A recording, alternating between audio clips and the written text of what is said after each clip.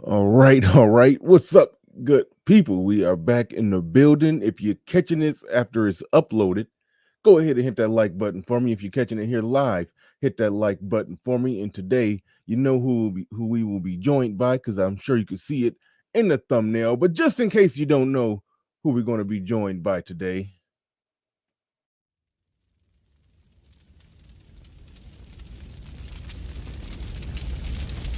only from TPOT Media. Open your minds. we will be joined by X from TPOT Media.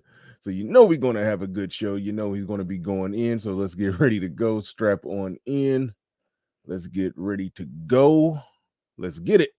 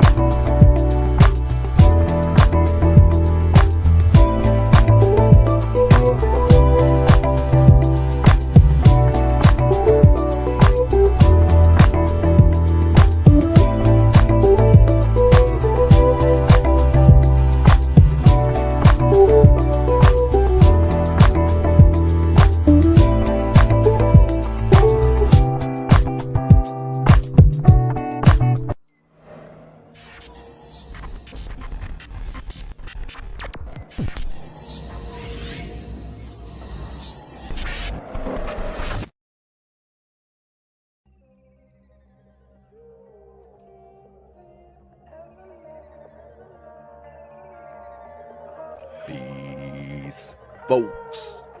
This is X from TPOT Media. Open your mind and wake your black ass up. You know what time it is. Hit that damn like button as you make your way in the door. Grab a seat, settle in, get ready. It's the Grown Man Hour with your host, my man, Bernard Riley.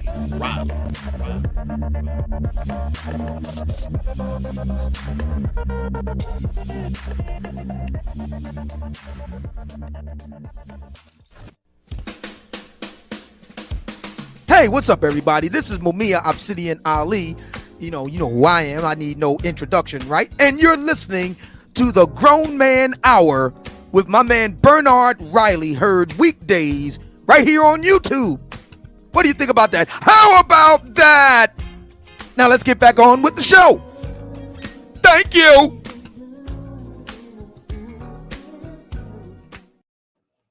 All right. What's up? What's up? Let's get ready to go. Let's get it. I'm not going to waste that much time. I'm going to bring X right on up. But first, shout out to the early bird squads, those that make it in bright and early. Drop a comment, hopefully a like before we even get things started here. Don't got my charger, so this is dead. Shout out to those that made it in bright and early. Logan JJ, Little Rock 2517, Uneducated Lane, one of the best names in all of YouTube, says peace to BR, the panel in chat. St. Valley says, good morning, Bernard, in the chat. Aaron B in the building. American Negro with the hurricanes. That's, you know, those little hurricane things are reserved for Edward Anderson. Let me just breaking those out for no reason. Hood Conservative Culture and Politics Review. He says, of course there is. I'm not sure about that. We're going to talk about it. I mean, it happens. Well, I'll give my thoughts on it momentarily. But I know X came ready to break it down. But Omar Ali in the building says, free R. Kelly. I don't know if I approve that message. Free R. Kelly. If a man is guilty, guilty. And I don't even know the details of that trial. I haven't done any content on it. I probably won't. But this is one thing I said. There was pretty strong evidence that he was having sex with Aaliyah underage. It's very strong evidence that the girl that he peed on in the video and ate the booty like groceries and all kind of other stuff was underage. it's pretty strong evidence that a girl who met him at the trial for I think the video was underage. I mean, it's at least 3 instances where a girl was clearly underage and he's clearly guilty. So it's like, what do you do with that? Now, I didn't like the documentary because I heard a lot of grown women talking about being manipulated. They're like, no, you was grown when you was trapped in the closet or locked in the house or whatever you say he did to you, where you could have turned the door and left, but you didn't. Like, no, I don't buy that nonsense. But it was no doubt some underage women underage girls that, yeah, you're guilty, you're guilty. Like, well, yeah, I ain't going on that one. I ain't going on that one. If you get now, shout out to Ramil, because Ramil would normally dig into the details of the trial and find out where they actually did some effery, like he did that with Bill Cosby. So shout out to Ramil. Ramil probably will figure out something on this one. So I'll be waiting for that. I want to hear what Ramil. Ramil is like, what does Ja Rule think about this? What do Ramil think about this? I'm waiting on Ramil to do some content on that, because I mean, I haven't researched it. I just know the surface level stuff that he was messing with young girls, and it is what it is. He's locked up, and they won't let him. I'm about to sing the song, but yeah, I ain't going no further on that one. I ain't going no further on that one. John Dukes in the building. Brother Xavier says, wake your black ass up. And we about to bring him on up in a second. F Holiday, Dallas Cowboys, Brian Washington, Bowdy Thug, Pablo Fresh Go Bar says, these old mamas. He says he had recordings of his plans to keep and hold women against their will. Okay, all right, hey. Guilty. Look, hey, if a man is guilty, he guilty. Racketeering, I didn't understand. I don't even know what racketeering is. Some like I said, I didn't research the trial. I just know he got a track record, and some of the stuff is provable. Some of the stuff we unfortunately saw with our own eyes. But I don't even know if that's what he was on. He wasn't even on trial for that. We just know he'd been dabbling in some guilty stuff for so long, but it got off on, he got off on the video. They couldn't charge him for the Aaliyah thing. So it's almost like we know he did so much stuff, then they could have probably tried to just pin some stuff. I don't know. But I'm not even going. The man got such a track record that if they got him on something, they got him on something. If I do read the case and I find out that, oh shoot, it was some BS, then I will report it. If I find out that it was some BS. But right now, don't nobody look more guilty than R. Kelly. I just, hey, is what it is. But no, I'll hold my opinion until I really do the research. I'll say that much. But without further ado, let's bring up the man of the hour, brother Xavier, in the building. What's going on? Wait, don't say nothing yet. They can hear you. I can't. Now, hold on. I gotta clean my earbuds. I'm just gonna put it in my ear, even though I can use some sanitizing wet naps right now. But I figure it's my own earwax on there. I'm just putting it back, and I'll just. It's horrible. But brother X in the building. What's going on? Welcome Peace, brother Bernard. Peace, all the brothers out there. Y'all know when I come on brother Bernard's for this, these one-on-ones, I'm always coming with something to make you throw up in your mouth. So, oh yeah, have your bag ready. Yeah, have your bag ready, because I'm known to make you throw up in your mouth. But anyway. I don't know if that was the last time, but you just reminded me of the time about the situation. When a woman she married her son or something weird like that. Had his baby. Yeah. Yeah. I come with the gruesome, man. I bring the horror when I come, man. I bring hell with me when I come, y'all. I bring hell with me. So get prepared. Man. Real quick before we get into it, and you didn't come prepared for this, so I understand if you don't got much to say on it. But since the chat brought up R. Kelly, and that's what everybody else talking about, do you got some thoughts on that with the R. Kelly trial? Because I really don't. I haven't paid no attention to the trial. I just wrote him off as, hey, he been doing what he been doing for so long. If they finally get him, they finally get him. It is what it is. I'm not defending no effery, so that's why I just stayed out of it. It was nothing there for me. But do you got any thoughts on that? Because I don't. Well, actually, I did a stream on it last night, an impromptu stream. Oh, okay. I had Lady Queen Q on. Lady Danielle was there. I'm hearing in the background like you playing the guitar or something. Oh no, that's one of my phones going off, and I don't know why they calling me, because everybody know I'm supposed to be on here today, because I did tell them to not call me. Yeah, I did a show on it last night, and actually Brother Ramil was actually there. Good. Brother Ramil was on. Lady Danielle, Lady Queen Q, Brother Supreme. Who else was there? D. Darrell was in the house as well. Oh, I missed a good one. Good one. It got really, really crazy. It was good up until D. Darrell got on. Once D. Darrell got on, him and Brother Ramil went at it, and I had Big Nate on as well, Little Big Nate as well. All right, so it got crazy at the end. This is the only thing I need to know. What was Ramil's argument? Because I know it was interesting. Brother Ramil was more on the side of, these chicks kind of knew what they was doing. They young, but they around grown ass men, and the parents signed off on it. Me, I was coming from another angle, because it wasn't really about R. Kelly. We know R. Kelly's record. We know he likes young chicks and all of that. Everybody knows that. I was coming from the angle of, where were these young girls' parents? Oh yeah. Me, I went right at the mamas. Me, that's gonna be my target off top. So I took the position of, how was he able to have access to these young girls? I mean, the adult chicks, they're grown, they can make their own decisions. But, when you're talking about 14, 15, 16-year-old girls, that's a different story, man. Regardless of how they dress, regardless of how they act, regardless of the things they say, regardless of the places they happen to be, they're still children. And, a brother like me, I'm a grandfather. All right. And I have nieces and nephews, and I have a lot of teenage girls connected to me. And, I'll be ready to pull out the 50 cal. All right. So it's not like you're going to take some 14-year-old girl from my residence. I don't care who you are. All right.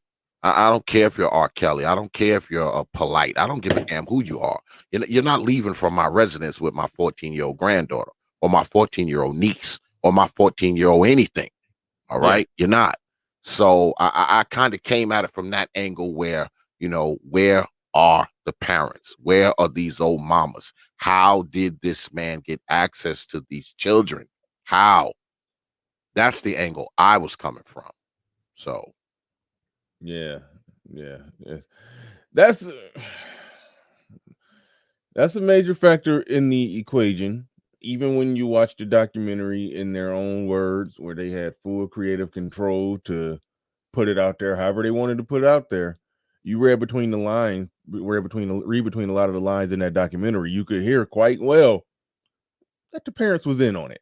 It's like so that's the crazy thing about it. The parents are in on it, but where I got to draw a line that yes, the parents were in on it, they facilitated it, and so my argument is that don't absolve R. Kelly of anything, but it should lead a rational person to say them parents need to be locked up too. Absolutely, it's that simple. I agree. Parents need to be locked up too, but I can't give him a pass. If you know a chick is underage, then you shouldn't. Then and you go through with it anyway. You're wrong, and you got to get locked up per the law. No ifs, ands, or buts about that. I didn't like the the grown people that was involved. And Pablo said something like they could see he had written plans of locking or keeping women locked up. I mean, yeah, that's illegal. But I was operating under the assumption that he didn't really have to. He had a harem, and he was like, yeah, I can't leave the house. Yeah. You have to stay in room A, you got to stay in room B, you got to stay in room C, and you will be there when I'm ready for you. I'm thinking he was just running it just like that. And, Yeah.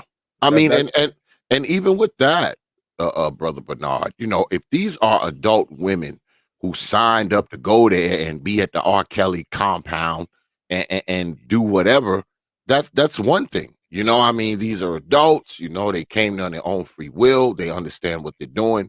But when you got children involved in this mess, you've just taken it to another level, man. All right. I mean, this is the stuff that'll get you killed. All right. Yeah. This stuff will get you killed. All right. Especially if those 15-year-old girls are related to Xavier, it'll get you killed. So, I mean, there is that, and I say again, I bring it right back to these old mammies because it's like, your 14-year-old daughter, even if she is sneaking out and doing this, you're not aware of this. You're okay with this. I mean, at any level, it's messed up because if you're okay with it, I have to question your mentality. And if you're unaware of it, I have to say, why not? Why don't you know what's going on with your 14-year-old daughter? She does live in your house, right?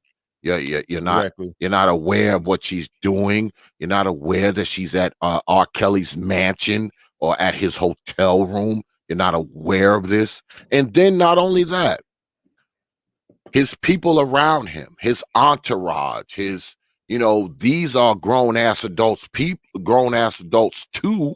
All right. These are grown people too. And they were facilitating this. They were helping Yeah. him get these young girls. They were picking these young girls up. They were, on the scene, man. They're around while he's doing this, and they're just turning a blind eye. Because I know me, all right? I don't give a shit if you my brother, all right? I'm going to have a problem with you if you walking in there with some 14-year-old girl and your ass 45. I'm going to have a problem with that, all right? I don't want to be a part of it. I'm not going to pick her up for you. You can't say, yo, X-Man, go pick this 14-year-old girl up for me. What? So, he had a lot of help. He had a lot of people who were complicit in it, all right? And you had a lot of people who were just, I guess, ignoring it because, these famous superstar types, they have a lot of yes men. So whatever they want to do is yes, yes, yes, yes, yes. They own the payroll. So if he got a 14-year-old girl that he want me to go pick up, I'm going to go pick her up and bring her to the mansion and act like nothing. I mean, it's a lot of different variables that took place, and we probably will never find out the true stories. We'll probably never be able to untangle this mess, because that's what it is. It's a freaking mess. Yeah. But all right. I don't know. I don't know what this art. Yeah, R. Kelly. Goddamn. But yeah, I've had a loss for words with some of this stuff. I'm probably gonna be at more of a loss for words when we get into the main topic here because, and I do gotta say that when you said the Momnificent Seven, that's in the thumbnail. Y'all can see I got it on there. That's brother Xavier's word. I'm using it for the thumbnail. The Momnificent Seven. So real quick, explain before we start digging into it. What is the Momnificent Seven? Why did you call them? What's that? Well, the Momnificent Seven, brother Bernard, it's 7 chicks that I pulled their stories because I have about 60 of these stories on my computer, unfortunately. And the mob, 60? yeah, about 60. Ooh. I have of women killing their children. And the Momnificent Seven, I picked those particular 7 women because their cases struck me as the most gruesome. We have Jamiria Hall, Jeanette Hawes, Frances Newton, Nicole Johnson, Michelle Blair, Amanda Jefferson, and Fallon Harris. Fallon Harris, you're probably more familiar with her story because her story was just 3 weeks ago. That's the chick from Chicago who shot her son in the head 3 times over an SD card. So y'all are probably familiar with her. Y'all are probably familiar with Nicole Johnson as well. She's the chick that had the 2 malnourished, starving babies in the trunk of her car. The 7-year-old weighed 18 pounds. The 5-year-old weighed 20 pounds. And they had been malnourished for months, and she was riding around with them in a suitcase in the trunk of her car. What in the hell? Then there's Michelle Blair, who y'all might be familiar with as well. She had 4 children. She killed 2 of them. She killed them, left their bodies in the freezer. Their bodies were in the deep freezer for 2 years before they were discovered. She's extra gruesome because not only did she murder her children, she had their bodies in the deep freezer for 2 years, and she lived in that house with her other 2 children, with the 2 oldest children in the deep freezer. And it was 2 years before anybody discovered it. And she obviously swore the other children to secrecy because they never told anybody that their siblings were in the deep freezer. They were going in the deep freezer getting chicken and steak and frozen vegetables, and it probably was laying on their siblings' faces. Then there's Jamiria Hall, who killed her kids. And once they were discovered, she claimed that she didn't have any children. She didn't know who they were. They were still alive. She actually had the baby father was coming around. She claimed to not know him. Just crazy. Then there's Jeanette Hawes, who killed both of her children in a convenience store bathroom. She stabbed both of them to death, locked herself in the bathroom, and the police had to kick the door in there. When they came in there, they just saw a bloodbath. She had stabbed him to death. Then we have an old case, because this isn't new. We're talking about Frances Newton. Frances Newton murdered her 2 children and her husband back in 1987. People were saying she was innocent. They were trying to get her off a death row. She was ultimately executed in 2005. What was the case? Why was people saying she was innocent? What was their argument? Because they were claiming, along with her, they were claiming that she was set up, that she was framed, and all this kind of nonsense. And obviously the courts didn't believe her.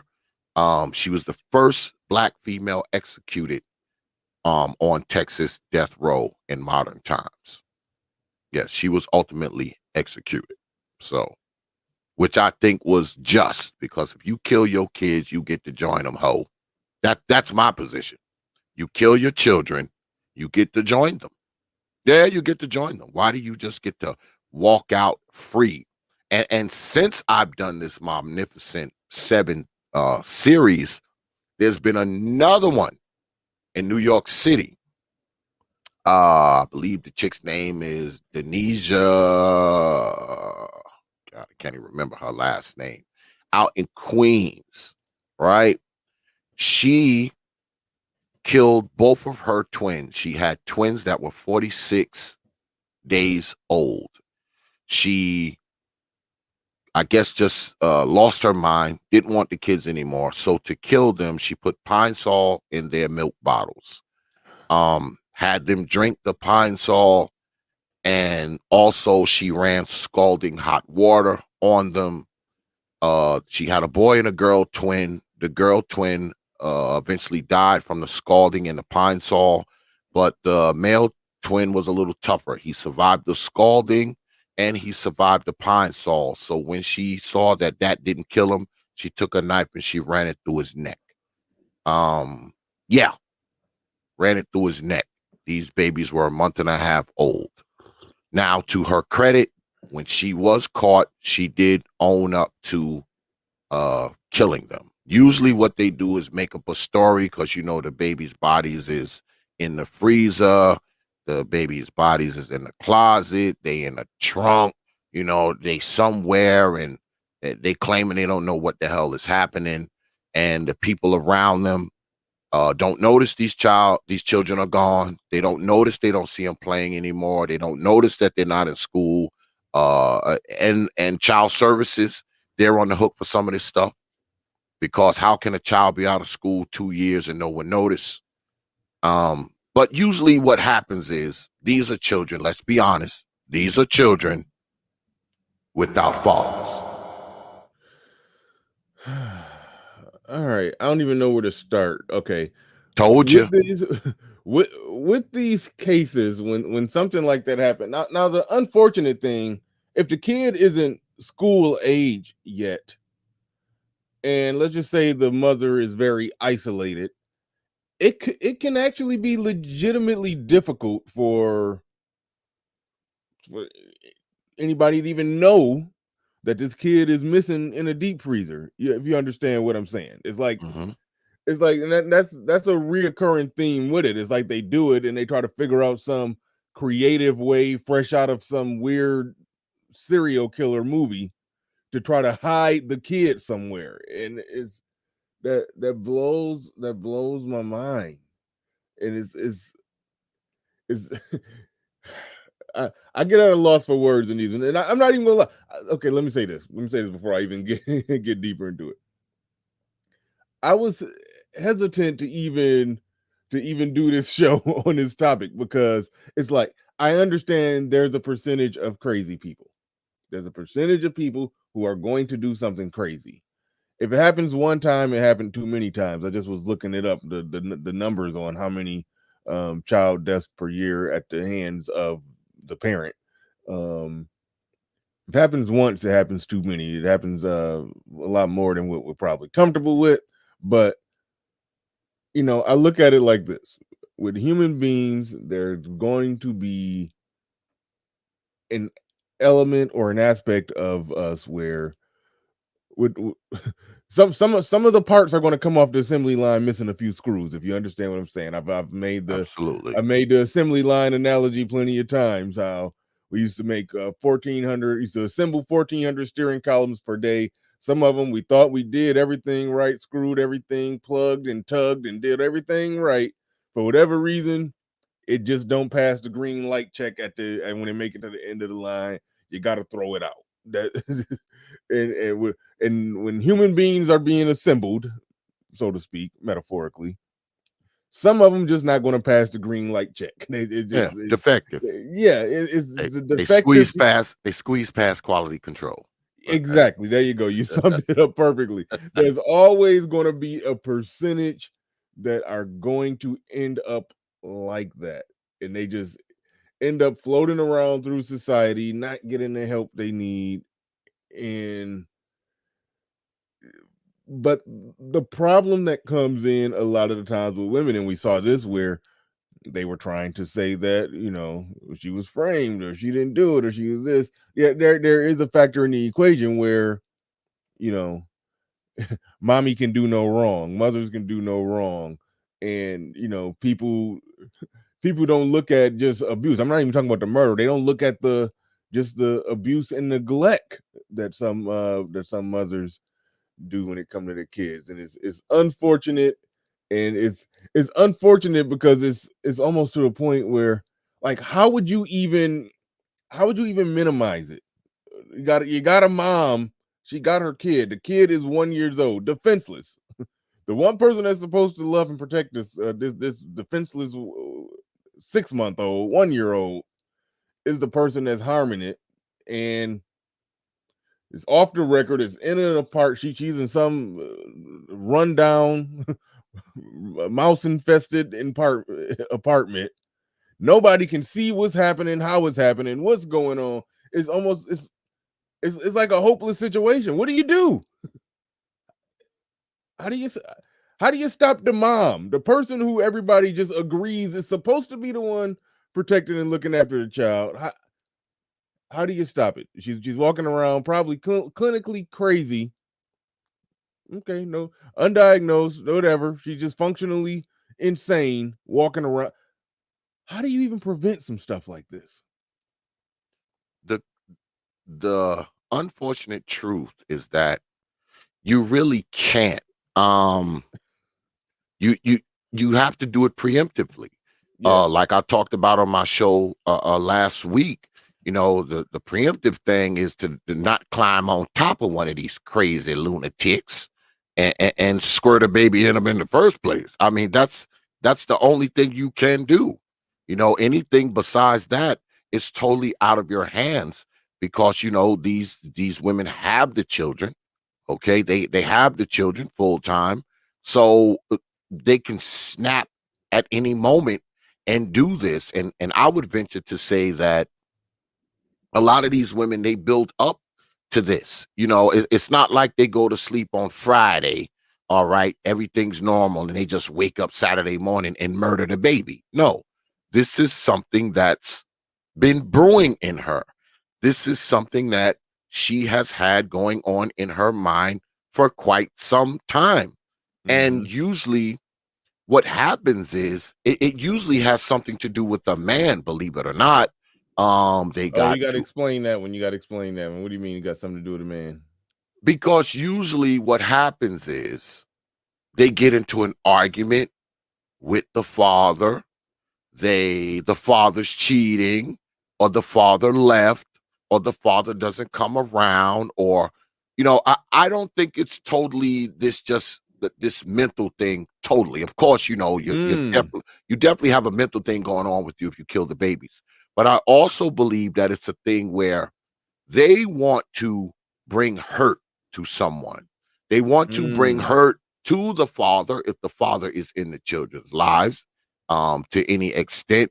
But also they're bringing hurt to who else? That child's paternal grandparents, possibly her parents, and whoever else is connected to these children. All right, because a lot of these women, they just kill the kid. It's not like they kill themselves; they just kill the kid. Now, you do have a percentage of them who have killed the kids and killed themselves too, but that percentage is very small.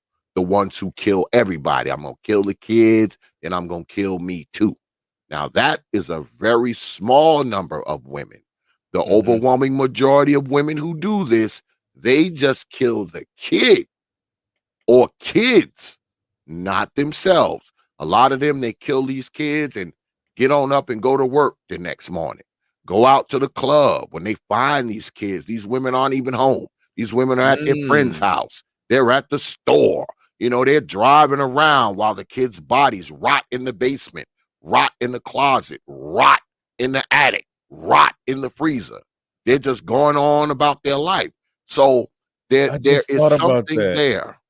There's something there, man.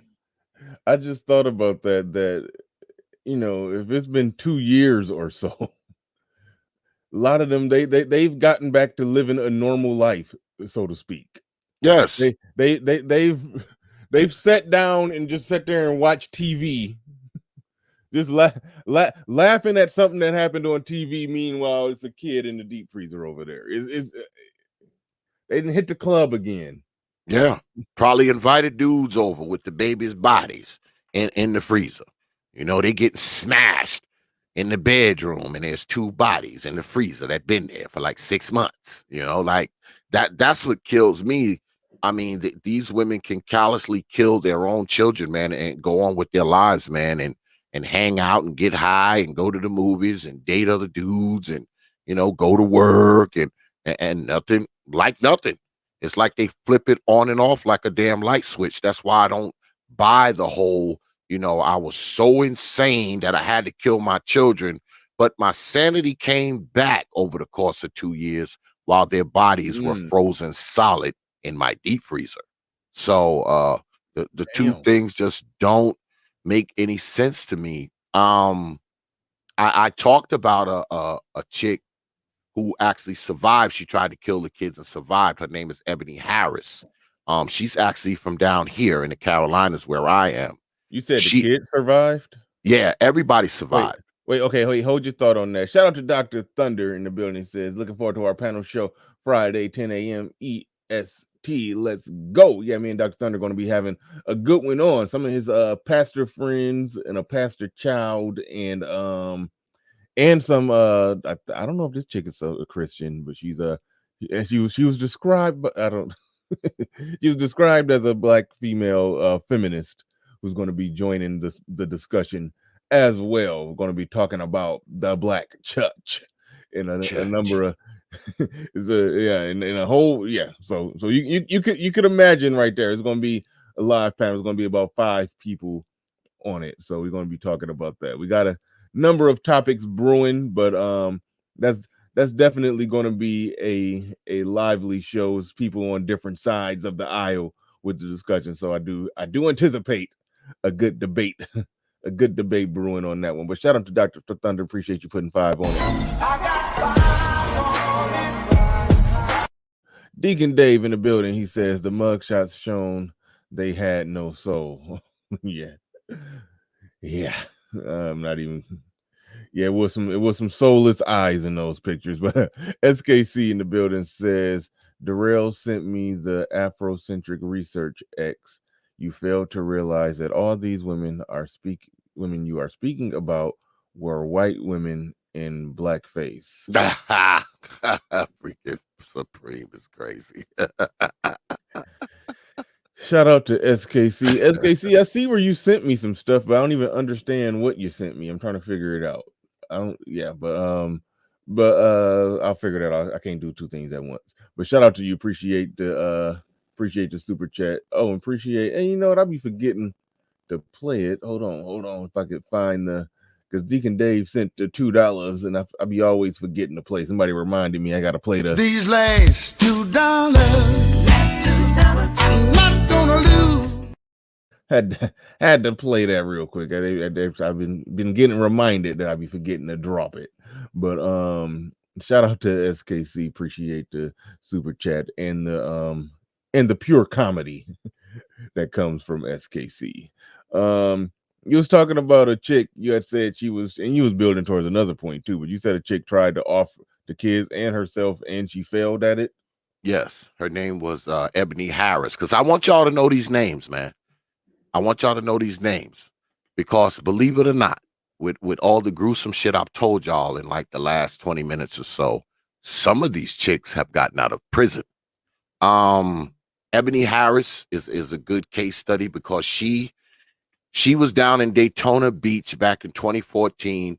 She drove her car into the Atlantic Ocean with all her children in it, and she happened to be pregnant at the time.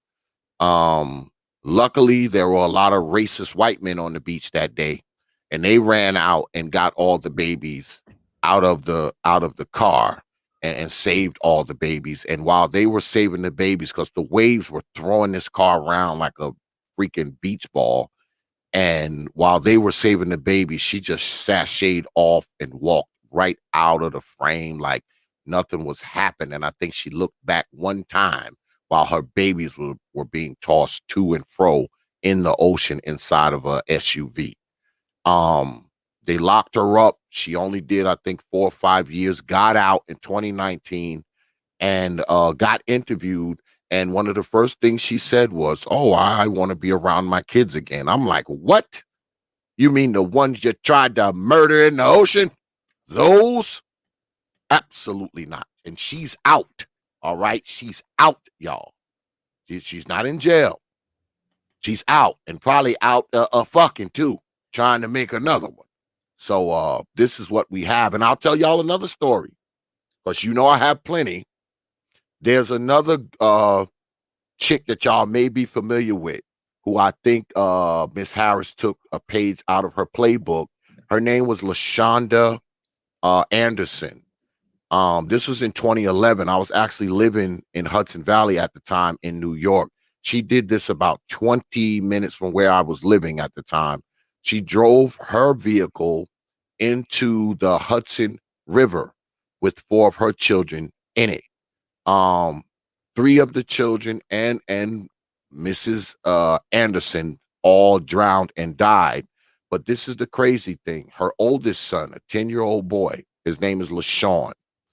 He managed to get out, but this is the caveat. While he was trying to get out, she was holding his pants leg to keep him from escaping.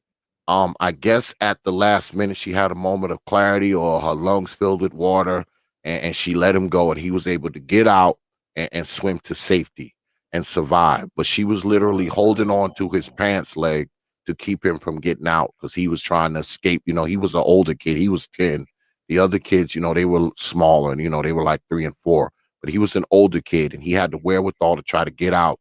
And mom was holding his damn pants leg as the vehicle start to sink to keep him from escaping. So I told y'all, boy, I'll bring hell with me when I come.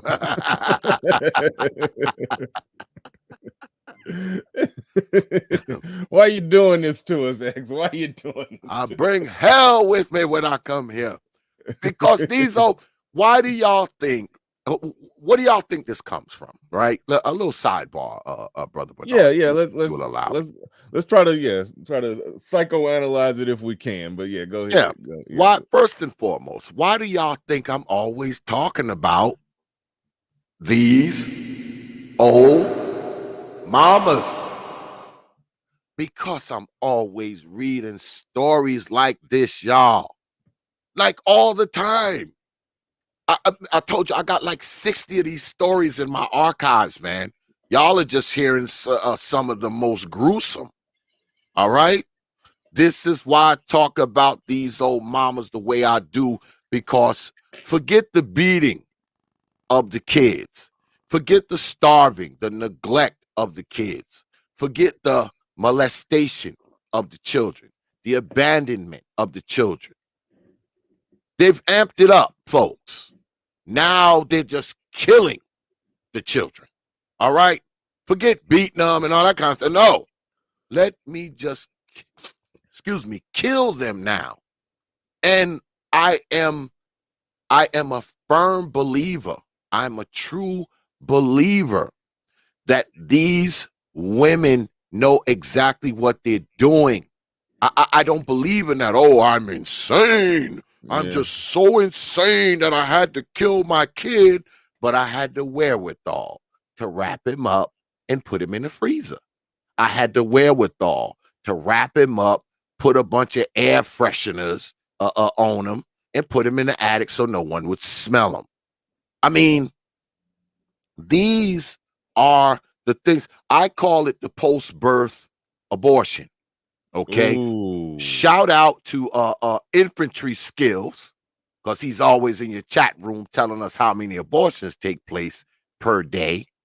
I mean, you're talking post-birth abortions where they just literally murder the kid in cold blood. Murder the kid in cold blood, man. Shoot the kid, strangle the kid, drown the kid, burn the kid, poison the kid. This girl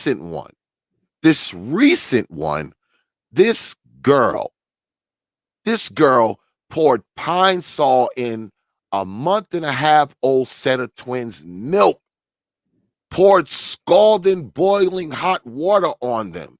And when that didn't finish the other twin off, she ran a freaking butcher knife through the child's throat, y'all. And you can't tell me that this isn't evil, that this isn't wicked. This just isn't callous, a straight up murderous activity by these freaking women. They don't care about these children, y'all. They don't.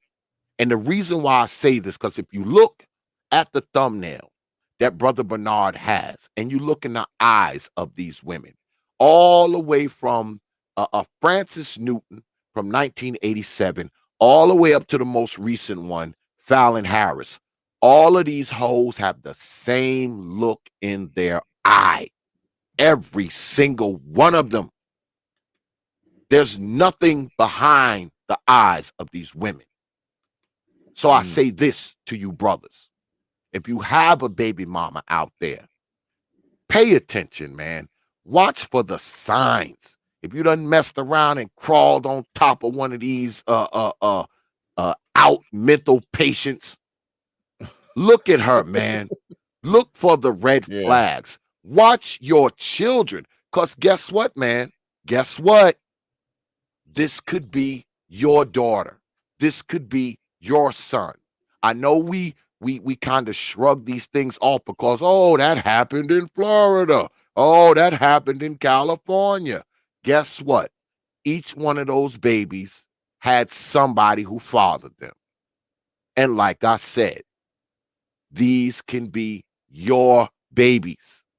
Because, I understand that a lot of us brothers, we don't care who we climb on top of, obviously, because somebody climbed on top of these crazy hoes. I don't believe they squirted it in there with a turkey baster. Somebody climbed on top of these chicks. And guess what? What they did when they climbed on top of this chick, they had no idea that they were sending a child to death. They had no idea, I'm sure.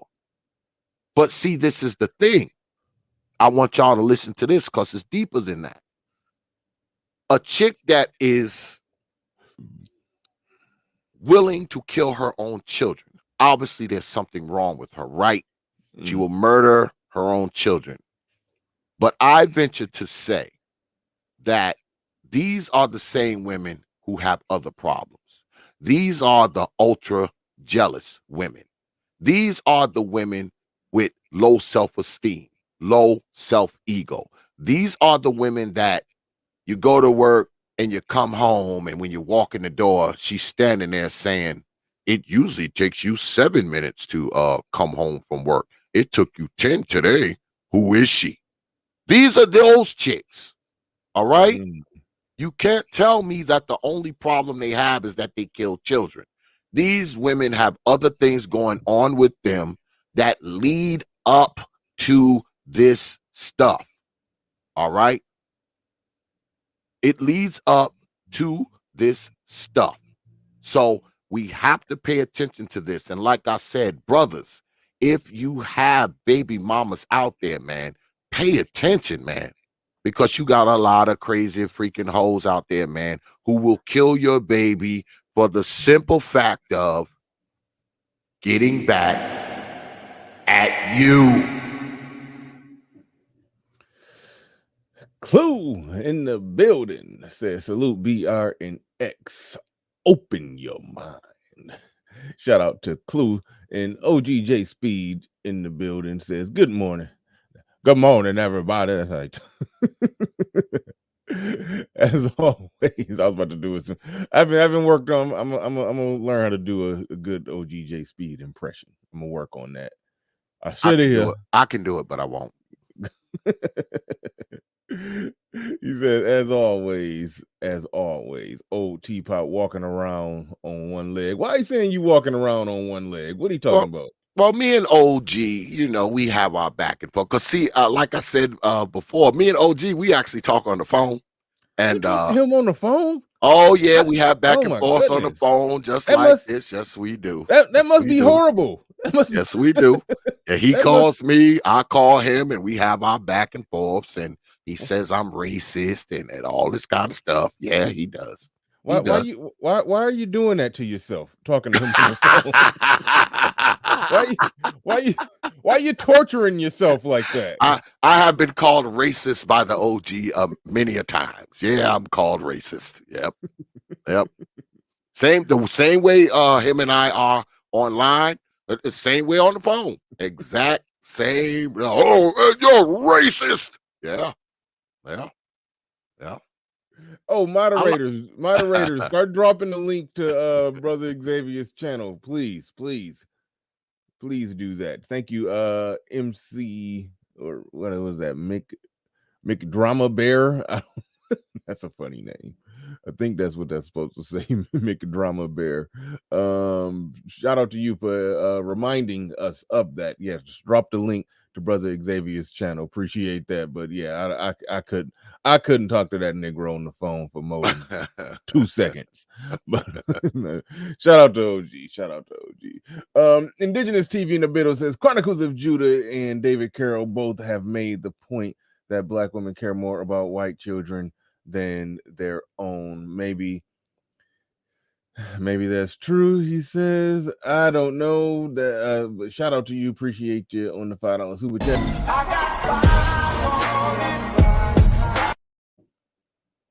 Appreciate you. Thank you, SKC, for dropping the link. Thank you, Freedman's Journal, always dropping the link. Okay, one thing I got pulled up right here. I looked it up. Now, the question in the title because sometimes I put questions in my titles and then we go on and on and on, and I realize after 3 hours we didn't directly answer the question. So so I do want to make sure that we at least do that today. And the simple question, is there a spike in it? And keep in mind, far as I can tell, this isn't based off race or anything like that. This is just in general. There's a spike in Watch out. 2015. Watch out now. This is the white man's data now. Watch out. This is the white man's data, so we just got to be careful. Got to take it with a grain, like with a billion grains of salt. This is the white man's data, and we don't believe the white man's data unless it favors our already preconceived notions.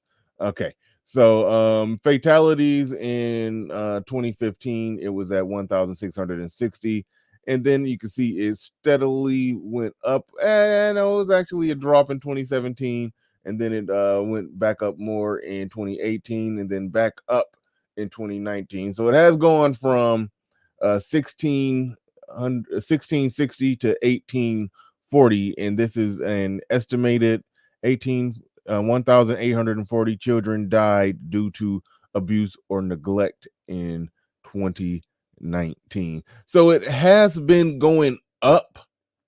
I do want to I'll try to find something else to see, where was it at in 2010? Where was it at in 1990? And see if it's just been steadily going up. Because, sometimes in data, if you only look at 5 years, it could be some fluctuate, let's say if it was at 1800 before, and then so it just coincidentally, fluctuated down and then fluctuated back up. That can happen. But, based off what I'm finding, I was trying to look it up as we were going. It do appear to be a rise in it. It do appear to be a rise in it, but I am going to be looking up more data. Oh, and they got the age on here too.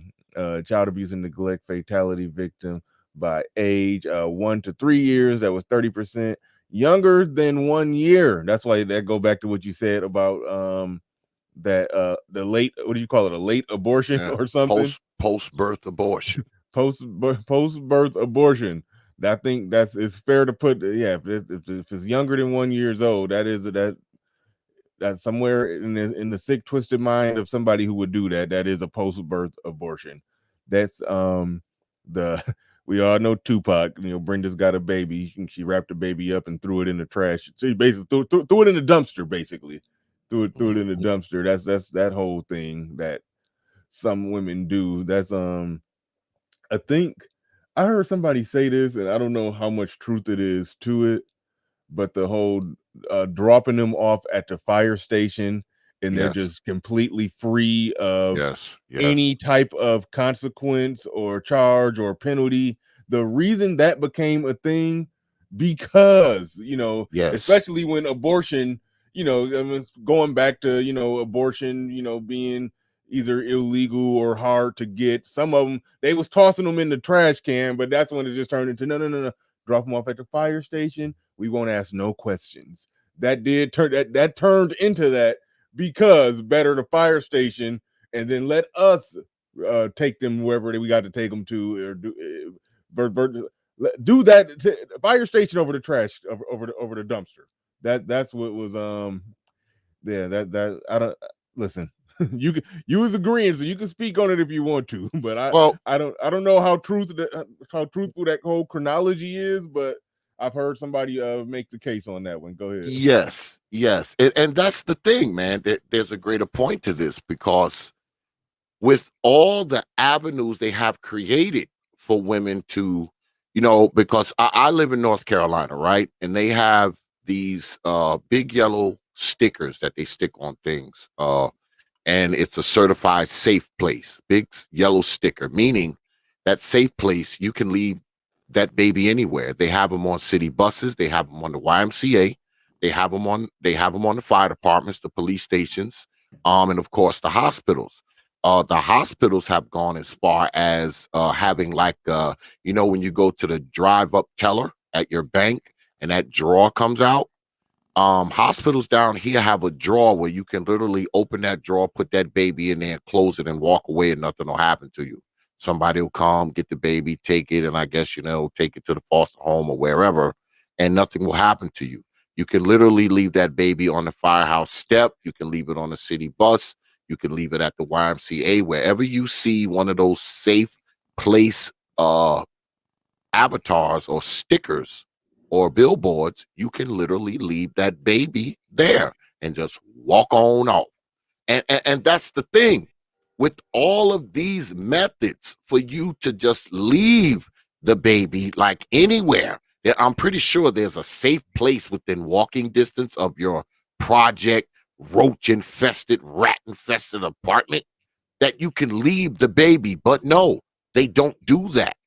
They think it's better to kill the baby. That's why I say what I say. It's not about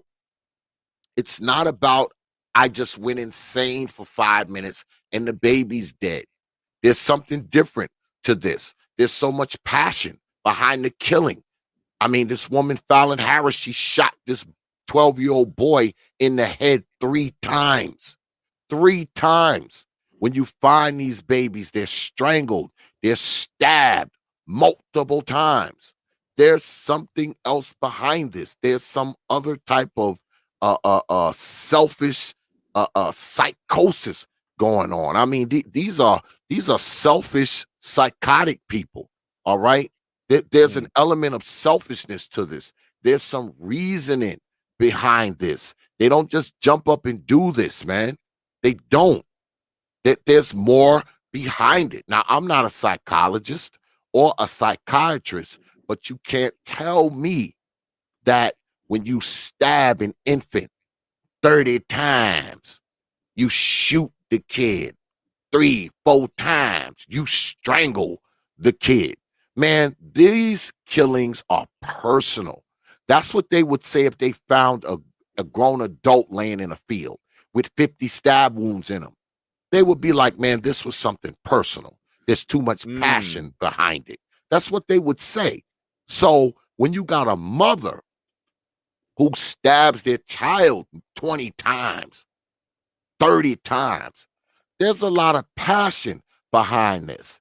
And I find it hard to believe that this infant who's 2 months old, 6 months old, a year old, has brought out all of this in this woman. No, this is something that was already inside of her, frustrations that she had with something else or someone else. I don't believe the frustration is with the kid. It's just that the kid is the nearest thing to them, and the kid becomes the object of the frustration and ultimately the object of the homicide. That's what I believe. Okay, let's talk about that. In your 60 different cases of this that you've looked at, how many of it was situations where it was involving it was related to something, involving the dad, because I mean a lot of people have said that in the chat. I think you even said it, that sometimes it could be very well to spite the father in some kind of way. Like, how many cases did you see where there was another person connected to it in some way, shape, or About form? 70% of the cases, the woman had either just gotten into a fight and or an argument with the dad, or the dad was cheating, or he wasn't around, or something to that. Like 70% of those cases, it had something to do. This jumped off, after some type of dealing with the kid's father, or the lack of dealing with the kid's father, from the cases I have. All right. From what Oh, I the read. lack. That's interesting when you say the lack of dealing with the kid's father. It's almost like the man, let's just say the man abandoned her, and Mhm. the kid was, oh, I just the thought just went through my head. The kid was probably very well her way of keeping the man attached to her. Then Mhm. the man abandoned her anyway, Mhm. with or without I mean, he abandoned her while she had the kid, even though the kid was her plan to keep the man attached to her. He left her even with the kid. Now she's stuck there with the kid that she only wanted in the context of if it was going to keep him. So now get rid of the kid. Yeah. Because you got to think, man, like I said, these aren't people who are all there mentally, obviously. All right, because they murdered their babies. Let's not forget that. There's that. All right. So these are people who are not all there mentally. So they probably have abandonment issues, attachment issues, self-esteem issues, uh, uh, security issues. These are insecure people. These are people who probably don't have the highest of self-esteem. They probably don't have the highest of self-confidence, because I'll say again, like I said before, you can't tell me that the only problem this woman has is that she'll kill her children. I believe all the other problems that they have is what ultimately leads to them killing the children, because they're insecure, because they have abandonment issues, because, they have low self-esteem, low self-confidence, all that kind of stuff. And then this thing jumps off with the man, where he leaves, or they get into a fight, or they get into an argument, or he's got another chick, or, and it all kind of concaves. And there's the kid. The kid is the object. The kid is the symbol of this guy. The kid is just caught in the midst of his mama's multiple freaking conditions. Her multiple conditions lead to these children's death, obviously. That's what I believe. All right. And shout out to Wash Gamer channel. Get out of there. Abandon her or flees for his own safety. Possibly, because Yeah. I talked about Frances Newton, who was a case from, like I said, 1987, because she didn't just kill the two babies, she also killed her husband. So if the brother's dead, Oh, he might get shot too. If you kill a kid, you kill a man. Absolutely. That's Absolutely. no ifs, ands, or buts about that. If you kill a kid, you kill a man. And I think that's probably it's hard to even try to psychoanalyze some of this, but a woman typically being, weaker than a man, or a woman, weaker than a man, it's hard for them. I mean, unless they just got a gun and not afraid to use it. I mean, if they just put a bullet through a guy's head, then yeah, they can kill a man. But again, it's hard for them to act out their violence on a man. That's why we all already know this. That's the very excuse me. That's the very reason why women throw bricks through windows and vandalize the property of a man, because they know they can't physically harm or hurt a man. That's why they are better at all the psychological, mental manipulation or verbal abuse, verbal abuse, or some type of psychological or mental abuse when it comes to a man, because we know they can't physically abuse a man. So a woman who has that, degree of abuse within her that she needs to get out of her, that child becomes just the easy victim. Most people abuse the person that they're close to. It's an unfortunate, sad thing when you look at abuse statistics. People enact most of the violence on people they, air quotes here, on people they love or supposed to love. That's who people enact most of their violence on. Or even to put it worse, they enact that violence on people who love them, to put it like that. That's probably the Absolutely. best way to put it. And so the child ultimately is that that innocent victim there, to where the larger target of the man that she would love to abuse if she could, that gets thrown on the child. And so that's what happens a lot of the time. So yeah, the man fleeing for his own safety, getting away from her is probably accurate. He probably, I wouldn't say that he had the wisdom to get away from her, because if he had wisdom, he would have never impregnated her. Yeah. However, I can't if he got out of Dodge, then you can't knock that. You can't knock that. But CJNBM in the building, he said the kid is a reminder of the man that didn't want her. Now, I do know it's common in those situations with abuse, when a lot of times, and we see this a lot of times. I love and hate to use movies as an example, but the movie Boys in the Hood, if you look at how Ricky and Doughboy, she treated Ricky better because she liked his dad better, but Doughboy, she kind of look at you just like your daddy. You ain't shit. You ain't gonna be shit just like your daddy. You know, she treated Doughboy worse because his daddy was worse in her eyes. You know, so you see that a lot of the time, that sometimes the abuse that will go on to the child is, reflective of how they feel. And I'm not validating their feelings. I'm just talking about how they feel about that dad. They feel a certain way about the father that results in worse treatment of the child. I agree. I totally agree. And what we're talking about here, Brother Bernard, is, you're talking about a lack of empathy, right? Because, you're talking about a child who's, you're 4 or 5 times the size of this child. This child is defenseless. It's small. It's weak, right? So you're talking about a person who can't even see it from the child's point of view. And that's usually the difference between, men and women, because people will say, oh, well, men, they do this to kids too. But the numbers are so low to fathers. When you compare fathers to mothers who actually abuse the children and kill the children, the numbers are really, really low. Because men, we have something called empathy. We can actually empathize with our children. We know we're 4 times their size. We know that we could kill them. We know that we can hurt them. That's why we're not as likely to abuse them and beat them with sticks and bats and mop handlers and all this kind of crap. But your mom is different. Your old mama's different. She has no empathy for you. That's why she'll be cross your head with that broomstick. That's why she'll be cross your head with that race chart, that pump, that whatever she gets her hand on. All right, because she cannot empathize with these children. She cannot do it. She doesn't know how to. She doesn't. That's why they abuse the children the way they do.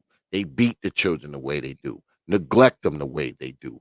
Turn a blind eye to the molestation and abuse that others do to these children because they can't see past their own selves. They can't see past their own selves. And I guarantee you, these women who murder these children probably had a history of beating them, abusing them, whipping them, burning them, all of this kind of nonsense. They probably had a history of it. I say again, she didn't go to sleep Friday night and everything was normal and fine and wake up Saturday morning and kill the babies, man. This is the end of a brutal, violent cycle, is what I believe. You don't just wake up one day and shove a butcher knife through your 1.5-month-old infant's throat. All right? You just don't. This is something that was brewing in them for a while. It's the end to something that happened over the course of time. That's what I believe. And I say again, brothers, because this is about the brothers too. First and foremost, quit climbing on top of these crazy fools. I know we got this thing where, oh man, them crazy girls, man, got that fire funk box down there. I don't believe that.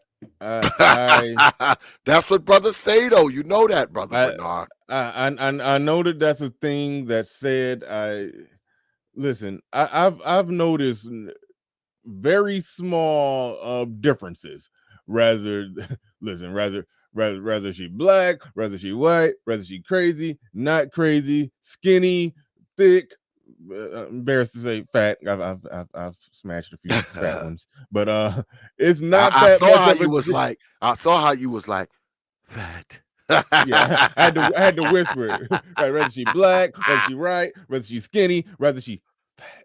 You know, had to lean in and whisper that fat. I didn't want to put it out. But it's not that much of a difference. Just because she crazy, that don't make it. No, I don't know why dudes say that. I think dudes just be trying to justify their own bad decisions that they've made. I don't necessarily believe that. Anyway. I'm sitting here thinking. I'm sitting there. Don't get me rolling back through the memory. Okay, it was one chick that was on some medication. Okay, it was. Anyway, all right. All right. Never mind. I could be wrong. I had to think back. Okay, I don't know. Anyway, Leon 008. Hold on, before I read that super chat, the chart that I got up there is just showing the age. I don't know if it's blown up to where y'all can see it, but I did.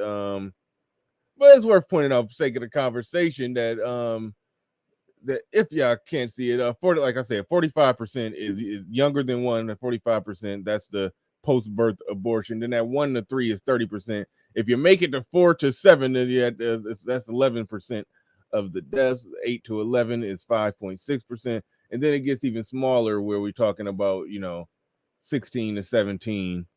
It's at 2%, and then you would expect less than 1%, 0.2% to be exact, when it comes to those that have made it over 18. You would expect that one to definitely be lower. But I like to bring as much data as possible into the discussion. So I did want to share that and throw that out there. I'll be probably pulling up more stuff as we go. If you got some links of anything you want to share or put on the screen as while we're talking about it, go ahead and do that. But Leon 008, not 7, 008, says, I was talking to my father about this a week ago. Even my college lifespan class directly stated that simple parents, majority in low income or poverty, neglect and abuse children the most. The class directly stated that simple parents. What do you mean by simple parents? Idiots. Oh, he meant simple as in dumb. Nah, I just said that. I don't know what it could. That's what I was. I wasn't sure if that's where he was going. Listen. If they gave IQ tests to people who abuse and murder their children, I would imagine that the IQ we will come out a few standard deviations below the average, perhaps. I think that's a safe bet. I think no, he said it was single. He meant single. Oh yeah, single. Now we got you. Cool. Now I'm used to fighting through typos. But I didn't know what you meant right there. But shout out to you. Appreciate you dropping the $20, and the $20 clip that I normally drop. People drop $20. I didn't even realize it was of the deceased AJ Johnson. But thank you for the $20. I want 150,000. So we can start out of court right now for $20. Man, get your. Thank you for the $20 super chat and the $5 you put on it to correct the typo. Appreciate y'all for that. Appreciate all of y'all that supporting the stream. Make sure you hit the like button if you haven't already. Man, hit the goddamn like button, man. It's like 160 people, man, in the spot, man. Come on. Hit the like button, man. It only takes a second, man. Why should people even have to ask that at this point? Unless it's just a bunch of you Negroes out there just hate watching in the clouds and stealing clips and whatnot.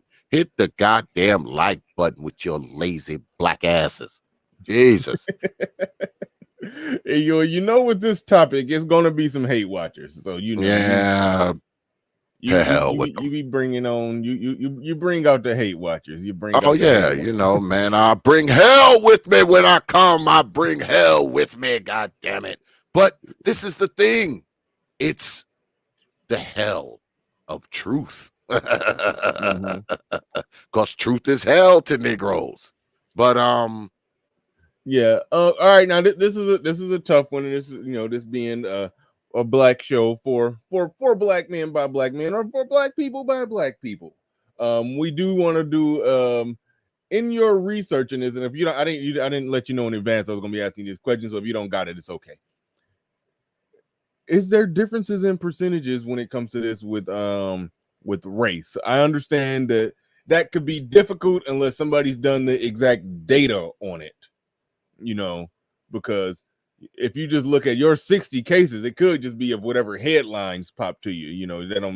That doesn't exactly say it. So do you got any inclination if the percentage is higher by race? Well, obviously the numbers are going to be lower because there's less black people than there are white people. Right.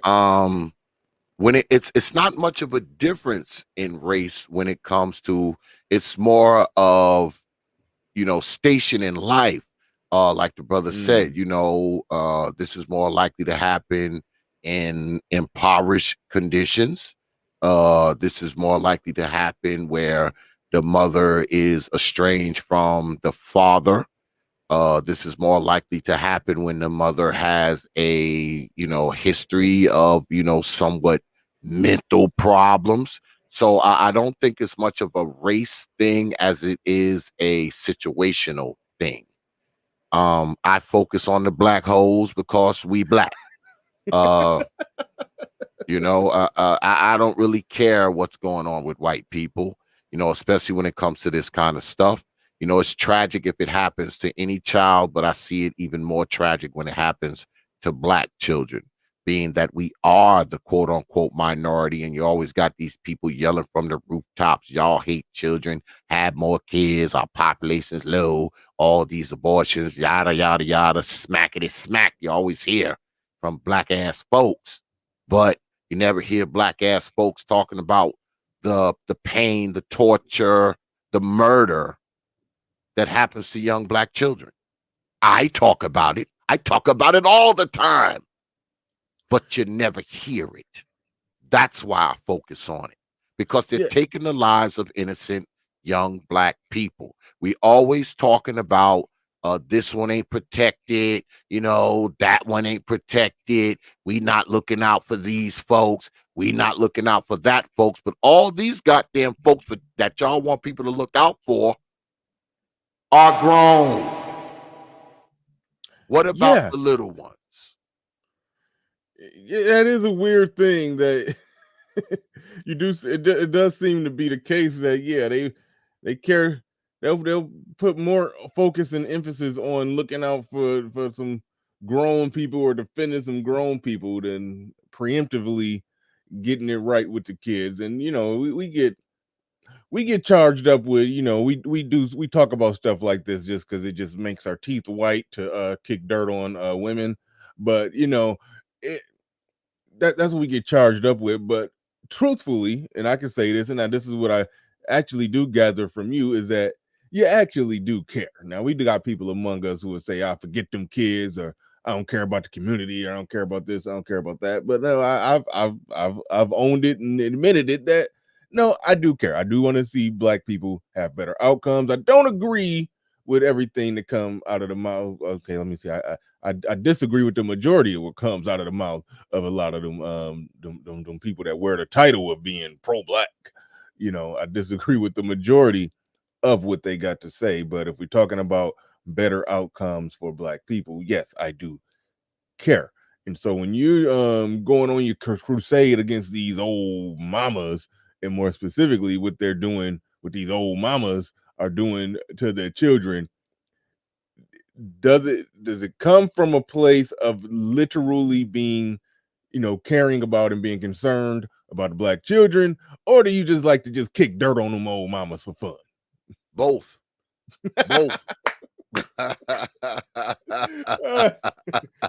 Let's put a positive spin on it. Talk about how much X loved the kids. because all jokes aside, brother Bernard, and while you do that, I can still hear you. I'm gonna go refill my coffee because I ain't even got no water in this thing. I gotta go upstairs and get some coffee. You go do that while I get on the audience, because these likes still ain't up to the numbers that I like. God damn it. Right. Y'all need to go ahead, man. I told y'all in the opening, because y'all do realize that is me talking in the intro, right? I told y'all, hit the damn like button on your way in. I did say that, right? That's another thing about Negroes. They don't know how to follow damn instructions. God damn it. I'm looking over here, 162 in the building. All I see is 122 likes. Come on. Can we at least get the likes to match how many people are watching at least? Can we at least do that? Can we at least do that? See, that's the thing. The little things that would make a difference, Negroes don't want to do. They refuse to do it. I don't know why. And when we're talking about the little things, let's talk about the little ones, right? Because a lot of us get up on here and we talk about the future of Black society, right? But when we talk about the future, we always talking about some old grown ass people who most probably don't have a damn future. When we talking about the future, man, we're talking about who? The children. The children. They are the future of Black society. So if we're not going to be concerned with what happens to them, are we really concerned with Black society's future? It definitely ain't about old ass Negroes like me. I represent the past, all right? But my grandbabies represent the future. They represent my future. They represent my legacy. I do this because I think that Black children are the most unprotected people. These old mamas have proven it time and time and time and time again. They are the most unprotected people. That's why I do this, because they are the most unprotected. And unfortunately, a lot of them go unprotected by their old mama. She's the biggest threat to them, usually from the time of conception right on up till the time they're a teenager, and even beyond that. Because not only is she willing to kill you, beat you, starve you, neglect you, she's also willing to mentally indoctrinate you, ingrain this nonsense in you, and have you believe in things that don't make any damn sense. And I know, you love your old mama. I know you do. You love your old mammy. That's why you can't really relate to this kind of stuff, because we've been trained to overlook it. We've been trained to believe that having our heads beat in with a broomstick is normal. Having her burn us, beat us with belts is normal. Having her starve us is normal. Having her freaking locking us in our damn room closet for a day is normal. Having her damn boyfriend creep up in our rooms at night when we're a child is normal. We look at this old big fat ass ugly ass woman who bring us into the world, who tell her daughters, you don't need no man, and tell her sons, you need a woman like me. We think all this is normal. It's not normal. I will never call it normal. Ever. Ever. Because what these women do is they teach young children that violence, abuse, neglect is all part of being a Black person. And me, I say bullshit. It's not part of being a Black person. It's part of being a person raised by her Black ass. All right? And we need to understand this. We have to understand it, brothers, especially us men, because we are the ones who do the thinking, right? We are the ones who can make this better. We can make this better for ourselves. We can make this better for our children. We can do it. We can't rely on these old mamas to do it, man. We've relied on them for the past 60 years. Look what it's got us. Look what it has gotten us, brothers. Because when I'm talking this stuff, I'm not talking to these hoes, man.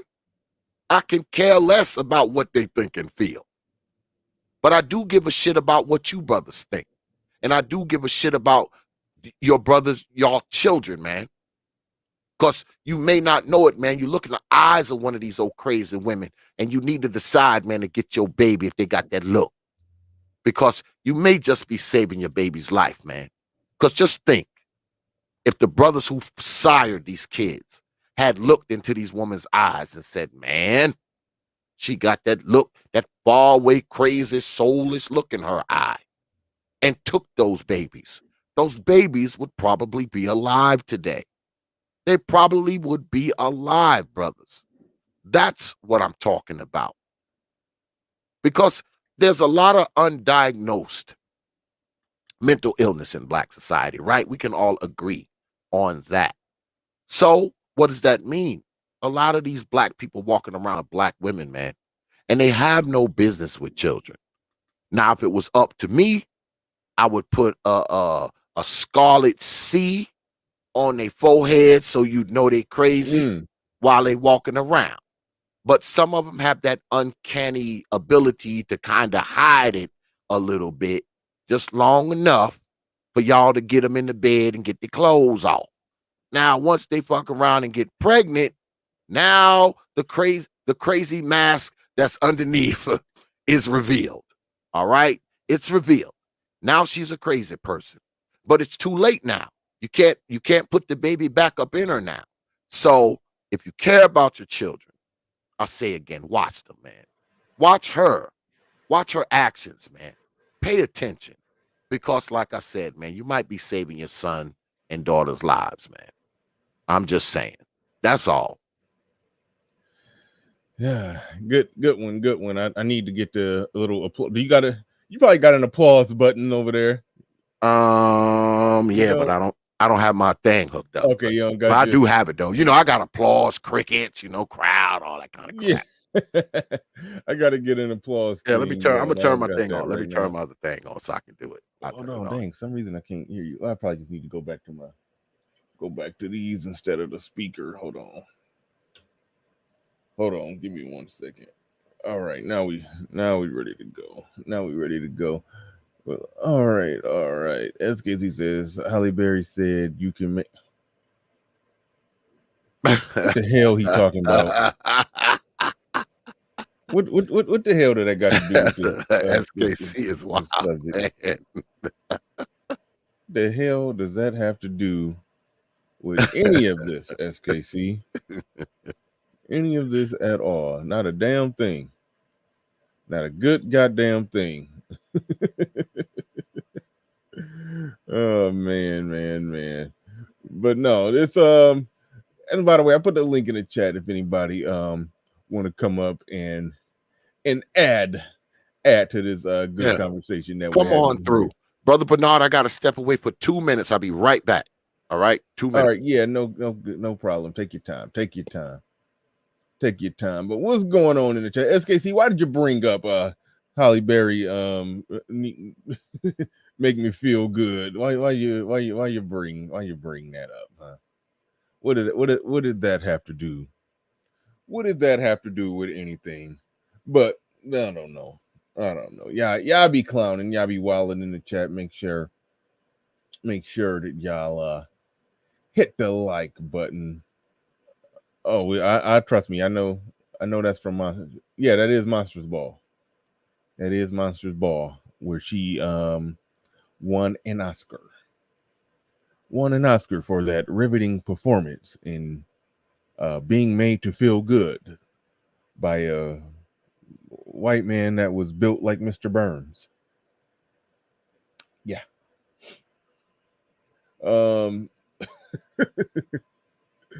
Black people. And I think I've talked about this before, how I stopped spanking my kids. Feel bad for my two older ones because they remember getting spanked. They do. My youngest one don't even remember it. He got spanked before. It just was so long ago he don't remember it. And he didn't get any spankings, yet he was the most well behaved. That's something worth pointing out here with black folks. We think that the spanking is just the end all be all, creme de la creme. If you're not spanking the child, you're not doing a good job parenting, not doing a good job raising the child. But no, it's crazy the default that we go to when it comes to that. It's like black people, we default to the spanking And things are changing. I think less parents. I think less black parents. I saw you down there, Leon. Come on up. Come on up. I saw you down there, Leon. All right. And I'm back, Brother Bernard. okay, cool. And so the default of spanking, now there's some parents who, modern parents, they probably not spanking children, but they're not replacing the lack of spankings with something. They're just letting kids run amok and do what they want to do. No, you can't. You still got to be a firm, stern parent, take away privileges and whatnot. But it's just that utter absolute default to we just got to whoop butt. I remember I saw this woman. It was I was in this was when I was taking some classes at a community college, and this girl, she was saying, and almost passionately saying it. Oh, I'm gonna whoop the, she basically she didn't even have kids, mind you. She didn't have kids, but they were just talking about kids, and she was just like almost enthusiastically with a smile on her face, talking about how she gonna be whooping her kids, something amazing. I'm like, the goal is to not have to. Like, yes, you want to discipline your kids, but it's like, aside from all this murder rate of people murdering their kids, just the way that we are just so desensitized to just the notion of hitting our children is through the roof. And some people are getting education on that there are other ways to do it, but I think it's across the board. I mean, there's data on it that supports it, that people that were spanked, were hit as children, yeah, they are prone to more violence as adults. So You're teaching them violence because that is violence. Beating your children is violence. I think that we have come to believe that it's not for some reason. But if you cross your kid's head with a damn stick, that is violence. If you cross your kid's body with an extension cord or a clothes hanger or a shoe or a belt or whatever, that is violence, black folks. Let us be clear. Let me say it to the for the people in the nosebleed seats. That is violence, Negroes. But we don't see it as that. You know why? Because we're indoctrinated, man. We're indoctrinated with the Bible. I think it comes from Proverbs, where it says, if you spare the rod, you spoil the child. There's another Proverbs, I think it's in Proverbs chapter 23 or so, where it says, with no correction from the child, if you beat him with the rod, he shall not die. That kind of stuff. His soul shall be delivered from hell. All that stuff comes out of the Bible, man. It comes out of the Bible. I be trying not to, go in on the Bible. I've done enough of that, so I just kind of leave the Bible alone. But I'm a preacher's kid, okay? I'm a PK. I'm a PK. I heard that crap all my life. So, I mean, it is what it is. But that's what it is, man. It's indoctrination. We think that, by beating the kid, we can corral them, like they're a cow or an elephant or a sheep or a goat, or we need that rod. We need to go upside their head. We need to break a broomstick across their back. That's what's going to get them in line. But when it all comes down to it, it's violence. Why do you think a lot of these women are so violent? They had violence done to them when they were children. So what do? They grow up with more violence out in the street, violence at home, violent reactions. They have violence in their voices. All they know is violence. Yeah. Indigenous TV with the $5 super chat. Definitely appreciate that. Appreciate everybody who's supporting this thing, supporting the stream. Thank you for putting 5 on. And he says, Bernard, I agree. We shouldn't spank kids. We should whoop them. Now that's semantics. I don't know the difference between spanking them and whooping them. If you make a distinction between a controlled whooping, over your knee, pop on the butt, versus like X said, a broomstick being cracked over the head of a child. Okay, obviously one of those is significantly worse than the other. But I would challenge that even the spanking, the hitting at all. I mean, yeah, look, it's levels to it, and we end up breaking this down. Whether or not you're doing it, whether you're in control or out of control. Like if you do, like your kid do something wrong and you do a quick reactionary hit, then you just, versus in control, you've talked to them, then you spanked them. I don't think the spanking is necessary. There are other ways to go about it. It says my parents whipped me and my siblings and it saved our lives. And that's another thing with a lot of black people that we've convinced. Oh, we grow up and we say, I needed each and every one of those spankings. I think what you needed is firm, stern, consistent parents to teaching you right from wrong. That I think that's just as valuable as a belt to your butt. So that's where I'm at with that. That's where I'm at with that. But I mean, a part of me does want to end it how you ended it in your super chat, where you said to each his own.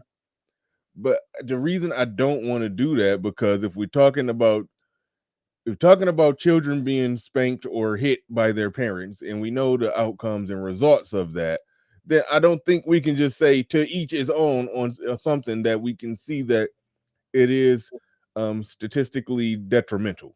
I don't think we can say to each his own. I think that we can draw a line and say, no, this is wrong, this is right because of these reasons right here. I think we can do that. OG came up first, but I think I'm going to skip OG because I don't feel like hearing a bunch of made up words right now. So we're going to go to Obsidian first. We're going to go to Obsidian first. Welcome to the show, Obsidian. Hey, what's up, y'all? Hey, what's Peace, going on? brother Obsidian. Be back in action tonight, by the way. And tonight's topic, it's going to be the Courtney Michelle Fallout show. You might have been aware of this, Bernard and brother Xavier, that and the brother OG, that about a little over a week ago, I had on Miss Courtney Michelle as my special guest. Mm-hmm.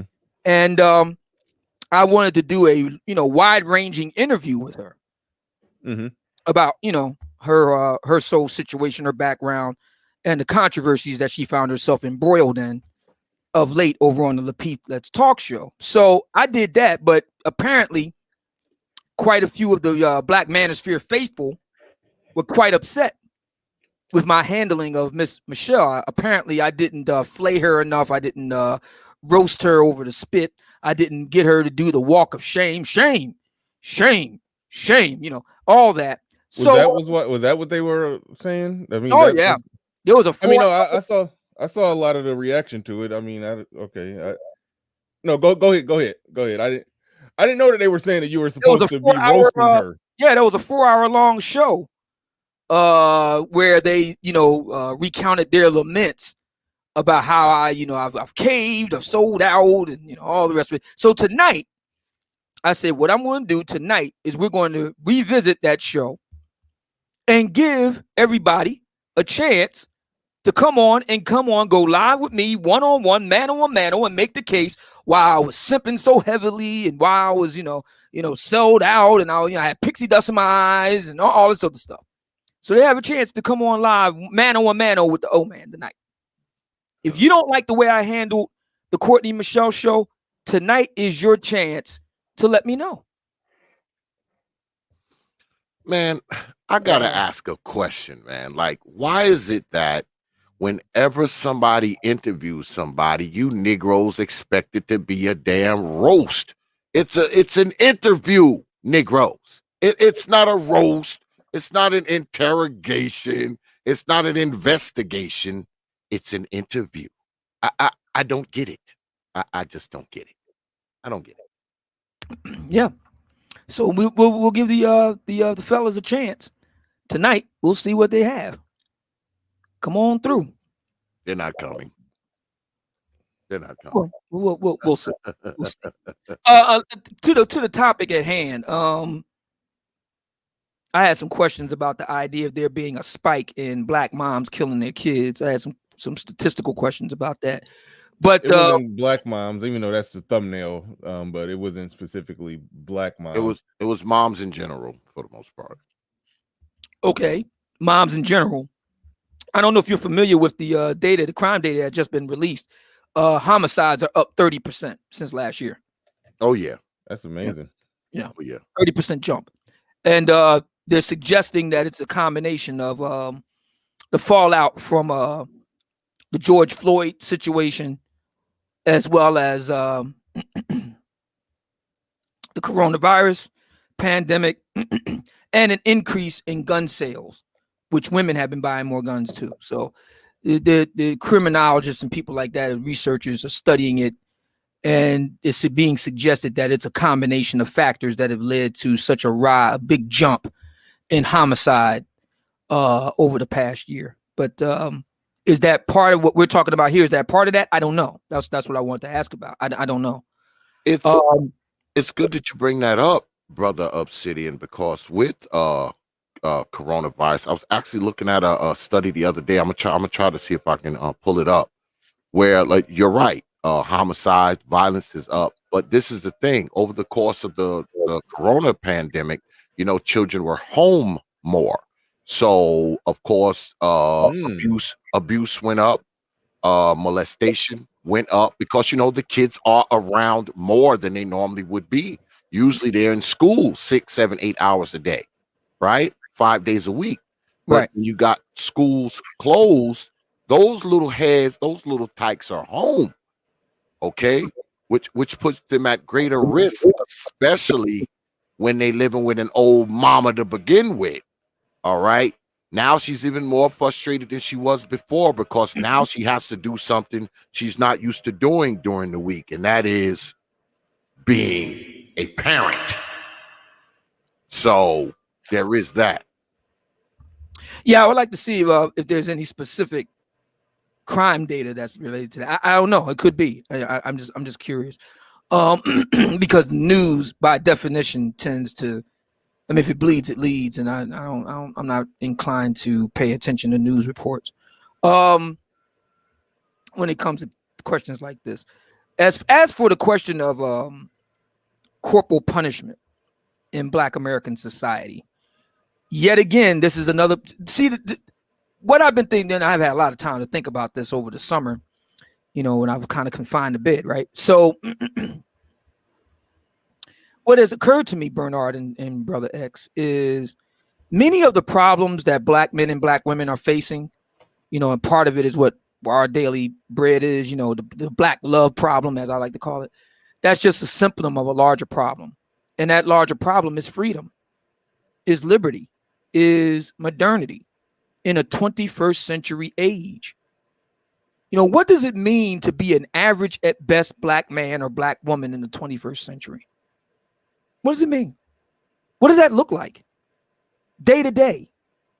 There was a time, and all three of us would understand this, because all three of us come from union and or blue collar backgrounds. There was a time, I'm talking about Black America. I'm not even talking about whites. I'm talking about Black America. There was a time when you could be an average at best brother, come out of high school, get a job at the factory, be able to buy a house, several cars, take vacation, and send your kids to college.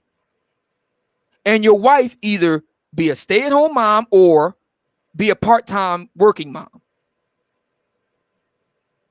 That's within, well, Bernard is a bit younger than you and I, Brother Xavier, but that's definitely within you and I living memory. Yes. Yes. That's not possible anymore. I mean, it's virtually impossible for a brother to be a high school grad, come out and get a job where he can buy a home, several cars, take vacation, support a wife and kids, where the wife either is a stay-at-home mom or just works part-time. That's virtually impossible. He has to have some form of post-high school training or in some other way have some help beyond just a high school diploma.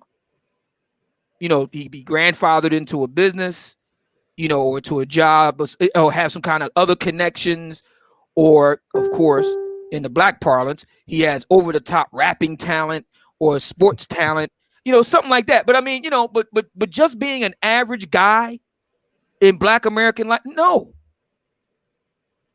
I mean, that's just not going to happen. And for black women, if you're average at best, it sucks because you're seeing the competition for the more desirable men that you want, and the competition is fierce. You're competing against the whole world of women, not just black women. You're competing against Hispanic women, Italian women, Asian women, Arabs, Jews, Brazilians, and many of these women that are not black have hacked into the black female matrix. They can get the big butt, the big lips, and whatever else that black men want and leave the rest. I mean, it's made it that much harder for black women to meaningfully compete for viable mates. So if you're average at best, sister today, I mean, your back is really up against it to compete for viable mates as opposed to, say, even the latter 60s, early 70s, where times were changing, but they're nothing like they are now. You still had all the brothers, for the most part, to yourself. At least you had a shot at them. Today, you won't have a shot at those guys. You don't operate in the same social ecology. You don't move in the same social circles. You just don't have it. So, I mean, it's just not my point is that being average today, if you're a black man or a black woman, is very, very challenging in today's world. And because if you look at black folks who are highly educated, upper middle class, they don't beat their kids. No. They just don't.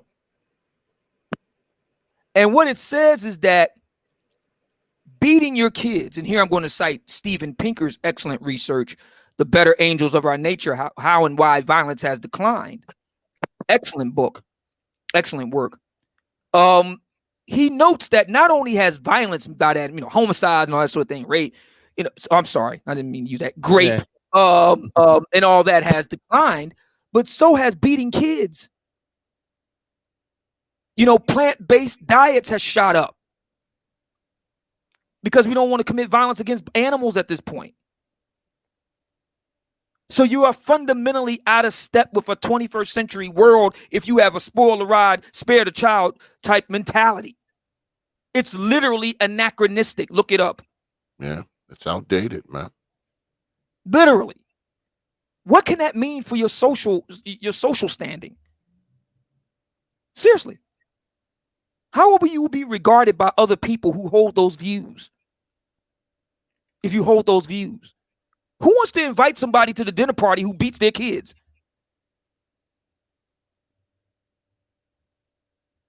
Do you even get invited to dinner parties?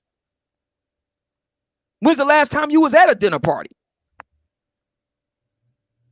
This is what I'm talking about. Black men and black women generally have many problems in the 21st century, and one of them is that we don't know how to conflict resolve. We don't. We don't know how to have conversations. We don't know how to communicate with each other. We don't know how to be active listeners. We don't know how to negotiate. Relationships, by definition, any long-term relationship, I'd put it that way, any long-term relationship of any standing is by nature reciprocal. That involves negotiation.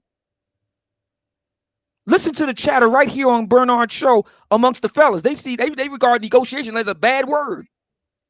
There's a reason for it, because a lot of guys suck at it. But I mean, for the ladies out there, don't get too happy. Many of you aren't that great at it either. And it shows. The problem of Black America is that it's too insular for its own good. It's too insular, too solipsistic, too sophist for its own good. You cannot meaningfully make strides in a 21st century world acting like that, because you have to interact with the rest of the world. Yeah. And the rest of the world does indeed have its own norms. And beating your kids ain't one of them. Or the idea, take me as I am, ain't one of them. Or the idea, she can take it or leave it, she don't like it, she can do that ain't one of them. That's just not. In a Western 21st century world, the best relationships are those where people negotiate and communicate. Yeah, I think somebody, I forgot who started it, but somebody gave negotiations a bad name just from the standpoint of when people are debating women on panels and stuff. He's like they're negotiating their surrender, or so. And then chat rooms ran with it and like negotiation. So I mean negotiation became a chat room bad word, but I think people failing to realize that almost everything is a negotiation. You could be a shrewd negotiator. You can draw a hard line in the sand of what it is you want and what you expect, and only and only budge on a small bit of it. That's still a negotiation, even if you got everything that you wanted out of the deal. It's still a negotiation, and so I think people unnecessarily made negotiation a bad word. Leon, you said that you wanted to hop in real quick before you go into class. So go ahead. You got the floor. You got the Yes. mic. I wasn't sure if my headset was working. That's why I was backing out. But I'm not gonna say feminists altered some of the wordplay in these books, but statistically, lower income and women in poverty are the most abusive. And in the same chapter, you read that black parents openly say that they beat their kids, and what happens is single women that live in poverty are still going through postpartum depression. Their lack of education when it comes to teaching their kids is lower. So you go from beating your kid to trying to help them with their homework, and it doesn't work. So you see why young boys have a fourth grade reading level. Um, then the neglect part happens if they work or even if they don't work, because you're not there to supervise or educate your children in their free time. And they openly state that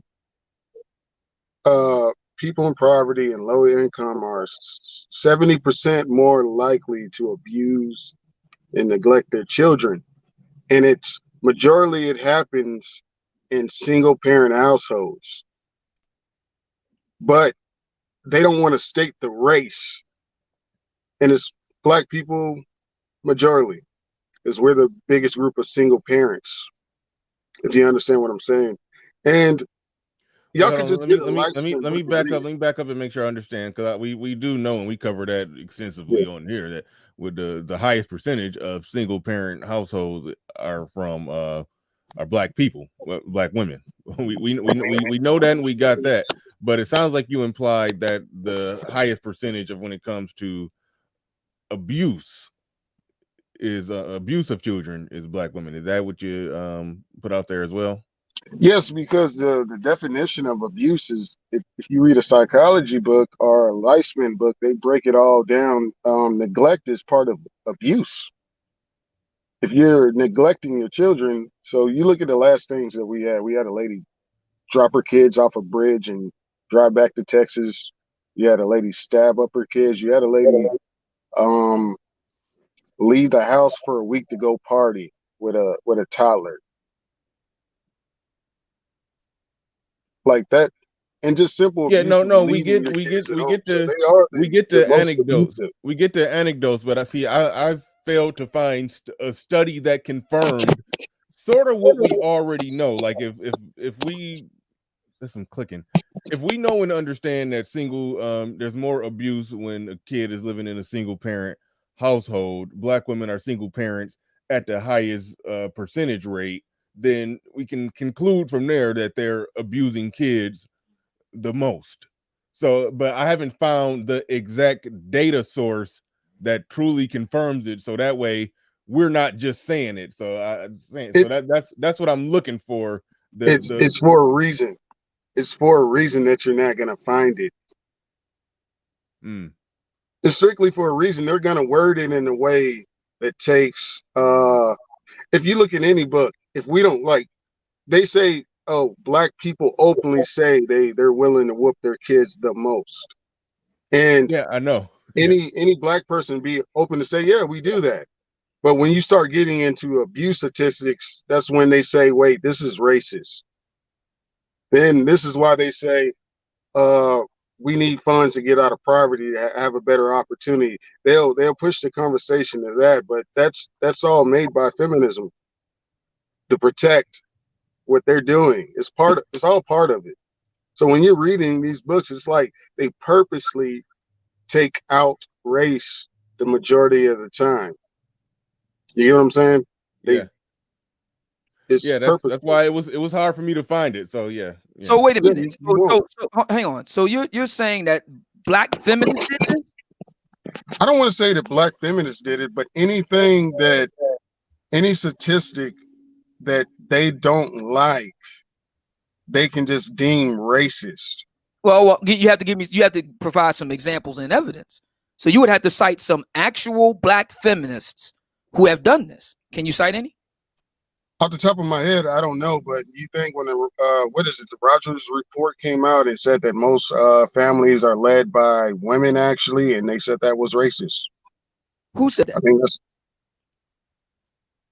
like we're not gonna sit down and just they're they're right up in the front. They see something they don't like and they deem it racist. But Right, you see, but who said that? But I'm asking you, who said that? off the top of my head, I can't think of I mean, just I'm names. saying, wait a minute. But It's hold on.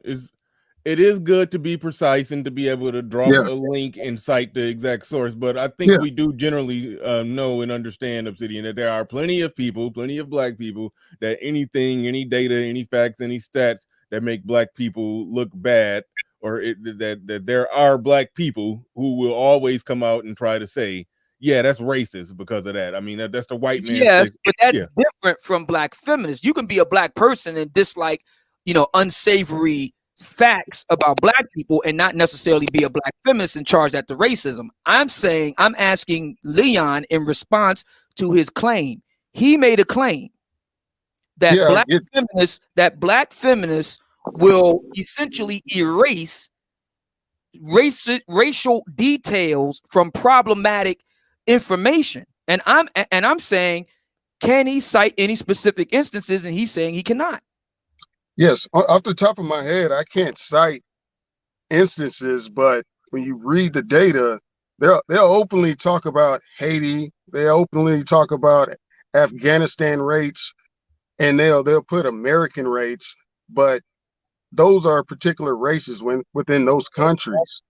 But they won't openly cite real abuse when it comes to black people, but they'll do it with other races. Like I didn't say black feminists, I said womanists and I said feminists. They're open Okay, to read those feminists things like and who? say what's okay and what's not okay to be said because they don't want Okay, to make black feminists. women look bad.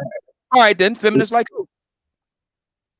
Off the top of my head, like I said, I was reading my books and I talked to my You were father reading about your this. books. So are these Yeah, books in class? yeah, just open up any fifth edition lifespan book, So you were reading books that psychology you were book. assigned. So you were reading a Yes, psychology book that you were assigned. yes, yeah. And you found something problematic, and they didn't cite the specific scholars or sources. No, they did. They do actually. It's filled. It's let me look up what the class is called. I'll tell you sure. All right. One thing I will say, and this is a general Yes, point I was trying to lifespan make. fifth That edition. hold on, wait, hold on. I'm just while you look, I'm going to talk while you look it up. But see, here's the thing. When I was looking up data on child abuse, like I said, it was really difficult to find it broken up by race. So it's one thing to observe that, it's another thing to say to give a nondescript they are trying to hide it because they don't want it to get out how often black women do it or how much black women are doing it more than other women. I pumped the brakes on come on, it's a lot of background. Hold on, I'm gonna That's mute. Leon. He's going through his book Okay. bag. Okay. So I always pump the brakes on leaping to my personal theory or personal thoughts on why a nondescript they didn't put it in there, but I just will simply acknowledge that it's difficult to find it. But I know people dig deep and find studies and stats and all kinds of stuff on child abuse. And if they're doing it while doing it, I know they can see they can see the race of the people that are doing it. So it's like, I hate to use the word, they know the data, but it's not out there. But I'm not going to take that extra step further and say the womanists, the feminists are hiding the racial breakdown of it on purpose. We don't know that. Now we can think that, but we don't know that. I do like to be precise and accurate, but it's not far-fetched. It's not far-fetched to assume that the people who study this stuff have not looked at it just by the simple deduction and knowing that, okay, abuse happens more with single parents. Black women are in single parent households more than every other woman. Conclusion, they are abusing children at a higher rate than everybody else. That's a simple deduction, but I do want to find a hardcore data source that actually says it before we can fully 100% confidently put it out there as a matter of fact kind of way. But we can talk about it. We can talk about it because I mean it's enough out there. It's enough out there to talk about it. But if we get the source right, and then it's just an automatic non-negotiable home run. But I think that there is enough data to speak fluently about it, just as me and X have done the first hour and a half of the show. But shout out to Fatal Dose the Sage. Says the Bible is not unbalanced. It also teaches not to be a lion in your own home. People have taken the saying to the extreme. I don't know nothing about that. I have no idea what he's talking about there either. But what I would say is that Dr. Tommy Curry's work is very important in this regard. What's going to happen is black men have to get serious about documenting all this. It's not enough to just get on, just do it, fire up alive and just talk about it. And that's not enough. You got to discipline your mind to do the research, do the work, make the case. This is why Dr. Tommy Curry's work is so important. He shouldn't be singular. We need an army of them, not just one guy. Making the case, doing the research. That's why it's so important. I understand that a lot of brothers feel some kind of way about this. I get it. But you just getting on a live and firing it up, that's not good enough. It's just not. You got to be willing to do the scholarly work. And it is work. Yeah, because I have an article that I saw a while back. I didn't pull it up because it wasn't necessarily scientific, but it is an article from firststar.org.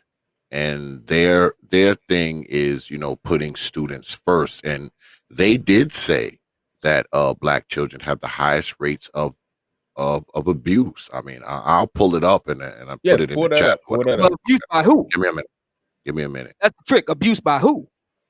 Their parents. Well, okay. So parents, again, that's kind of ambiguous.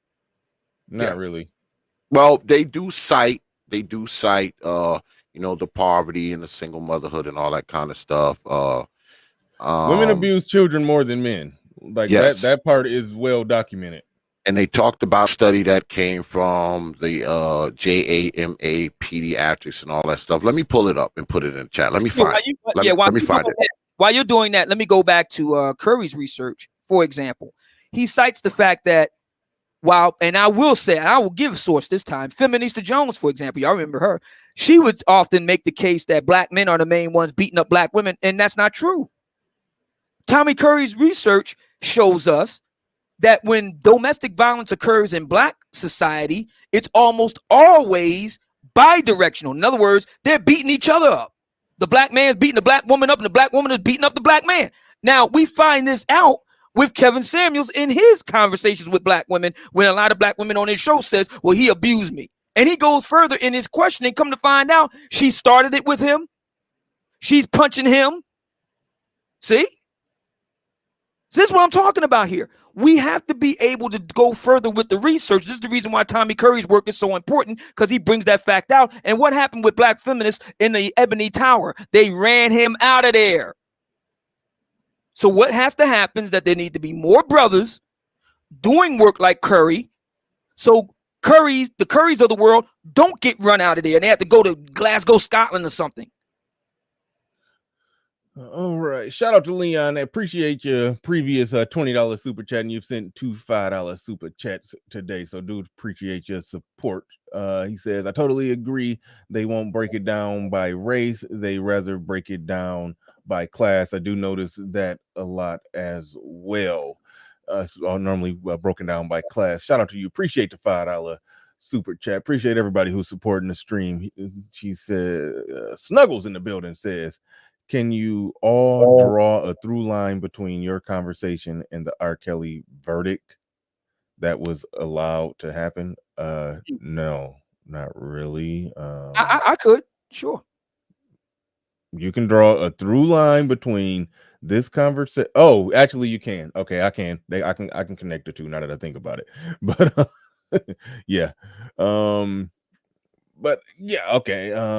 If you want to do that briefly, you can. While I look at this article that X just put out there. Well, it's not hard. I mean, incest, abuse of varying stripes, incest, and the like. These are common black secrets, black family secrets that have persisted for many, many decades in Black American life. Tarana Burke attempted to shine a light on this, and unfortunately, her Me Too movement was hijacked by white women who put the focus on sexual harassment in the workplace.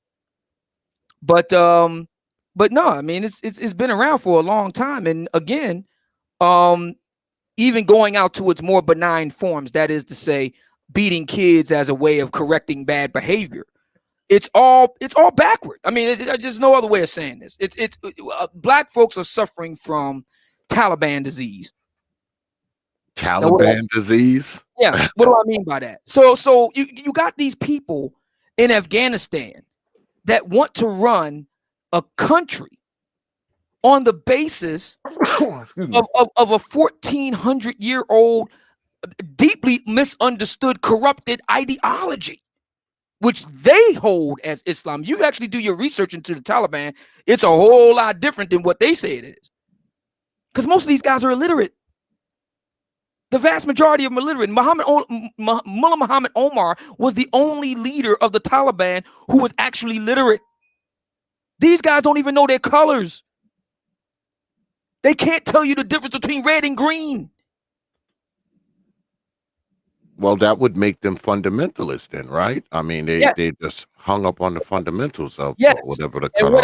And I make the connection between them and Black America in terms of thinking, is that a lot of Black Americans have a backward, outmoded way of thinking that is fundamentally out of step with a 21st century world. Fundamentally. Yeah, because beatings are outdated, man. I mean, I don't even beat my dog, and he takes all kinds of dumps in places where I don't want him to take them. And I don't even beat my animal. So, I mean, when you're beating a child, especially when you're talking, to the point where it's literally abuse. You're using sticks and whips and extension cords and belts and pots and all that sort of thing. Handles, and come on, man. Come on. Yeah. So, I mean, that's the real problem that we're faced with, is that the challenge of Black folks in the 21st century is not racism. It's freedom. It's modernity. How many Black folks can adjust to a modern world? I argue not many. I think a lot of Black folk are still tethered to the past. Still, hope. I mean, they're like, doing everything to get replugged back into the matrix, so to speak. Because for a lot of Black people, freedom is scary. Being in a modern age is scary. Being responsible for yourself is scary. For your own development is scary. And failure is scary. And that's where we are with both Black men and Black women. Can it be, though, Brother Obsidian, that not only is it scary, I agree with you, it's scary, but Is it also that it's difficult? I find that the greatest outcomes come from the most toughest of decisions, and you have to make tough decisions to be accountable. You have to make tough decisions to be successful. You have to make tough decisions, to have a decent life. It's not an easy thing. Can it be that too? That it's just way too damn difficult to acclimate, if you will, to modern day society and modern day, societal norms. Yep, there it is. Shelby Steele talks about all this. And he's 100% correct. He's 100% correct. So I mean, that's the real issue here when you really boil it all down, and I call it, tongue in cheek, Taliban's disease. Yeah, I mean that's really, I mean these guys are actually going to think they're going to run a society on the basis of a severely corrupted understanding of a 1,400-year-old ideology. I mean, it's just, where do you go with that? And black folk ain't that far off when you really sit down and think about it. So, yeah, I was just trying to read the study that X dropped right there, and listen to Obsidian. That's actually difficult for me to read one thing and listen to another thing. So I was actually trying to do it, but just right there in the title is that black children have the highest abuse rates. So I mean, it is true.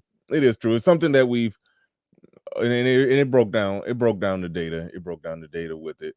But yeah, it's something that we generally knew just by the rate in which, we don't want to be anecdotal, but just by the rate in which black people will triumphantly talk about spanking their kids. We saw some of that in the chat room, actually.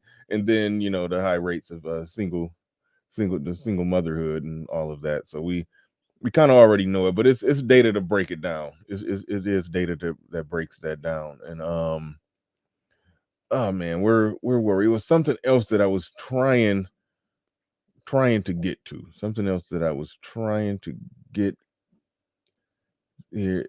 Okay. Black folks never been in charge of a country. What does that have to do with anything? I don't understand. In charge of countries.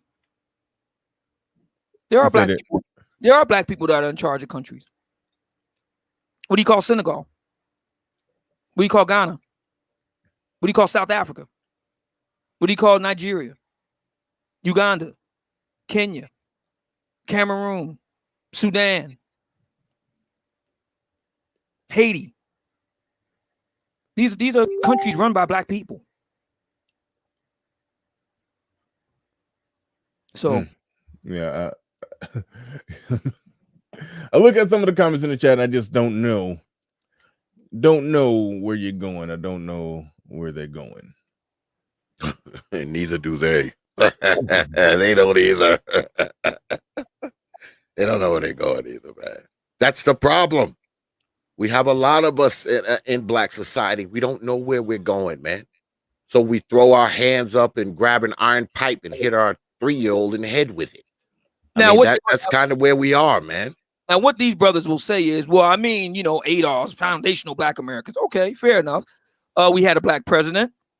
We've had, since the 1960s, nearly 10,000 black politicians across the country. Entire cities are run by, black folks. Detroit, any run? Detroit was run by black folks. How long? About the better part of a quarter of a century. From, what's his name? Coleman Young to Kwame Kilpatrick. That was at least 2 decades. Correct me if I'm wrong. Well, you know what the problem is, man. The people get a little upset and antsy when you start talking about black people being the worst at good things and the best at bad things.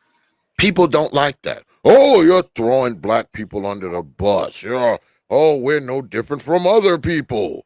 Oh, people have been doing this since the beginning of time. This is what you hear when you bring this data and you talk about this stuff, and they act like, it's okay. It's not okay for these children to be beat with with goddamn 2x4s, man. It's not okay for a 12-year-old kid to be shot. Stop. You mean to tell me a black mom is somewhere out there beating their kid with a 2x4? They're doing a hacksaw Jim Duggan on a kid. There's black moms out there shooting their children in the head with 38 caliber weapons. I got that part. I'm talking about the hacksaw Jim Duggan move. You mean to tell me there are black women out there like hacksaw Jim Duggan beating their kids with a 2x4? Of course there are. Did you ever see that? I have heard walking around with it like that. I have heard it in the air and got hit by a skateboard. I heard that got hit by a skateboard. I thought that was horrible.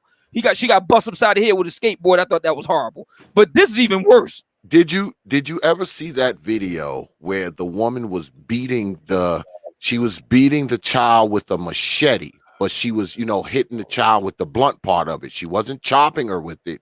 She was like using it as like a paddle and hitting the baby with the. She was hitting the kid with the flat side of the blade. Yes. Using it as a paddle, but it was a huge machete. It wasn't a little machete. It must have been at least 2 feet long, and she was hitting her, hitting the child with the blunt side. It was one of those Abdullah type jobs. Oh yeah. Oh, it was one of those Abdullah from Saudi Arabia type jobs where they head you in the crowd in the town square. Well, I have much footage. I do.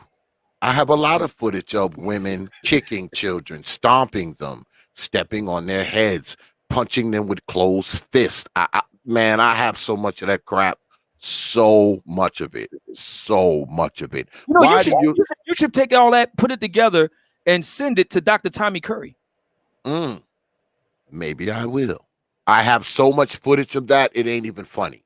I mean, I'm telling you, talking kids that can't be no more than 1, 2, 3 years old. These women are literally kicking these kids, punching these kids, stepping on their heads. I did a show on it a while back. Me and Babatunde Umana did one where I must have shown 7 or 8 videos of 2 and 3-year-old kids being stepped on, punched, slapped, kicked, thrown down to the ground, stepped on, whooped with shoes, whooped with machetes. I mean, forget about it. Now, the shoe part is not going to be that big of a deal. I mean, here's the reason why.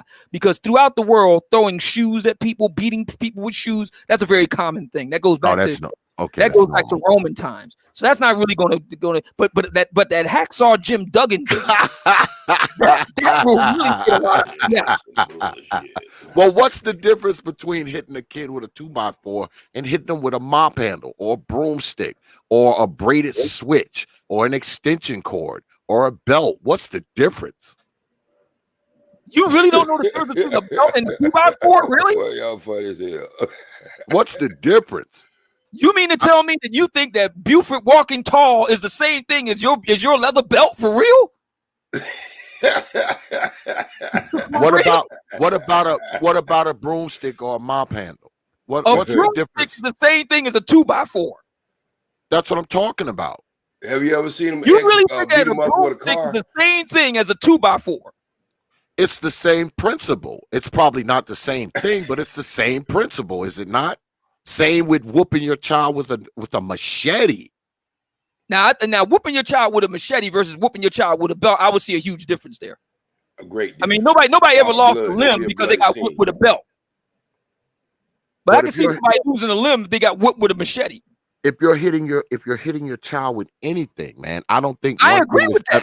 I don't think one thing is better than the other. I don't think you get off the hook because you use an extension cord as opposed to a 2x4. Would you agree with me that getting beat with a wiffle bat is a lot different than getting beat with a good old fashioned Louisville slugger? Yeah, it's different, but it's the same precedent, brother. City, you know it is. It is the same precedent, but a wiffle ball, home run. You ain't going to die from a wiffle ball bat. Nope, you're not. But you're talking about you got women who, well, what would you rather do? Let's go here then, since we're doing this. Okay. Would you rather the child be whooped with the mop handle or a knife ran through their throat? Oh, of course. The belt. I mean, the broom handle piece is a lot preferable than a knife getting ran through your throat. 2x4 or shot 3 times in the head with a revolver. 2x4. There we have it. What about Hell's Rim staff versus Ben Kenobi's lightsaber? That's what I'm talking. That's what I'm freaking brother Obsidian. But that's what I'm talking about, though, man. I mean, if it's to the point where children are getting beat with any object, whether it be a stick, a braided switch, a belt, a racetrack, extension cord, 2x4, I think that this stuff will ultimately lead to what we're talking about today. That's why we're talking about the Magnificent Seven. By the way, that's buzzsaw right there.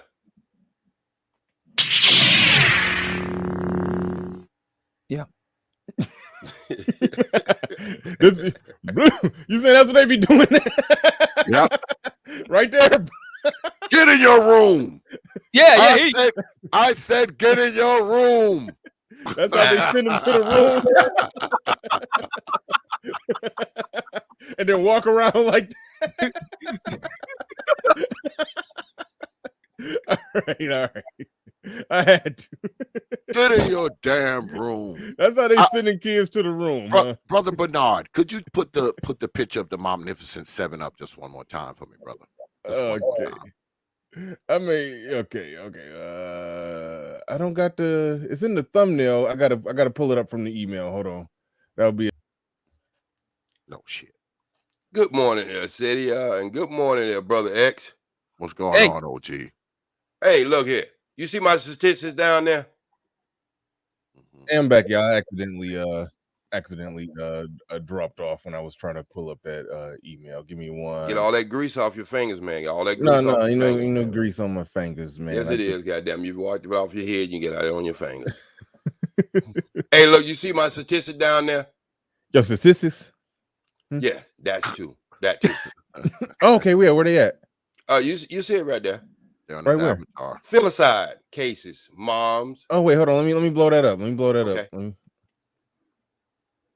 Okay. Now, have you ever heard that term before? What, filicide? Yeah, filicide. What is filicide? What is that? Yeah, that's when a child is killed after 1 year old. Now, emphasize is when a child is killed before 1 year old. And this means the mother or the father. But then you see the percentage there, and at the bottom it tell you where it came from, FBI and Universal of what's the name at the bottom? You get my name out of the way. You can see that's what it's. I don't know how to move your name. Okay. I actually don't know how to do that. But good on you, OG, bringing some stats. Okay. I like it. So and then I'm gonna give you the site. I'm gonna pull it up. You see where it just come from? That's it. I slid it up a little bit. All right, hold on. You slid that up. What does that say? I mean, you can see it. We can't. So just tell us what it's saying. We can Google it. FBI, Medical School of Brown University, analysts of the FBI and the SHR data. Brown's a good school. Okay. So when we start see this, and filicide is past what age? 1, and emphasize is when you have an infant under age of 1, and believe it or not, something X said earlier, mothers kill themselves and the child more often than the father kill the child and kill himself. He usually want to stay around.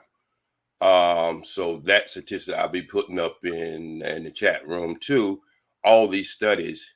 And so I looked at what your title was today, and I just started doing some research and just say, hey, wait a minute, let me just look at this and try to keep open-minded. And it was to my amaze that to find out that these fathers ain't doing so well too. Oh no, good stuff. I did not know that. I did not know that. I will look that up and further research that. If the kid is more likely to be killed by the father past a certain age, past the age of 1, yes, they're more likely to be killed by the father. Now, being killed before the age of 1, that make up that's the majority of believe it or not, mothers. that study is pretty much equal. Say that again. That study is pretty much line based. Mother and father do it at the same rate. And this study was the studies I'm gonna put up. It was done 2020, so that's the latest I could find. I couldn't find 2021 on both. Matter of fact, they're doing this studies not just only here in America, but they're doing it all over. And now that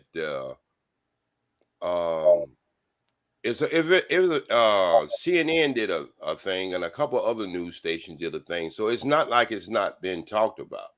These terms are being passed around. These are the medical terms they're using for it now. But you know, when I worked for GM as a troubleshoot analyst who went around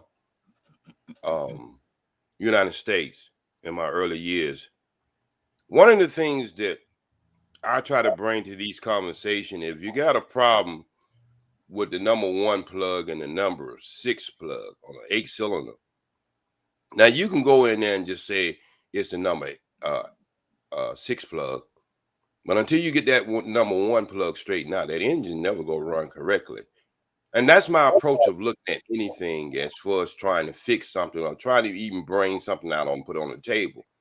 If you're not willing to talk about the problem as a whole and you just want a narrative towards it, you never go fix the problem. Never go happen. Because then you get into the blame game.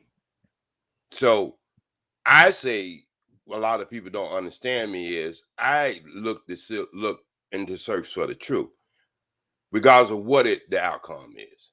And I think that's what we all do. We all look and search for the truth and look at it in a holistic way. We all do that. OG, don't make it seem like you're the only one do that. Don't make it seem like you're the only one do that. You can't say that. You can't say that because as well as I did this study and pulled this up in less than 20 minutes, somebody else could have did the same thing. Hey, I pull up stuff all the time and I get data right all the time. And I ain't talking about you personally, but so you always trying to correct it all the time. Don't make it seem like everybody else just spinning a narrative, but you the only one that try to be accurate. Wait a minute now. Don't try to do that. Just a damn minute now. No, I heard the energy you tried to come with. If you hold on,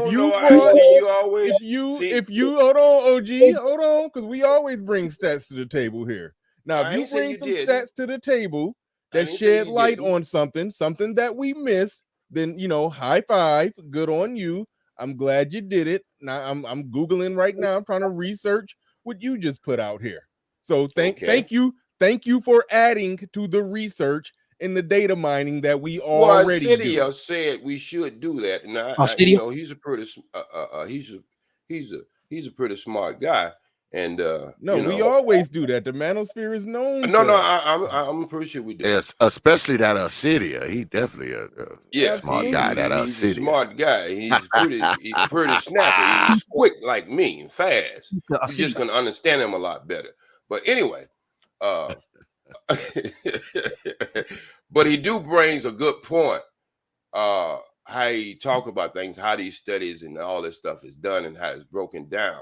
Now, as I was saying yesterday, you can take any study or you can take any information and you can cut it up like you're doing a damn album in a goddamn studio.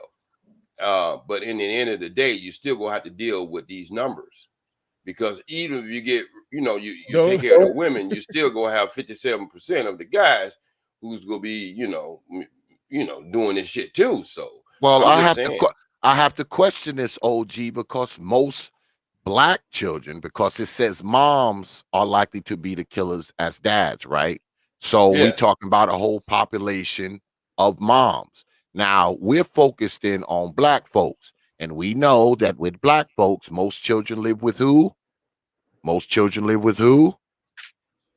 Well, I think the numbers are climbing. Most children live with who?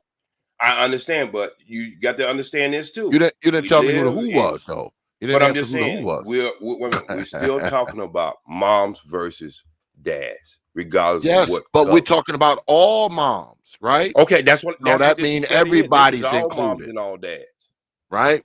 So with Black people, this is not black and white. This is just, this is all. But with Black people, OG, the children are living with who? Who are most of the children living with? Moms.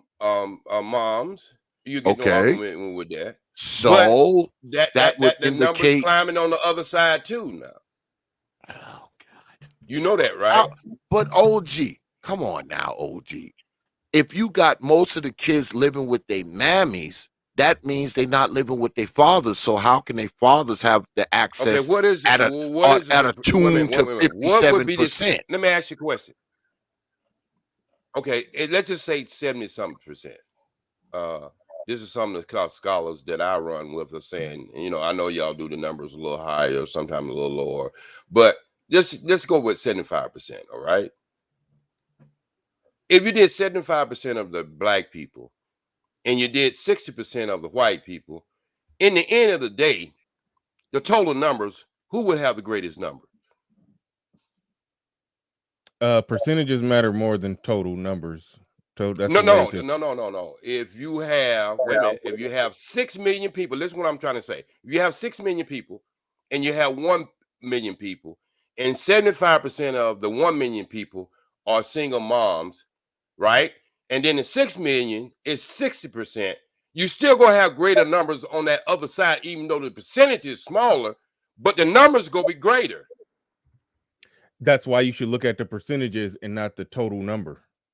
Exactly. No, that's why you should. And let's say if you got 60%, people conveniently hold on. Let me just say this real quick. People conveniently look at totals when it fits their narrative. People conveniently look at percentages when it fit their narrative. Oh, yeah. But I think the way to be steady and consistent with it is to look at percentages. I will always go with the percentages. If one group of people represent 10% of the population, but 60% of them engage in this bad activity, but another group of people represent 50% of the population, but only 10% of them engage in that unfavorable activity. Yes, the total number of people that engage in that unfavorable activity is going to be more with the group of people that represents 50% of the population. However, their percentage is low enough to where you can kind of be comfortable with it. The people that represent 10% of the population, if they're doing it at a 60% rate, then their percentage is too high to where you shouldn't be comfortable with it. Look, 1% is too high, but no, but that's I know, but we understand that it's going to be somewhere. We understand that it's going to be whatever it is. Listen to this on this end. You tell your analogy. Listen to it on this end. Let's take it to the war room. All right, you got 60 million people, and 40% of them are willing to fight you on front line. You got 20 million people. Right? You got 20 million, and 70% of them are willing to fight you on the front line. Now, you as a general, you're going to look at that overall number because that's who you're going to be fighting against. So I'm just saying, anytime you having a great numbers, regardless of what the percentage is, the total number is what is going to be important in the end of the day, because that's going to be the numbers that's been counting as far as the deaths wise. If I'm going to war with a country, in the bigger country, 20% of that humongous country that has 1 billion people want to go to war and blow me up, then yeah, that's a bigger problem than some small country without as big of an army. So in an army analogy and going to war analogy, yeah, that would be accurate. But how about in death? How about in death then? How about in death? It's a bullshit argument, OG. I'm sorry. No, I'm just asking. How about in death then? Let's keep going and see how bullshit it is. Let's look at the numbers and see how I get it. How about in deaths? If you had 60% of the people being killed, right, children being killed, with a greater number of people, and you had 70% with a less greater number of people, in the end of the day, how many children gonna be killed? I didn't follow your math, but I understand what you're doing. You're doing the same analogy. I understand that you. I'm sorry. Well, let the general do it, because maybe he could do it better. No, everybody understand what you're doing.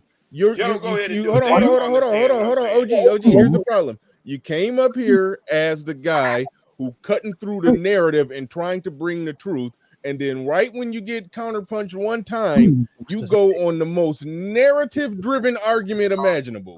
No, and you know who I learned that from? You, Bernard. No, I learned it from you. No, you didn't. I learned this damn technique from you. OG, when you came up and presented some data, so when now you you gonna get came mad up, at the messenger now. hold on. When Did you I get came it up, from another? listen, I'm a listen, student of a listen. student. I'm a When student you of you. listen. When you For came up Taliban?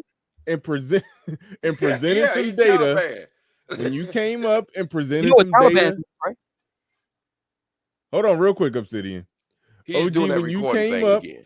OG, when you came up and presented some data that I didn't know about, I applauded you. I cyber shook your hand. Good job. I'm glad you found that. I'm about to go research it. That was the first thing I said. And I was okay with leaving it right there and conceding the point that, okay, we was wrong in an assumption. We drew a lot of different lines through the data and a lot of in articles that talked about abuse and neglect. But when it comes to full-blown murder, you may have just proven that fathers do it more than mothers. So hey, good job. I congratulated you and conceded a point.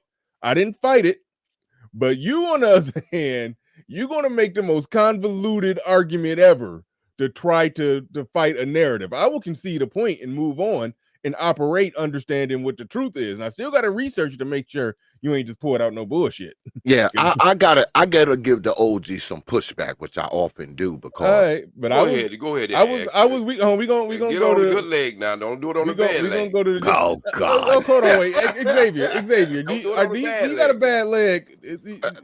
This is just some shit he says to me all the This time. is between me and X. This is He that calls me a conversation we have racist. in the background. He calls me a racist too. So I ain't never called you a racist. don't that's stop going it, too OG. damn You far. called me racist like No, all 5 right, that's times. going too damn far now. All Yes, right, you we have. gotta. Okay, all right, OG, hold on. Okay, we gotta hear the pushback from X. All right, We're go gonna hear the ahead. pushback from X, and then we're gonna pass it to the general down there. But so go ahead, X, give some. Well, this is the thing, OG, and you and I we've spoken about this before, OG. Now you say this, right?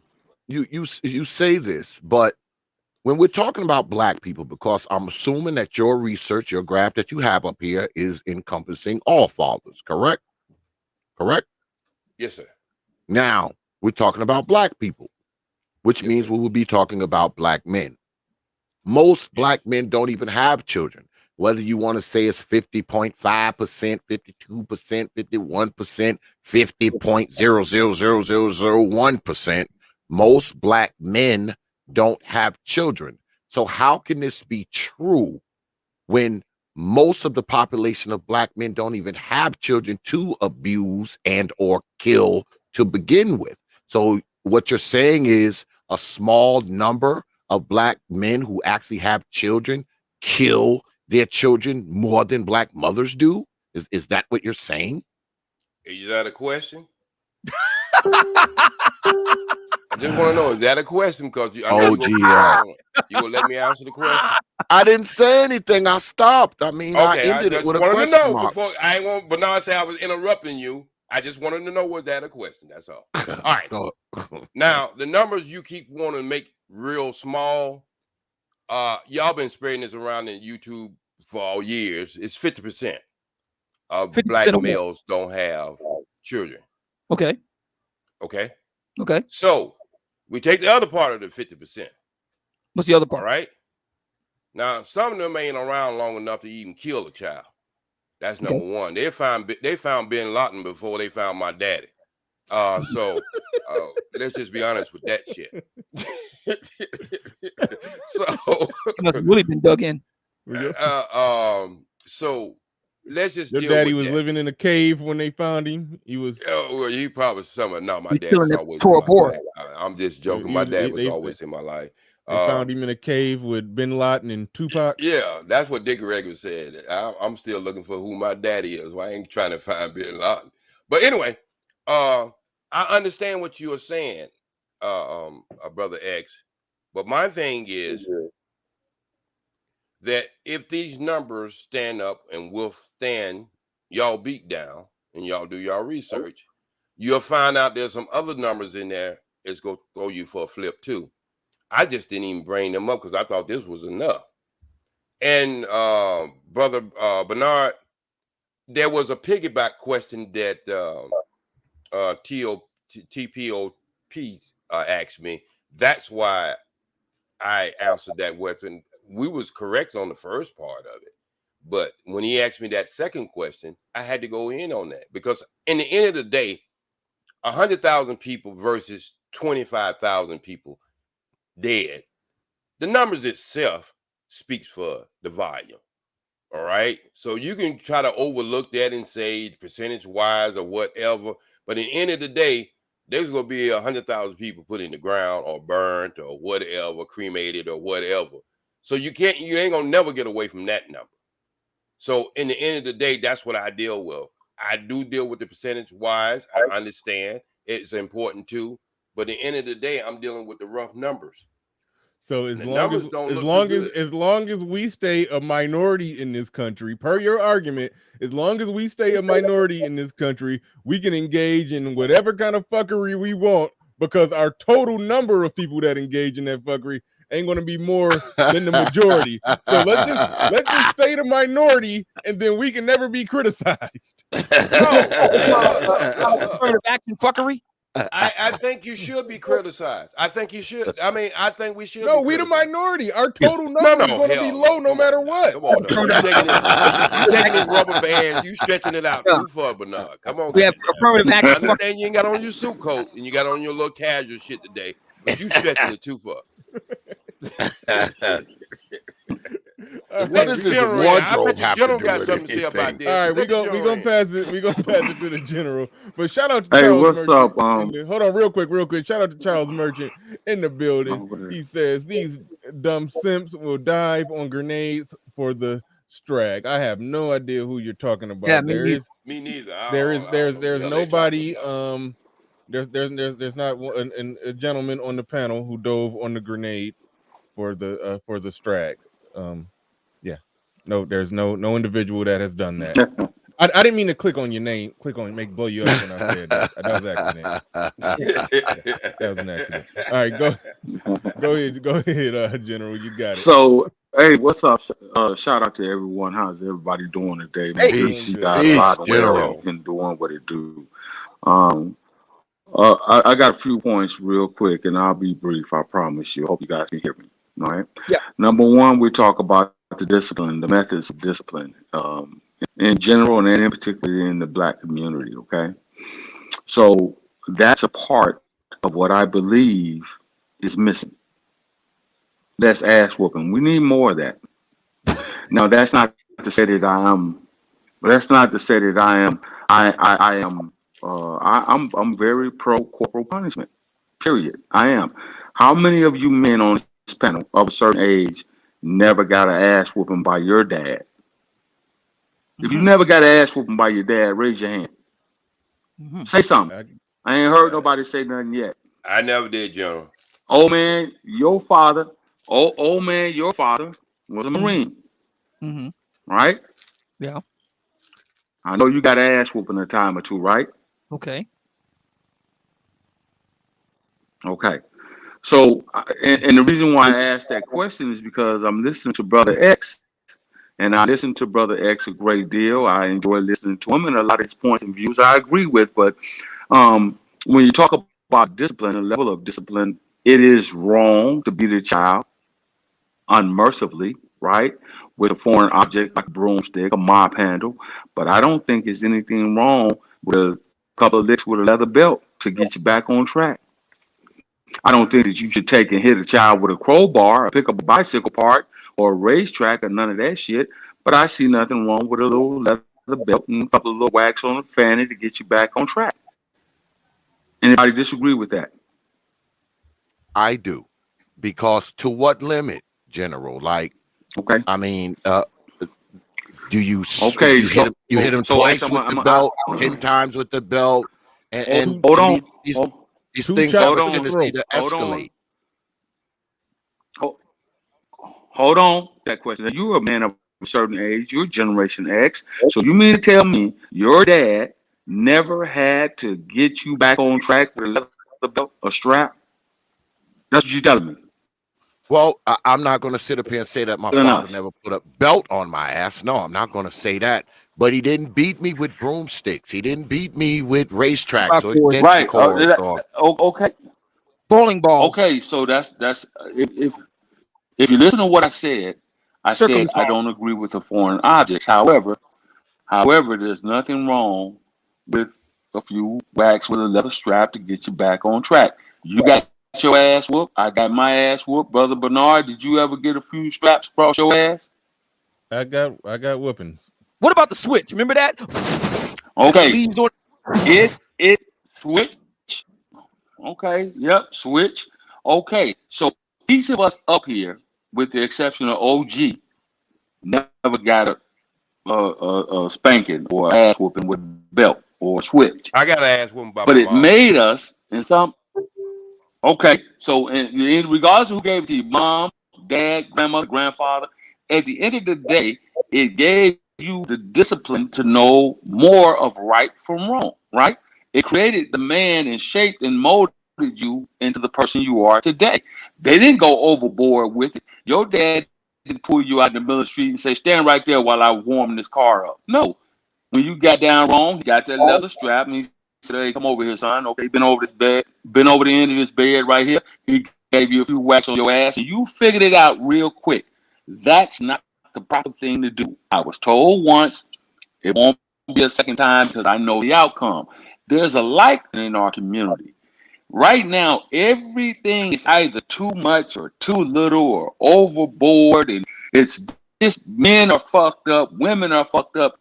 Gentlemen, quite frankly and honest, there's a fundamental dysfunction that's rapid within the black community between the black man and the black woman in particularly, which leads over into the black children. That is where the focus really needs to be. There are a lot of people on both sides of the aisle, black men and black women, who really need to get some counseling and really need to get some help. All right, I just pulled up something from Scientific America. Now, these are white folks, so we got to take it with a billion grains of thought. But that's a strange sight right there. That's a strange sight.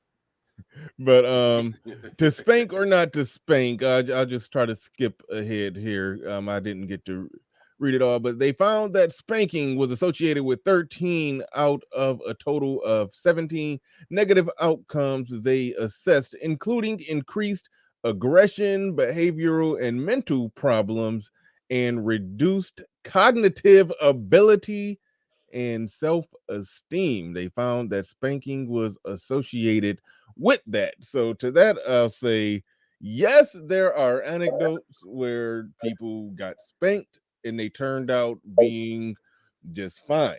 I know, like I said, I caught wind that, there's other ways to raise children or to discipline children other than spanking. Like I said, with my youngest child, I didn't spank them. With my two oldest, I did spank them.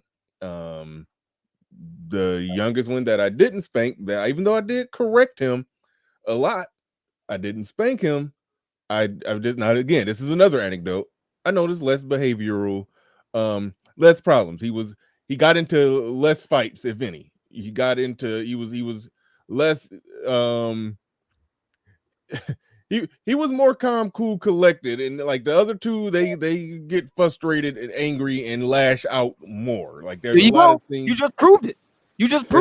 Your latter son has better communication, conflict resolution, and negotiation skills, whereas your older two sons, they pick up the circular saw or the power of Grayskull sword, He-Man, or whatever, Yeah, I mean, that's my personal anecdote, but I do see it with my own sons, and then there's data that backs it. So I mean, there is another way. Like you could take away privileges. You could just take more time to correct them and stop them from doing whatever they're doing. Removing privileges is I do powerful, not disagree with anything. You don't have to hit them. Yeah. I don't even beat my dog, man. An animal. I don't even beat my dog. It's an animal. Can you hear me? I don't even do that to him. Well, okay, man, you don't beat your dog. Why would you do it to a child? Okay. All right, let's let him respond. I simply would like to respond now, Mr. Bernard. Since that was the case, I don't want to deep dive into your personal. Let's just say, were you as stable with your older two children as you are now? socially and economically? Were you in the same demographic and condition as you were now? What neighborhood were you in when you were raising your older two sons versus where you were raising your latter two sons? What was your social economic standing? Were you well-to-do? Were you kind of struggling? Was your household kind of upside down, dysfunctional? Or were you very stable with your younger two children than you were with your older two children? Well, through See, because all of this stuff plays. Let me finish real quick. All of this stuff plays a factor. So when you, for myself, for example, okay, I'm the oldest of 5 boys.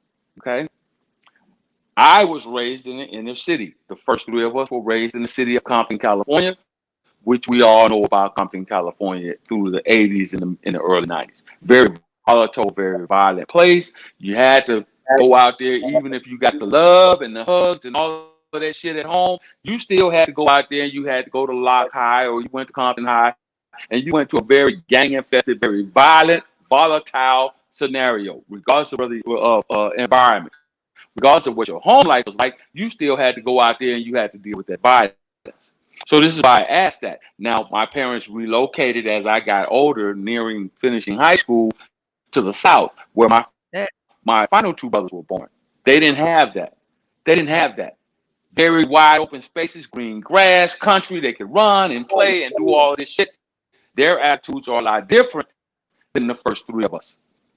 Force on force, meet you in your face. Don't disrespect me, I won't disrespect you. My other 2 brothers are very somewhat passive. They're younger. They didn't get the volatile situations. That's why I say that. It's more than just what you do. We didn't have a lot of the same instances that our white counterparts had because we didn't do timeout. So when we talk about this, we have to be genuine in the nature in which we talk about it. It's all about, was the home life stable? Okay. It's all about the environment that they were in. Well, yeah, go ahead, Bernard. I'm sorry. Well, Brother Bernard, man, I got a bit of a situation out front of the house. I got to jump off. I'll jump back on if I can. All right? Yeah, go ahead, take your time. We might still be on the air. So. You might need a 2x4. Don't forget it. Yeah, bring the 2x4. Grab the 2x4 and go handle that. I'll holler at y'all, man. Peace, Brother Bernard. Thanks for having me on. I disagree with all this beating of shit because if you look at some of these inner cities, these Negroes that's running around shooting people in the head and shooting kids in the playground and parks, I guarantee you those Negroes, those miscreant Negroes who walk around with these guns killing folks, I guarantee you all of them got beat mercilessly as children and it did nothing. And I disagree. I disagree with that. I disagree. I'm sorry, Bernard. Here's why. You had to ask the person who questioned, and your question it was a good question. Before I answer it directly, one problem with it is that I don't think that we need to take the approach of, hey, our kids, the neighborhood is rough, so we got to be rougher and harder on them. I think you can create an environment within your home, regardless of what's going on outside of your home. You can create peace. And these guys in the chat room crazy. They talking about trick. What'd you say? What they talking about? They said whoop that trick. Oh my goodness! Yeah, cut it out. Cut it out. Behave yourself. Yourself. Here you go. No, but you can. To answer your question directly. All the kids. The oldest. And I've told the story. Don't want nobody jumping out the woodwork calling me a simp. I've told the story. The oldest one, he was a stepchild. But the other 2 were born into marriage. But might as well say all of them was born into marriage because the oldest is a stepchild. He was so young. So they all were born into a marriage, basically. All right. They all were basically born into a marriage. Far as socioeconomically, they we were young, so we didn't have that much money, but I was able to, to mortgage a house at 19, fortunately. So we were married homeowners, and so it was a fairly stable situation, even though there were some times when ends didn't quite meet, as you can expect with very young people, but it wasn't a situation like it was just some poor but broken home. It was just a family that was together that, things weren't quite, a little bit of money, a little bit more money could be made. Let's put it like that. So, and later on we did A little bit. I'm sorry. I said we could have stood to I'm sorry. have Say more. again. I said that there were times early on in the marriage where yes, more money, where money was tight, but that wasn't. I don't think that had a major effect on how I treated the kids, and so going all the way into when by the third child, we were still they all were born essentially into the same house. So things didn't change for me. I think I just got older, wiser, and smarter. I think that was the only thing. So it wasn't a matter of I had my first few kids when times was hard and times was rough, and then when I had my last child, it was when I was just socioeconomically doing so much better, and we was in a nice cozy neighborhood. And it sound with you had a it wasn't necessarily peaceful that. environment. Yes. It was the same type of peaceful. But whether you want to, but hold on, but that youngest one, he was. Now that I think about it, he's the one who was he was younger when going through the divorce. Now that I think about it, the older ones, they were. They so the more you go ahead. The more you think about it, and again, but I'm simply telling you what I see as I see it. We didn't have a lot of the same problems that now back in our day when we were young ruffians or what have you, because there was a level of discipline and respect instilled in us. So with regards to what Brother X said, I disagree. Part of the problem is because the kids of today, they have no conflict resolution skills because they've been given everything. There's a level of expectation that should not exist in our community. They expect something for nothing. I don't have this. No, is why the that job part is true. Hold on, kids wait, hold on, General. That part is true, but I don't think you got to take that and juxtapose it with ass whoopings. You can remove that what you just described. You could try to fix that without an ass whooping. So that's I have to disagree with you, Bernard, and I agree with the general. What about a rubber hose with electric tape wrapped around it? Miss Seeley said, in order to get people to obey, you beat them. What about a lead-filled glove? What about sap? Everybody here knows that the behind controls the mind. I mean, everybody here knows that.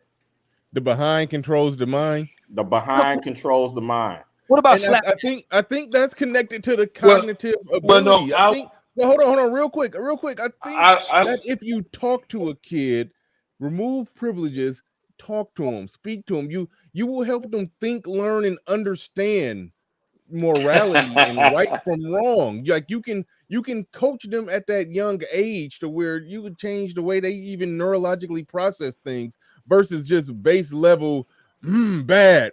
I hit, you did bad. Okay. Like okay. But look what you're dealing with, Bernard. Here's let me give you a little insight. Okay. As a professional soldier who's been in the art of reshaping and retraining not only the bodies but sculpting the minds of individuals from civilian life into the military life, I went through a vastly different basic training than these young ruffians or coming in the army today went through. Right? Today is you can only call them soldier and you can only say warrior. You can't curse at them. You can't give demonstrative directive guidance, right? We're weak as a military because of that. The men are not learning. The men. So this is why I'm telling you, they took away the level of blunt force trauma, the physical discipline that you could put in play, push-ups, calisthenics, sit-ups. It went away from that to now you should be able, because we're in a more educated society, you should be able to vocalize what you want them to do, and they should understand it. Try it if you think it works. I can agree. I'm dealing with these individuals. Let me finish. I'm gonna give it back to you. I'm dealing with these individuals on a day-to-day basis. I have been for the past 24 years. Basic training I went through, you were told to do something, you did it, or you got some assistance doing it. And you learn by the numbers. No one, when that drill sergeant came in there the first time and he threw that fucking trash can and he started ranting and raving and yelling and he told you to toe the line, it only took that one time. I've been a drill instructor before. I've done it. And these kids look at you like, what's wrong with you? Are you really serious? My feelings are hurt because their parents did not instill any work ethic, any discipline, any moral fiber of character in them. And this is what we're dealing with today. The $1 million question is, can you instill that discipline, moral fiber, and work ethic? Some you can. Spanking the child. That is the $1 million question. Okay, here's a $1 million answer. Some you can. I was vastly different than a couple of my brothers. I was the type of child who was gonna do what the fuck I wanted to do and then suffer the consequences. Don't talk to me. Go ahead on, give me my spanking, let me get it out the way, and it's over with. Don't lecture me for fucking 4 or 5 hours. I don't give a fuck about taking what you take away from me, but I didn't have shit you take away in the first place. That little Atari 2600 or whatever the fuck was, I ain't really gonna play that shit. Just go ahead on. My brother, on the other hand, all my father had to do was give him a look. And he went. You know what's funny? Know what's funny about that? With my and we were all raised in the same household. Yeah, but check this out. Same mother and father. I know where you're going, but check it out. With my oldest two, I had to be. It was a situation where I had to be yelling at them or spanking them in order for them to understand the gravity of the situation. They got to a point where it's like, hey, if I'm not getting a whooping, then it must not be a big deal. My youngest child that I never hit, guess what? I never have to hit him. I raise my voice at him. He would start, he would start, getting some tears in his eyes, like, oh shit, like it's a big deal, So it was a difference now. And now, hold on, wait. Now I was about to reach across the aisle and say that. So I had to question. Wait a minute, now, is he softer now as a result of that?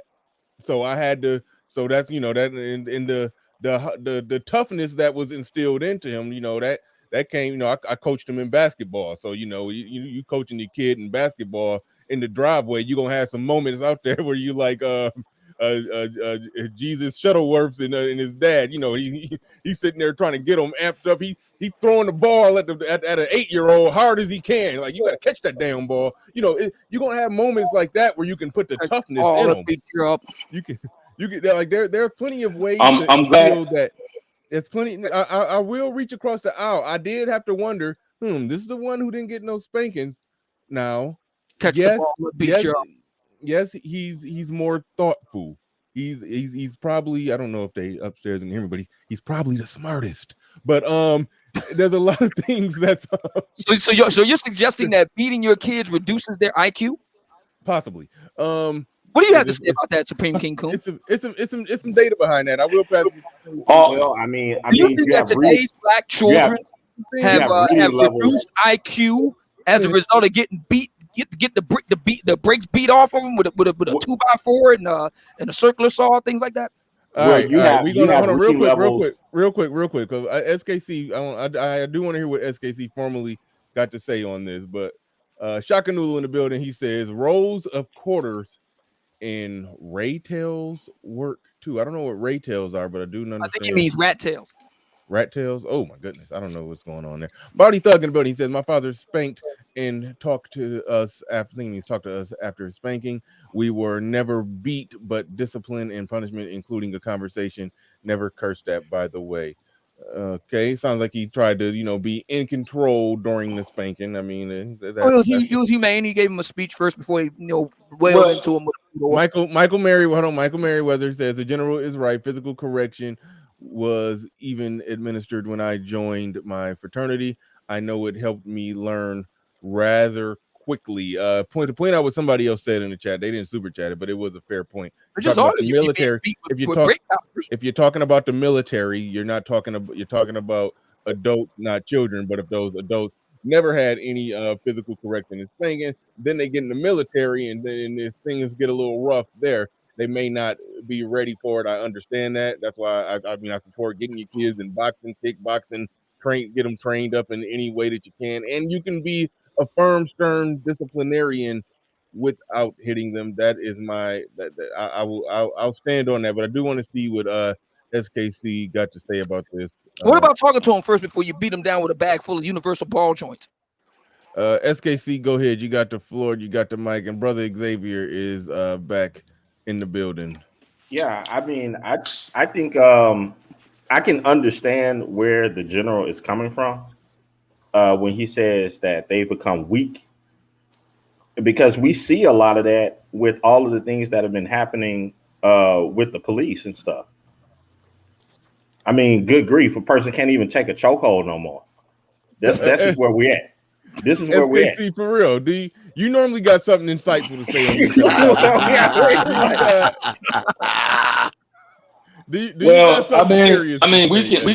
We can go down. We can go down there. We can go down. If they had been introduced to the chokehold at home, then it would be such a big deal. Well, when I left, right? But seriously, Bernard, I'll say this. No, I don't beat my kids. That's not going to happen. We have alternative ways to help them to understand certain things. But I will say this though: for people who have already started down that line, how do you stop? Me Grimlock, because you basically introduced to your kids that there is no reasoning with them. They need to be treated as animals. So okay, I see, I think there's a connection. Oh, man, this is where we go. This is where we go down that bullshit. Bernard got an ass whooping or two. He admitted it. You see where Bernard is right now? He's not a fucking 40-plus-year-old goddamn dope dealer. Goddamn, I took a couple of ass whoopings. He's not a fucking 50-some-year-old fucking dope dealer. Well, I'll say this. OG got a couple of ass whoopings. Wait. Well, I'm here to tell you. I'm here to tell you, right? I'm here to tell you, General, on that point. I'm here to tell you. My father made it clear. If I find out that you do drugs, I will kill you, and then I go and create another one, and even nobody will know the difference. You look just like you.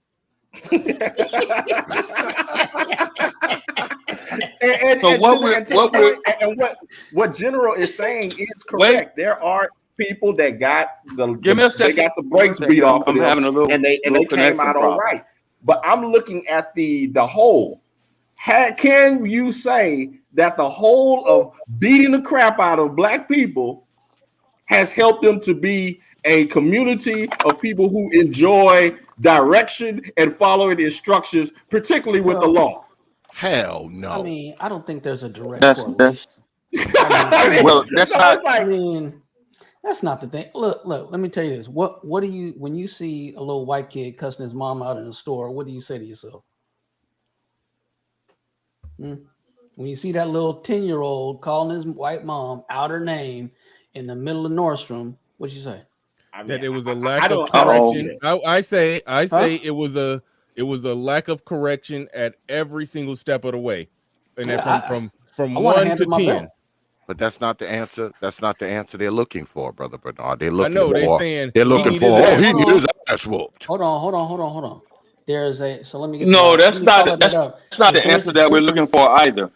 There's a difference between discipline. We keep saying whooping and beatings and so forth, but there's a difference between beating. See the words that they're choosing to use, my brother. Yeah, beating. like when you use the a child did something wrong and you just picked up something and knocked the hell out of them. No. Yeah, that's not how it works. There has to be a healthy balance. You can't just beat a child and hopefully he'll get it. No, there has to be a healthy balance. Yeah, I mean, like you have to talk with the child. You have to explain. Let me pose a question because when I left, I talked about ass whippings. I talked about all these Negroes who run around here robbing, stealing, shooting folks and shooting 6-year-olds in the park and in the playground. I'm pretty sure those dudes got whipped.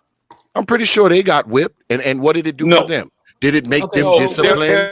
Did it make them not want to shoot people? See, Hold on. Wait a minute.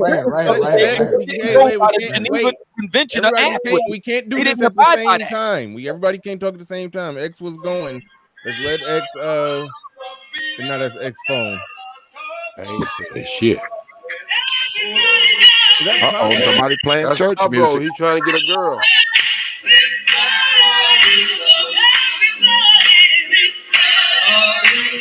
Pablo, cut it out. That bullshit. But I'm wondering what I'm saying is this, Brother Bernard. There are a lot of dudes out there who are miscreants. The prisons are full of them, and so are the goddamn cemeteries. Do you think that those children went unbeaten?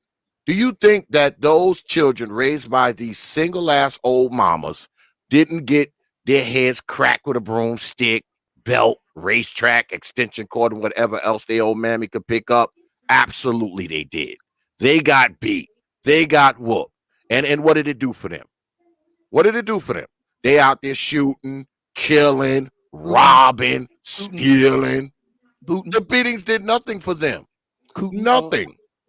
Well, X, the beatings, they didn't get enough because the stating goes, the beatings will continue until morale improves.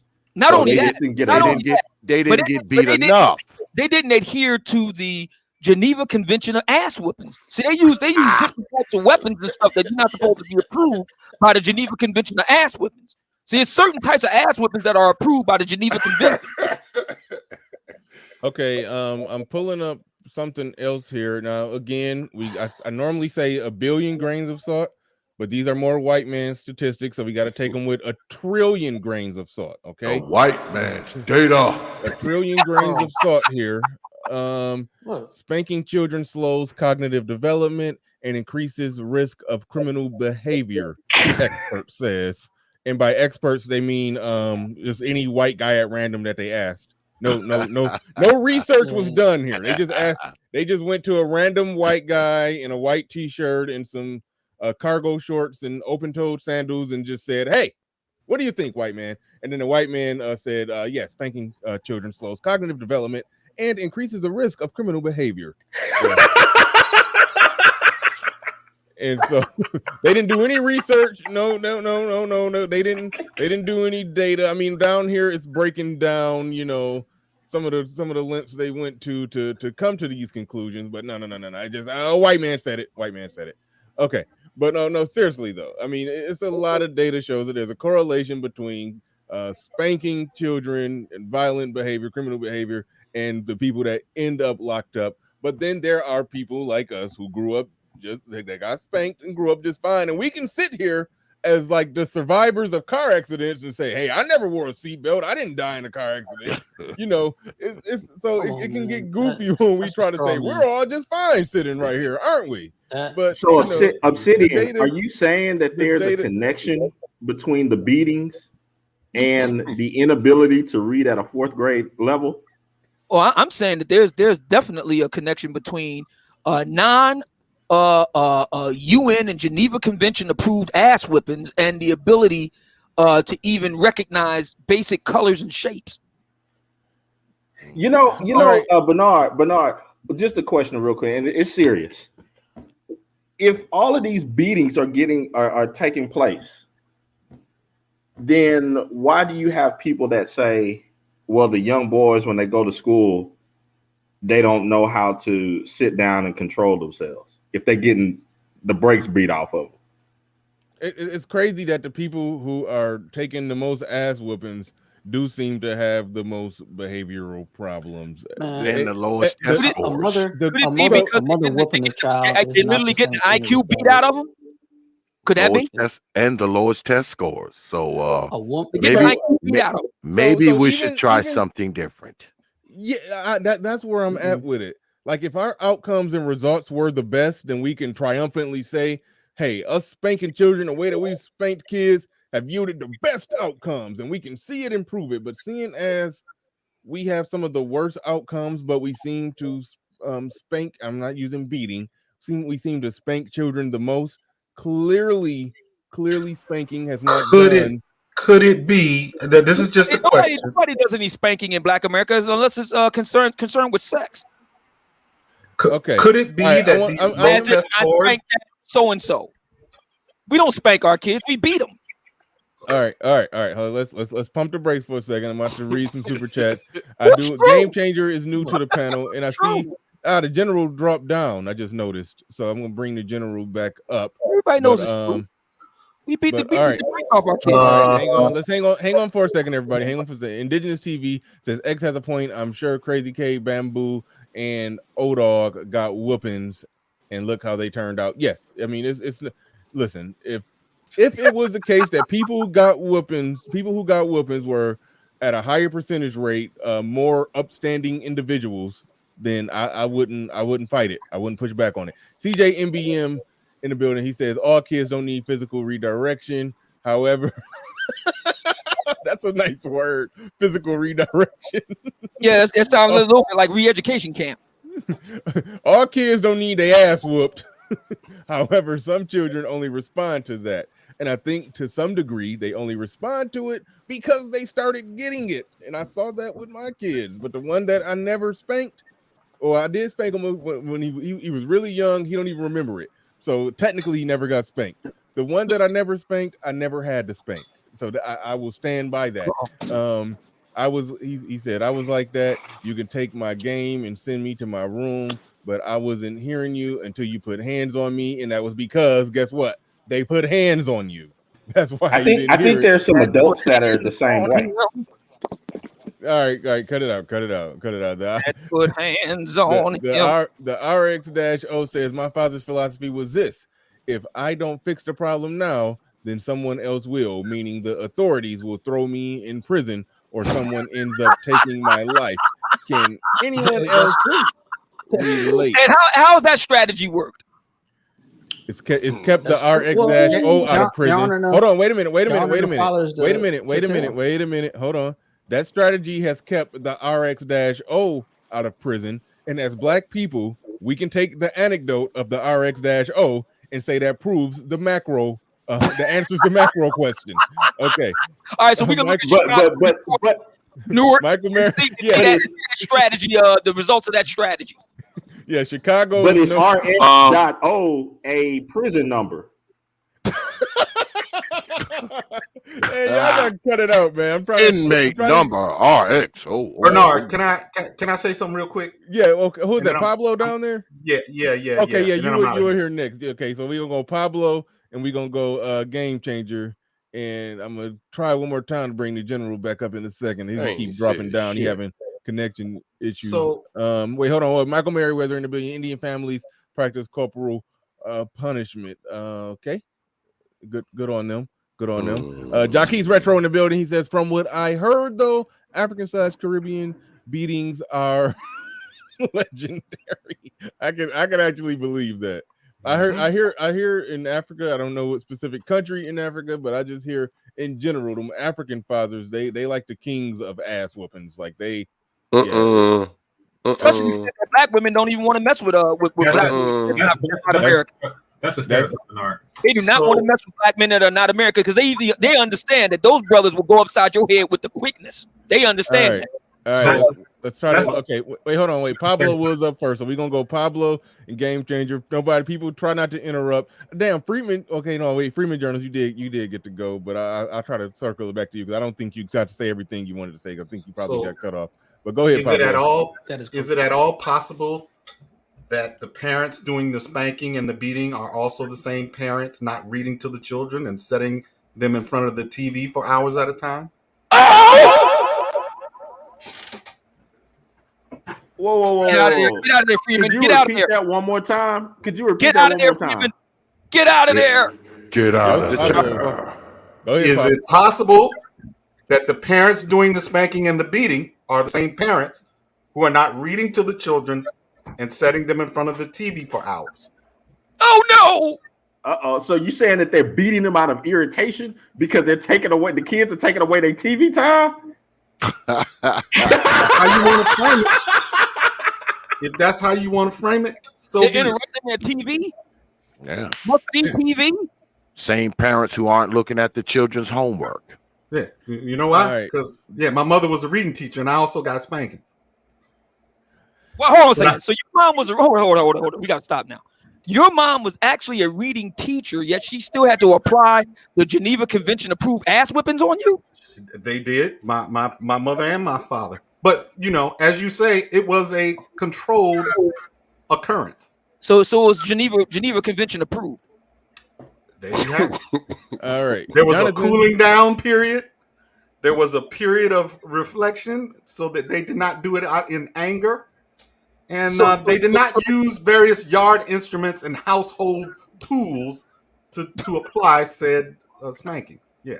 What about a joist? Could they use a joist? No joists, no extension cords, no ironing cords, no 2x4s. What about the handle that you use for the Jackie car? What about that?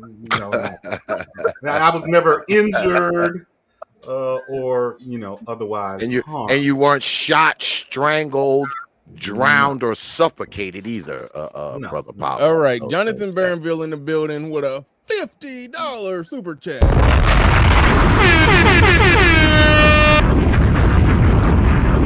He's making the look at me argument. I turned out just fine. He says, look at me, I got my ass whooped. I turned out all right. That's why I'm so anxious to push for violence on defenseless children. I think the pro-corporal punishment cats make such poor arguments because their cognitive functions have been affected by the ass whoopings they received. That's how it starts. They be like, look at me. I did this to you. Silent, oh boy. Silent Lamont. Oh boy. Black people shit in water cleaner than Indians drink, though. Oh boy. Okay, that's true. No argument there. Shout out to Son is Hot Raw in the building. He says it's a combination of physical and mental abuse. How many BB? What is BB? How many? I don't know what that means. How many black boys get spoken to by their mother? Oh yeah. Shout out to Tommy Sotomayor. He's been covering that for years. I actually, oh my goodness, I was leaving my son's football game. I was leaving my son's football game. Got the charger? Thank you. Is that? Yeah, thank you. Yeah, I was leaving my son's football game, and I guess her son was taking too long to get to the car, so she leaned over, and she was in the driver's seat. She rolled down the passenger seat window and leaned over and yelled and was like, "Come the fuck on! I'm through fucking around with you." And it was so many people out there, so she had to yell and project through a crowd of people to her voice had to carry through the crowd of people to land on her son. She was like, "I'm through fucking with you. Come on." She was late for her nail appointment. She was late for her nail appointment. You had to hurry up. They be talking to the kids horrible. Oh my goodness.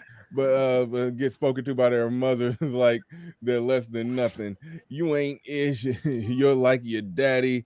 Boy, don't bother me.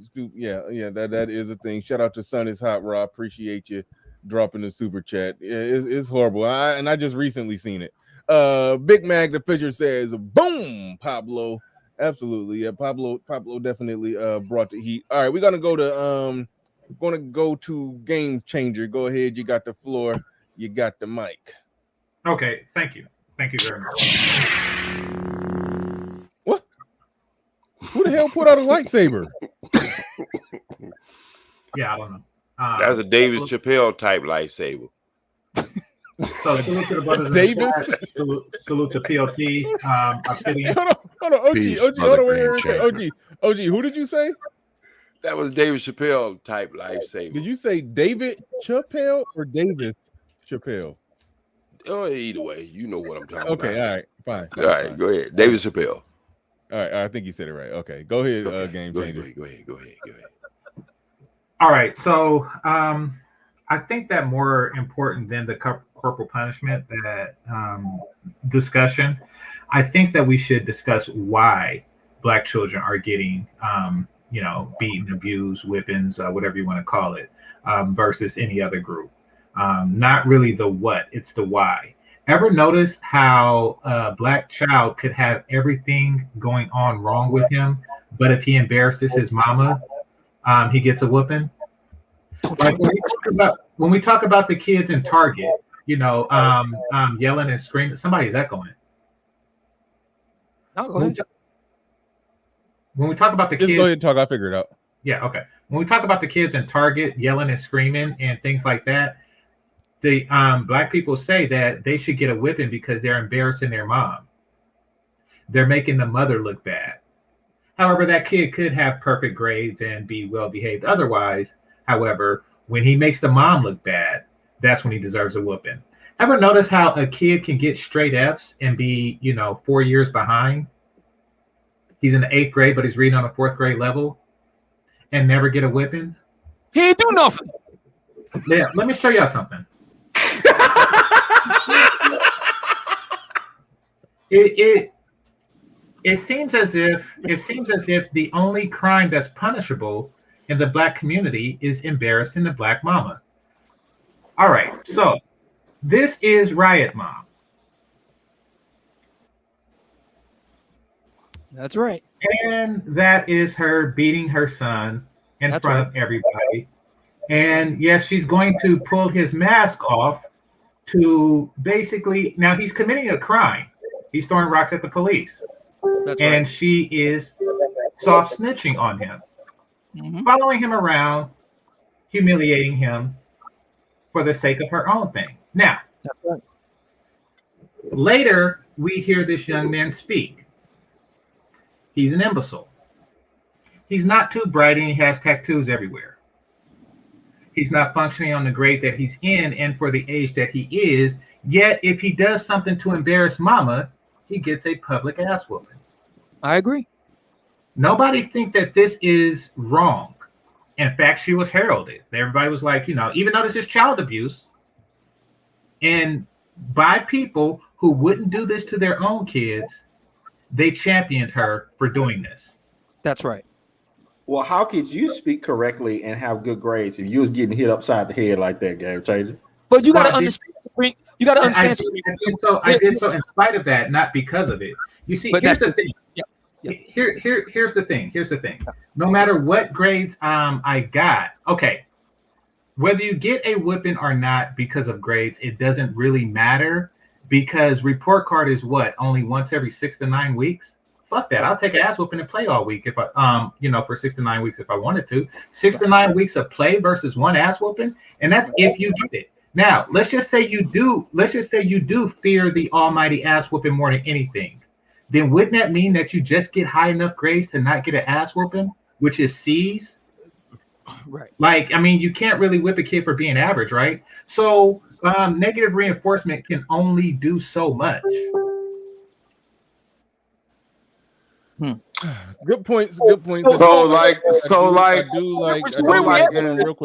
we're at with this is that clearly, Game Changer, we are not appreciating the fact that that other communities have other ways of rearing their children. Well, we're not appreciating the fact that other communities have better ways of rearing their children. Do not want war. I just want to formally say I don't approve that message. I've never been a fan of the apes don't want war, even though it's funny sometimes. I give you that. But just want to speak for my show here. I don't do the apes. That's Obsidian.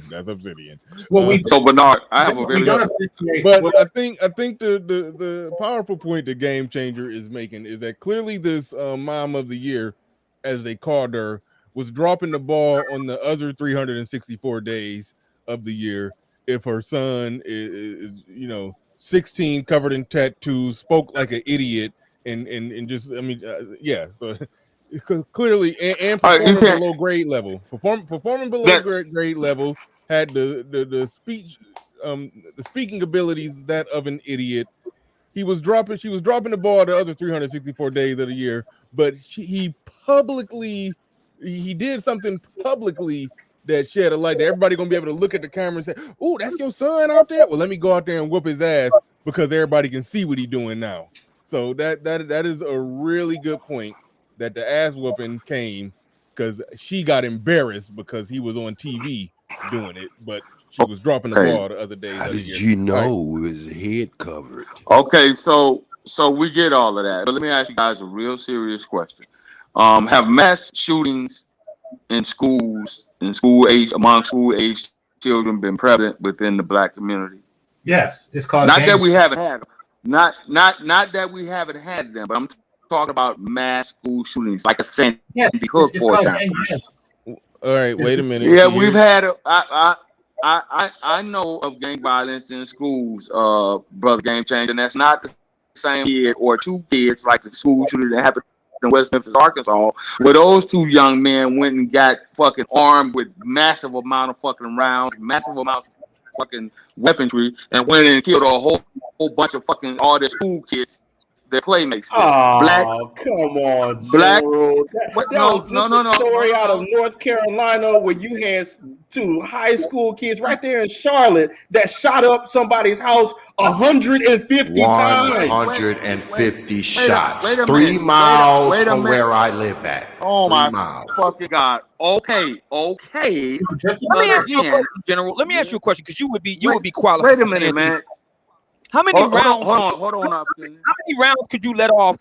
150 rounds. So how many rounds could you let off in 1 minute? I'm asking. You had to reload a couple times. I'm asking a very specific question. Was mass school shooting? Yes, we've always had a couple of knuckleheads at high schools who were gang related to do shooting. More than a couple. Yes. More than a couple. No, it's here's the answer to your question. I know some of you here or so. All right, go ahead, General. Get it all the way out. Right. General. Go ahead. Everybody mute up. Go ahead, General.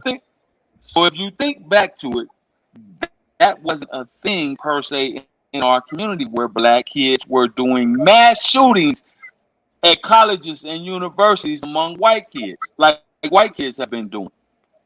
It wasn't a thing until as of recently, right? Who remembers SCAN? 1-800. If your mom hits you or your dad hits you, dial 1-800-SCAN, and we'll come and we'll arrest them, and they'll go to jail for abuse and all this shit. When that took place, things, in my opinion, got progressively worse in our community. I came up at a different time. All right. So my question, is still on the table. My question is still on the table. Was mass school shootings where kids, where two Black boys took up arms and went there and shot 20 to 30 fucking people for target practice? Okay. All right. I'm gonna mute you up, General, because we heard your question and you had like a weird tick or echo or something going on weird with your audio. Okay, this is what I'll say to that. When it comes to those type of mass shootings that fit the normal definition that we think of when we're talking about mass shootings, here, plug it up on me. Plug that up. Okay, when we're talking about that, yeah, that's something that that's something that black people or Black kids typically don't engage in. If we're talking about just Nuck them shot up the place and they had a really bad aim, and the person that they wanted to hit was in a group of people and some innocent bystanders got shot, we know that happened, and sometimes that by definition will count as a mass shooting, because if 4 or more people get hit, they call it a mass shooting. But as far as some crazy Columbine type stuff, no, black people don't do that. But in the grand scheme of things, you can break down and say what actually is happening is actually worse than the spread out situations of a by definition mass shooting. That's what I was saying. That so it gets the waters get too muddy. The waters get too muddy when you try to separate it and say, well, Black people don't do this, well, white people do that, this or that. At the end of the day, people getting shot. Well, let me right quick. People do it too. If I could ask me shit. Yeah, if I could point this out, Columbine happened in 1999. So yeah, it was 22 years ago, and that's the only one we could think of. You see, Sunday. Yeah. So to point out Sandy Hook. You forgot about Sandy Hook. You forgot Yeah. about the University of Missouri. You Okay, that's forgot three. about I'll the say school shooting. You forgot about there's been the a lot school of shooting that happened in California. You forgot ahead. about the theater shootings that have taken place. You forgot about all of those mass shootings. No. What else? What else? Go ahead. I'm waiting. What else? That's 5. No, I just wanted to give you a General, clue that was out there. Yeah, man. No. they're gonna Continue. General. No. Let him go. Continue. That's 5. But yeah, I mean, no, there's a lot of So them. that's 5. Okay, so that's 5. How many niggas was shot up this summer in Chicago? Hey, hold on, time out. Now, game changer. In the last 22 years, you got 5. You got game 5. changer. You got 5 bad kids who Game probably changer. did get a whooping.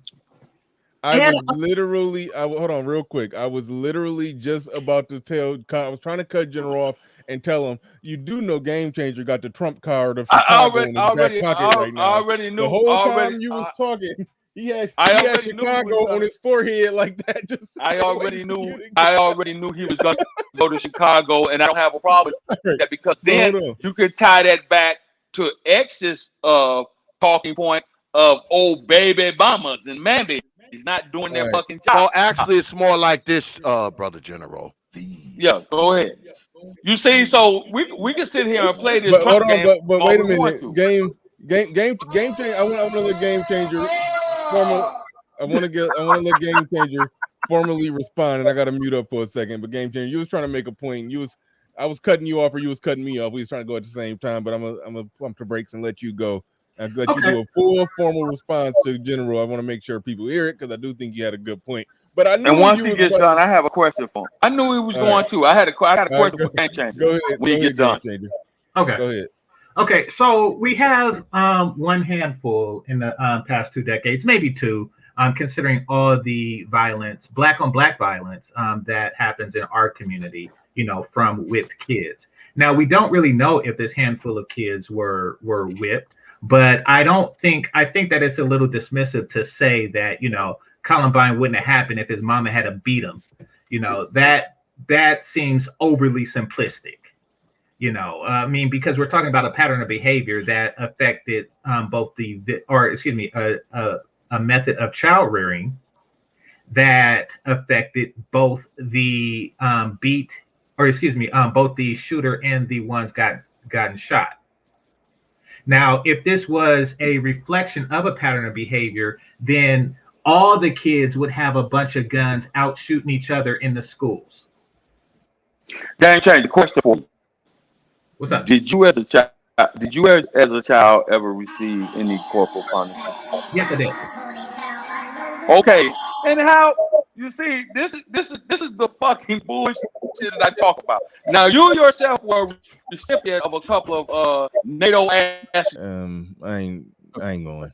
Okay, the RX show says, "LOL, I apologize, Mr. Ali."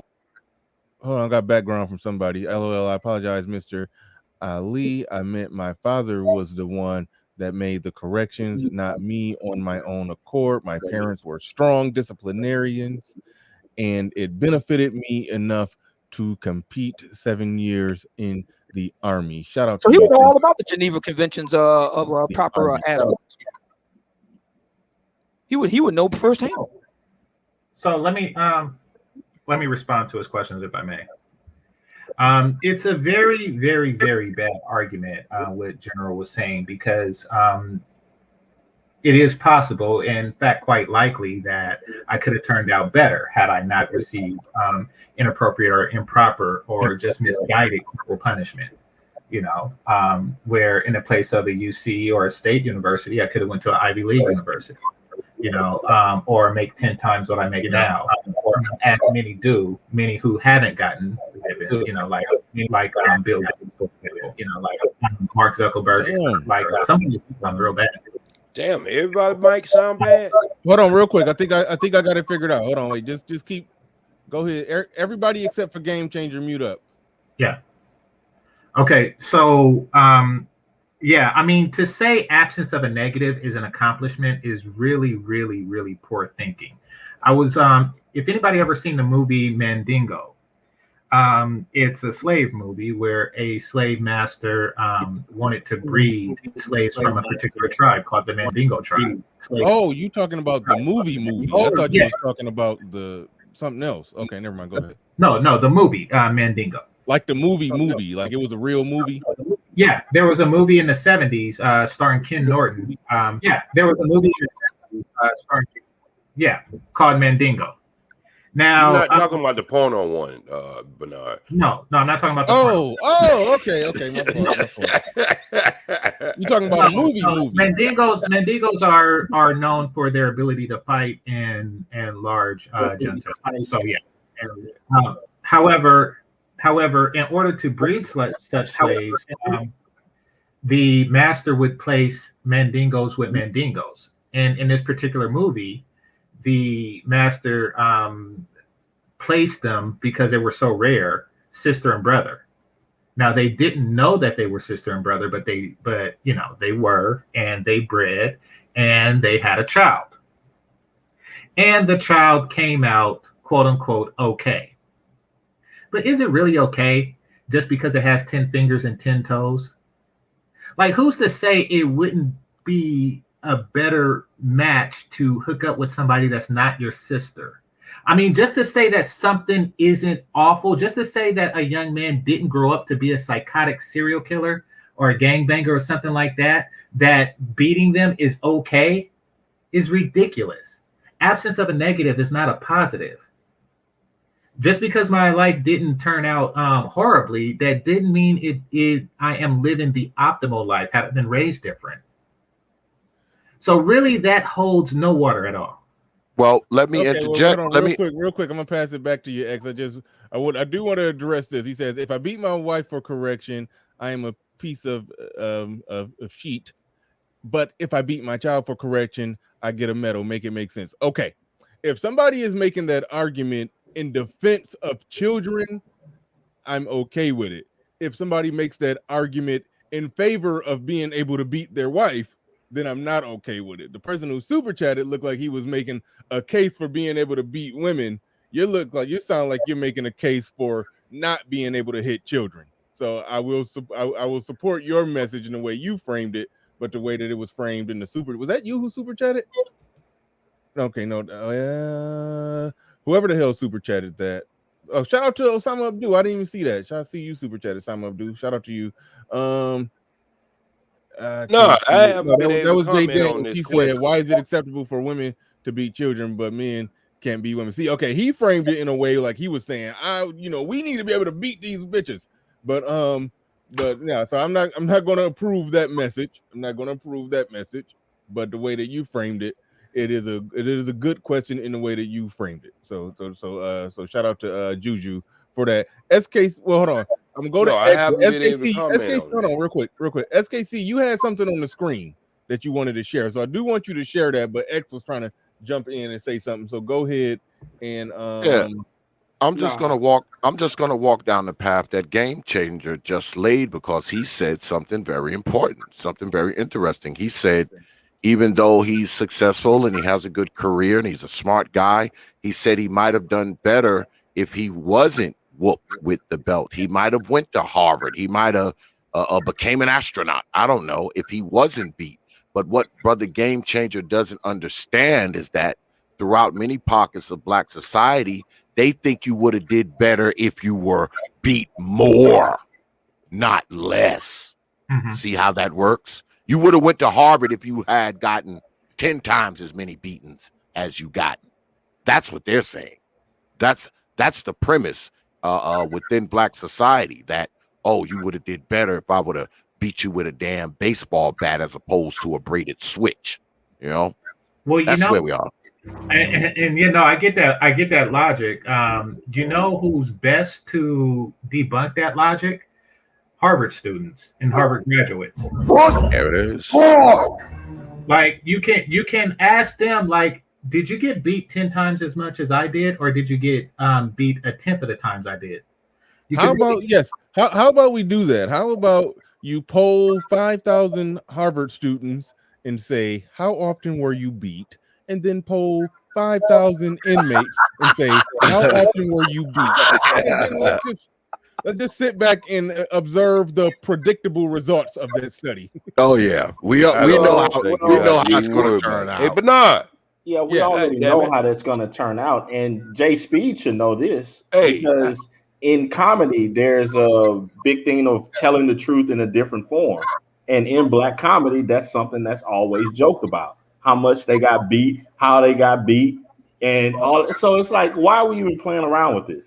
Yeah. I think what I do have. Wait a minute. I haven't been able to comment on this, but wait a minute. Yeah, I haven't either. God damn. Wait a minute. Wait my turn. I need to say something. I haven't said something. I've been sitting up here for the last 45 minutes. I ain't saying anything You've about been up here the whole time. Yeah, I know. You said enough yesterday. I basically gave you a one-on-one yesterday so you could. No, it's not a one-on-one. I should be able to answer the question about this beating thing, man. All right, I got quite a bit to say about it. I got the mic.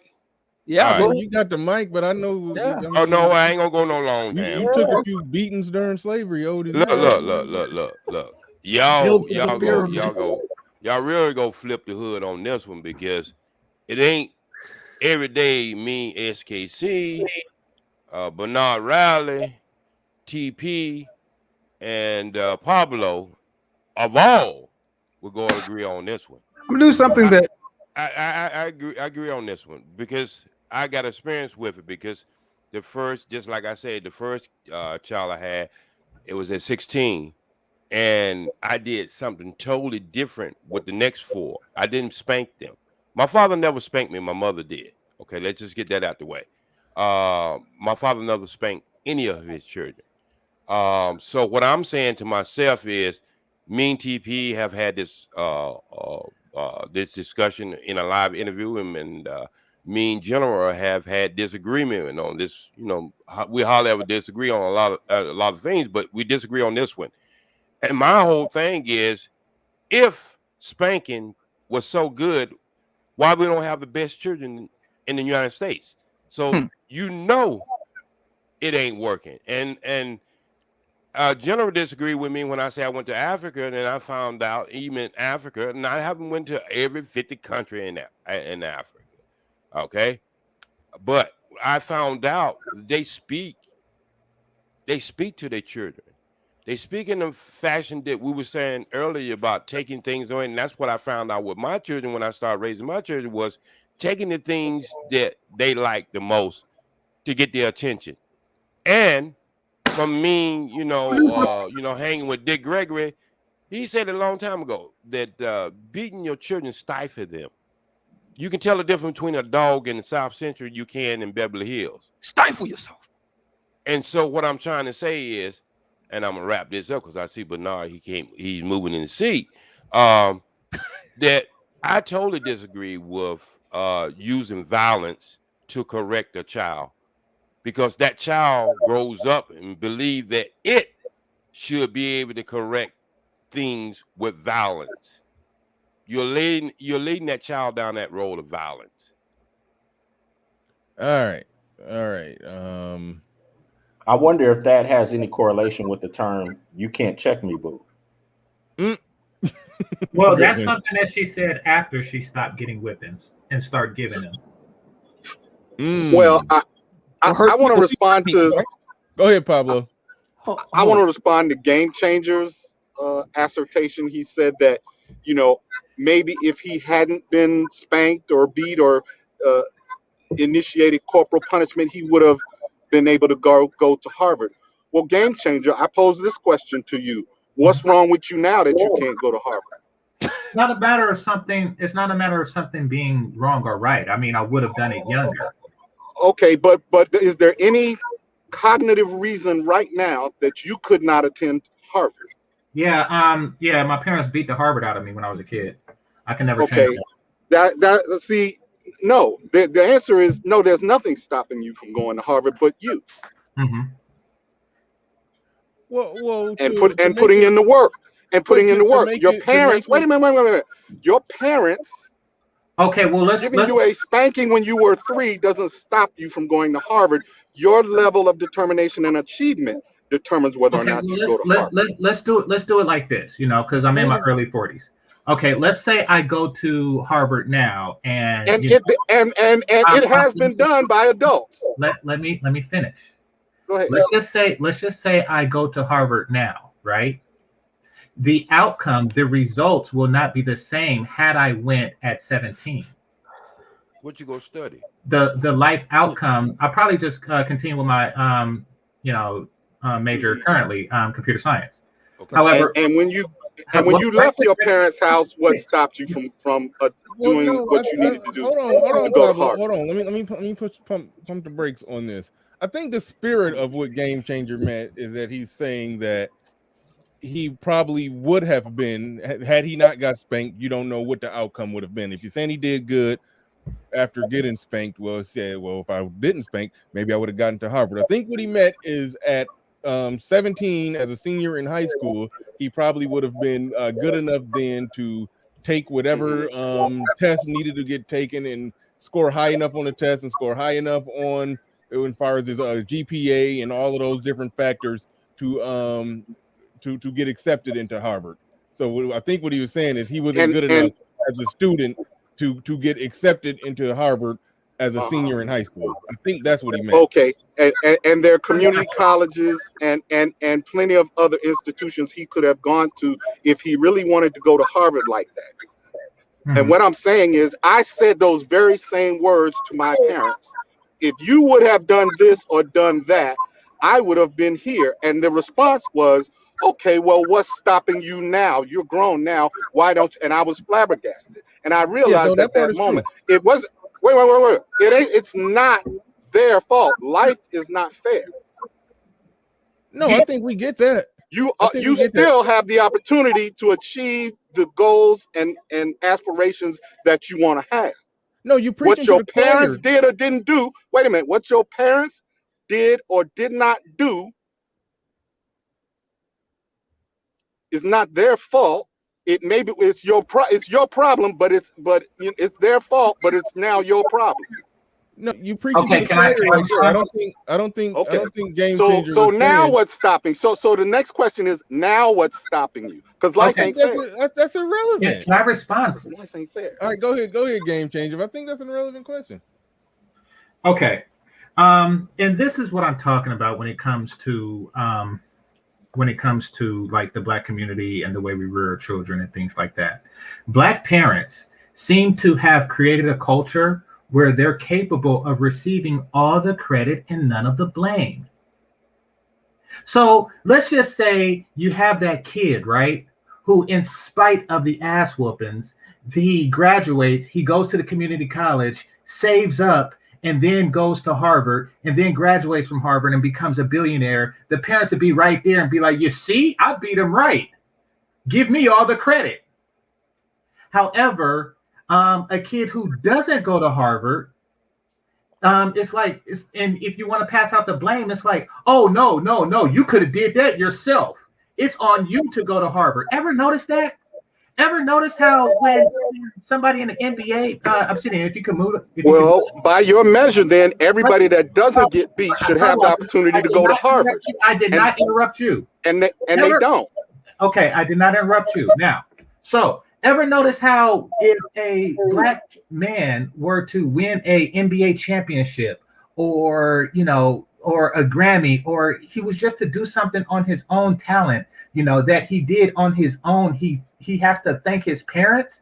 But if he goes to jail, they just call him a bad seed or say that nigga ain't shit and don't visit him. Ever notice how in the Black community, the parents get all of the credit if, the kid grows up and conquer the world, but they get none of the blame for if the kid grows up and gets raped in prison? Ever notice that?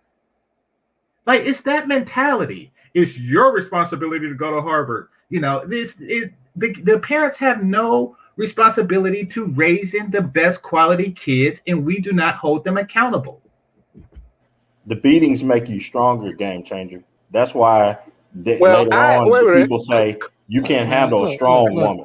We're coming from someone who we're actually comparing coming from different someone who things. actually has an Ivy League relative who went to Princeton. Okay, the absence of not getting a beating doesn't mean you'll go either.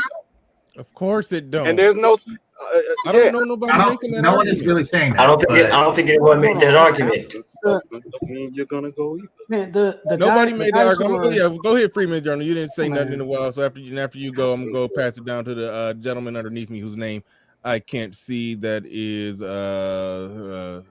Semper Fidelis. Semper Fidelis. Yeah, that's me. Right. Okay, I'm gonna go to you next. But go ahead, Freeman's Journal. So look, man, the people who are pro corporal punishment are being said to be like, oh, we're just pro whooping. No, it's pro discipline. I mean, if it takes that sometimes, it's going to take that, and we're being compared to like the Black community at large and single moms just indiscriminately whooping kids. I mean, women are chaos anyway. Men are structure, women are chaos. Whooping is what they have in their tool bag. When their bad kid gets in the way of whatever they want to do, they're going to take that L. Why? Because a lot of them are generally bad parents. So, like Pablo said, they're the same ones not reading to their kids. And we all watch Kevin Samuel stream. How many of these kids are up at 10 o'clock at night, 11, 1 a.m.? They're the same bad moms, right? So it's you're fighting that straw man. Nobody's pro whooping is saying, oh, we just indiscriminately pulling out straps, right? Nobody agrees with that, right? But could you have to apply corporal discipline when a child is young? I mean, if you beating the brakes off a kid and they're 13, obviously you're doing something wrong, obviously. But when we're talking about corporal punishment, we're not talking about all that, and I feel like that's getting lost. So yes. And my point was real quick. The absence, which is what you just said, the absence of other factors. Oh, well, yeah, if you just beat them, they're going to be mental retards. Well, no. If you're reading to your children every night, how many hours are they watching? Are you setting them in front of the TV? And it seems to me that the people who are doing the abusing and the beating and all of that kind of stuff to excess are the same people who neglect their children in other areas. And that's why you see the numbers that you see with the corporal punishment.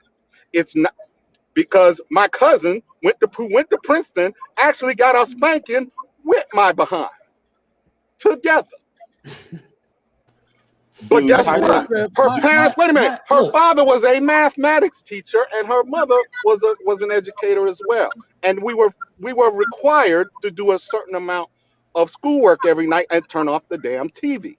So is it the spankings that retarded us, or was it that we had parents who were concerned about the other areas of our development as well? I can accept that there's a right way to do it. I think we all can agree that most Black people who do it, a lot of them are doing it the wrong way. I think we can generally agree on that. I think that's the problem. But what Pablo is describing and what Freeman's Journal is describing, I can understand that. I can see that. I don't think it's necessary to spank them. It's necessary to enforce certain discipline and structure. So I'll say that. I'll say that now. That's almost the last thing I got on that. Shout out to Snuggle 668. Okay, can I speak now? I got you. Hold on. Shout out to Snuggle 668. Says, do highly melanated people have an attraction to just being traditionally tribal, or can they change certain parts of tradition for the better in spite of? Shit. Damn it. I always ask questions damn near off subject. It's like it's just out of nowhere. It's like we having a conversation here. Shit. But I'll try to answer that. But I think Semper Fidelis wants to speak on subject. Okay. If I can, damn it, I lost it. Go ahead. You got it. You got it. Okay. All right. Thanks. This is the deal. Thank you. Thank you very much, Snuggles. Appreciate your super chat. Okay. This is the deal with me. Okay. As I wrote in the chat, when my mother saw me as a disciplinary problem, she put leather strap to ass, bare ass. Simple as that. Okay. Now, the thing about it is also she was conditioned that way. She was the oldest out of 6 children, right? three sisters and 3 brothers, right? 6 kids all together. When her mother, my grandmother, went out to go to work to take care of business, when she left home, my mother, because she was the oldest, was considered to be more mature. Therefore, she had the responsibility. Okay, and if I'll put it this way, if the situation was out of whack when my grandmother came home, okay, it was my grandmother and my mother, and usually my grandmother got some type of corporal discipline, and maybe a strap on the ass, maybe getting whipped with a switch or whatever. All right. Now, leading on from that, my father, right? My father was not the one who corporally disciplined me physically, right? He used what I would call philosophical psyops. In other words, he would make me feel small, okay, for being out of line. That's how he did it. Okay. Now, when we talk about how when people use corporal punishment, right? I went to a school from 3rd to 5th grade, and that principal in that school was an Episcopalian school, all West Indian teachers, including the principal, right? And I received corporal punishment one time. A teacher was out in a meeting. The principal came by. He looked into the room there, and he saw me and this other boy wrestling around, and he looked in there. He called out. He said, "Follow me." That was it. We followed him. He got strapped, 10 lashes, leather belt. All right. My mother called him to ask why he disciplined the way he did, right? Because I told my mom about it. She could never get an appointment to see him. So eventually what she did was she removed me from that school because she wanted to know why it is that this man felt he had authority to use corporal punishment on me, yet was not willing to answer to it, all right, to the parents, right, when they inquire about it. Okay. Me myself, I rarely spank my children, okay, when they were growing up. There was no need to do it. Okay. They're small enough, you can sit them down, look them in the eye, okay, and they got the fear of God in their eyes. That was enough. You gave them a look. Okay. Sometimes when they were just ultimately defiant, they just would do things and continue to do things, even though you said, no, you don't do that. That's wrong. I gave them a little spank. That was it. Okay. I think that you have to evolve in the way that you raise your children, but you cannot evolve as a parent until you evolve yourself as adults, okay, who are about to raise children. Okay, you have to evolve in the way that you deal with disciplining your children to the point where you don't have to physically discipline them. My mother was of the adage that she said, most times you don't have to spank your children or whatever, but sometimes you got to put your hands on them. That was my mother's mentality. That's my spiel. All right, good stuff. Good stuff. Edward Anderson, and we about to get off here pretty soon, but we gotta get Edward Anderson on this one. So go ahead. You got the flow. You got the mic. Yeah, what's up, everybody? This has been an interesting topic, and it started out. Shout out to Xavier. Started out with something that's very serious, and it is very serious right now. But something that happens a lot more often, that a lot more people can identify with the spanking thing. I'm really of two minds of it. You know, I'm gonna be honest with you. I got hit, and I got hit for shit I ain't even do, to keep it 100. There's a couple. I got a couple of those times where I verifiably proved that I was 100. I mean 100% not guilty. She spanked you for proving her wrong. That's why you got your ass. No, I didn't get hit for that. I'm gonna tell you how crazy it is, just to illustrate some of the points that you all have made. I got a situation when I was young. I have an older cousin. She ain't shit. She wasn't shit then. She ain't shit now. And we talking about doing credit card fraud on your own family ain't shit. So that ain't shit, you know. And I knew she wasn't go be shit early on. I had that red pill eye early on, but whatever. She slammed the door and then cracked my brother's finger. A big old gap in his finger. He's screaming. This is my middle brother, and I'm the oldest. And basically, she told him to say I did it. That motherfuckers to say out of fear, whatever, I don't care. Anyway, I got hit with the extension cord for that shit. And I got hit good. My brother, for the next couple, like 5 years, every time, and I swear to God on this, every time you would mention her name, he would reflexively say this person's name, fast smash my finger. It took folks in my family like 3 years to catch on that there may be a fucking reason why the fuck he keeps saying that as a reflex.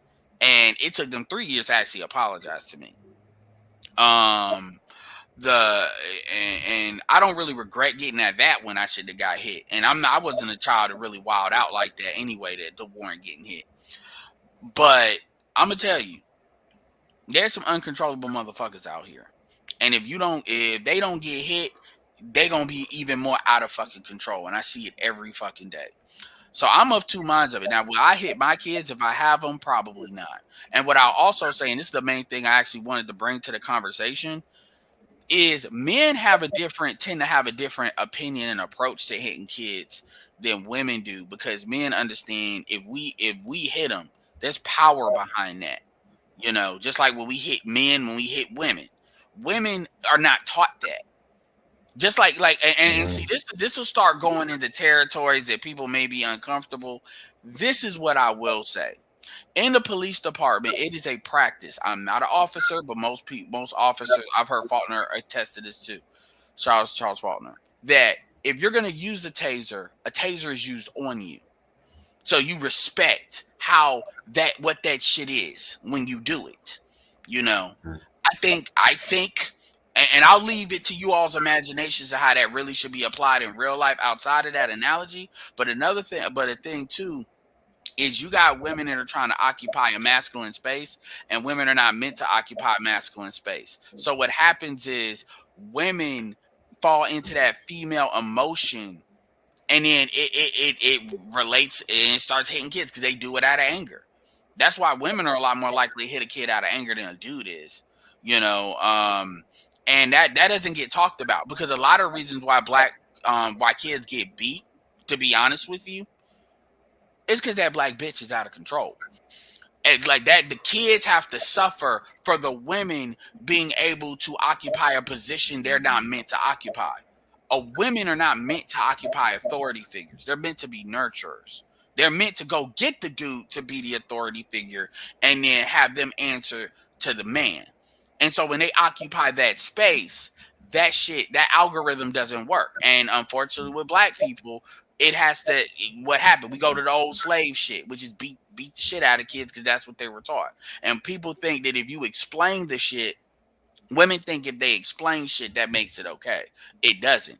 So what I would say to the greater community is the children have to suffer for black people having an inability to bring the black female under fucking control.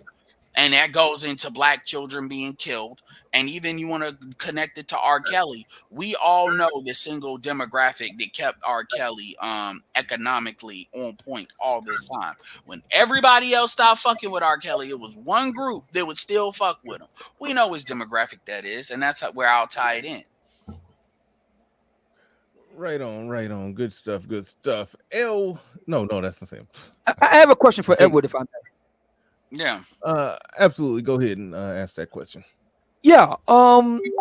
If you don't mind, Edward, because this is a somewhat personal question, and I respect if you don't want to discuss it. Oh Lord. Well, I am assuming that the beatings were administered by female figures in your early home. I got hit with dudes too, but it was mostly my mom, but I got hit by my stepdad as well. Stepfather wasn't the extension cord though. That was the belt.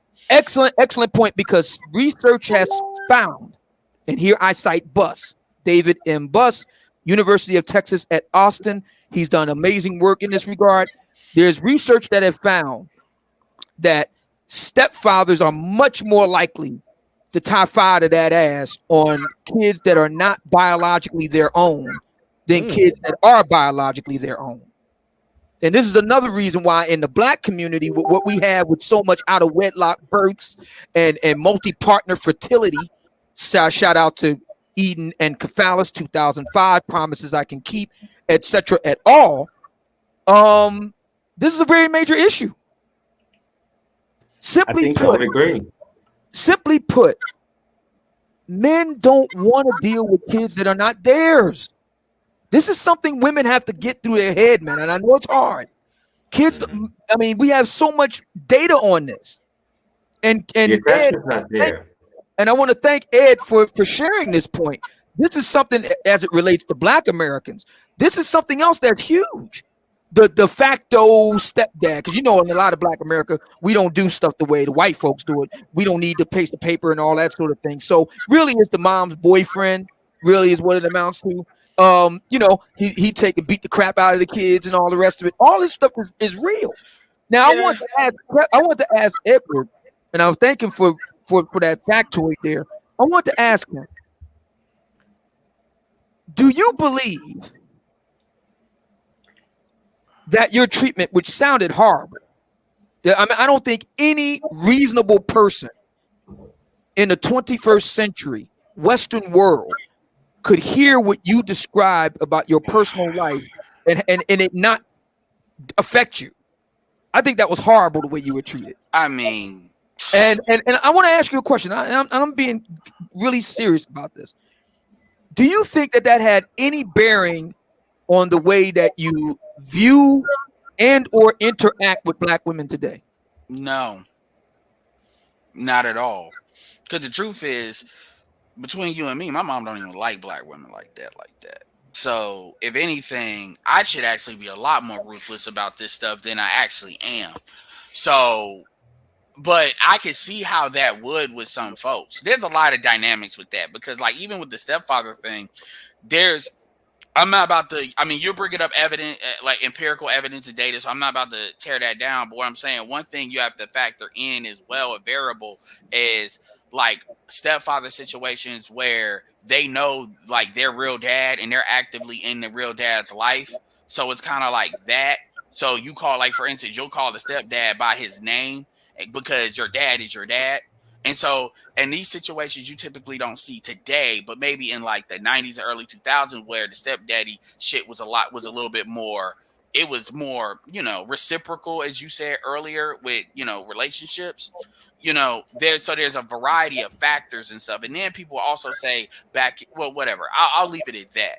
But I actually don't think that's part of it, but I wouldn't make that as like the de facto thing for why a lot of Black men, act a certain type of way with Black women, because if that was true, you would see that reciprocated. It would come out in a different way than just motherfuckers talking shit on YouTube. I'll say that. And then you got to add fact in the domestic violence and abuse that women do to men outside of that paradigm. Like you were talking about that 2x4, somebody brought that up. I've had at least 2 or 3 guys that are in their mid-20s, Smurgo's one of them, that has said that women have hit him while he's in his sleep with a fucking 2x4. Oh, damn. Whoa! I've had at least 3. One is, and by the way, all these guys are like 5'10" or 6'2". And they're like either 2x4 in their sleep. Yeah, because if women want to hurt you, they'll find a way to hurt you. So if you let them, that's why when dudes were talking about, oh, well, if I don't feel it, it's funny. I'm like, no, I'm not saying you should hit her, but I'm saying you need to get away from her, because you may be laughing, but she's basically taking the temperature on your ass. And she'll escalate it as needed if the situation presents itself. That's why I'm always escalates. And the evidence, by the way, points to the opposite. When the women talk about being abused by men, what do they say? It starts out verbal, then it starts out as love taps, and it escalates. So that's pretty general both ways. But see, it's just men don't see a woman as a threat. And I get why, but we don't. So we don't deal with it in the same way. So not only would I say it doesn't affect you, but I would say a lot of these guys got hit by their mothers, and I would say it's the reverse. I would say they don't really see it. They don't really think it's a big deal when women hit their ass because they mama hit their ass. So they used to it. Now me, I'm fucking short. So somebody fucks with me and like you put your hands on me, I'm not about to hit you or do something that's gonna get me to go to jail. But I will say I will handle that situation the way it needs to be handled, and I'm just never dealing with that person ever again, because you will not put me in a situation like that twice. I have a good record of not dealing with females that put their hands on me though. But you don't think that has anything to do? See, look. Okay, let me do it. I've been in foster. Hold on, let me be very clear here. Yeah. I've been put in foster care on my 13th birthday to my 14th birthday because of the dumbass shit that my parents did. But they want to go to the cops in the state where we don't have any family out here. So trust me, the weapons won't shit. You know. All right. Well, let me put it this way. Let me say it this way. As far as that impacted me probably a lot more than any of that shit. Yeah. Let me say it this way. Let me say it this way. Because I'm not in a position to look into your mind or anything like that. And remember, I'm the younger of this group. You got people that are older, and the older you get, the more them ass whoopings were more normal. So remember that too. But what I will say is this: what I would like to suggest is this, Bernard, and everybody on the panel, and everybody listening to this now on the replay. I would like to suggest this: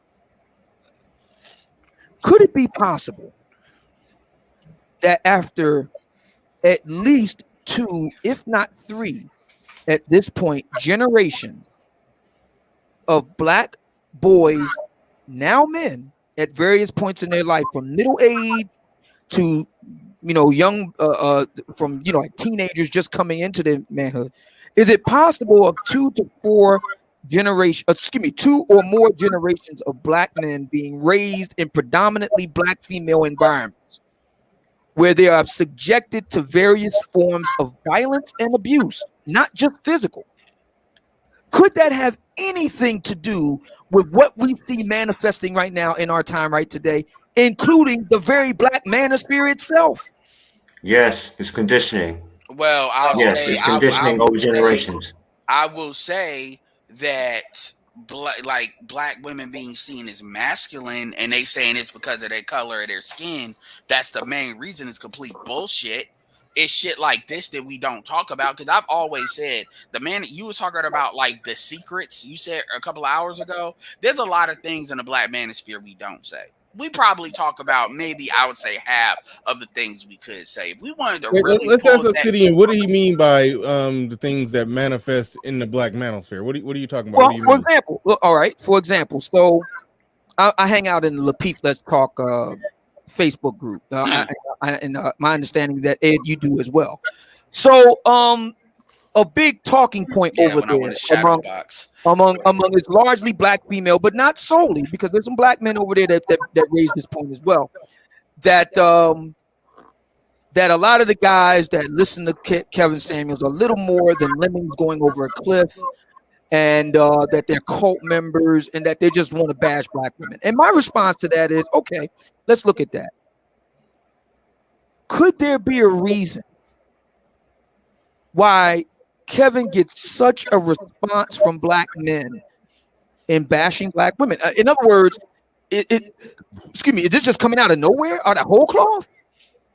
Kevin, not Kevin. None of it in their mind. Go ahead.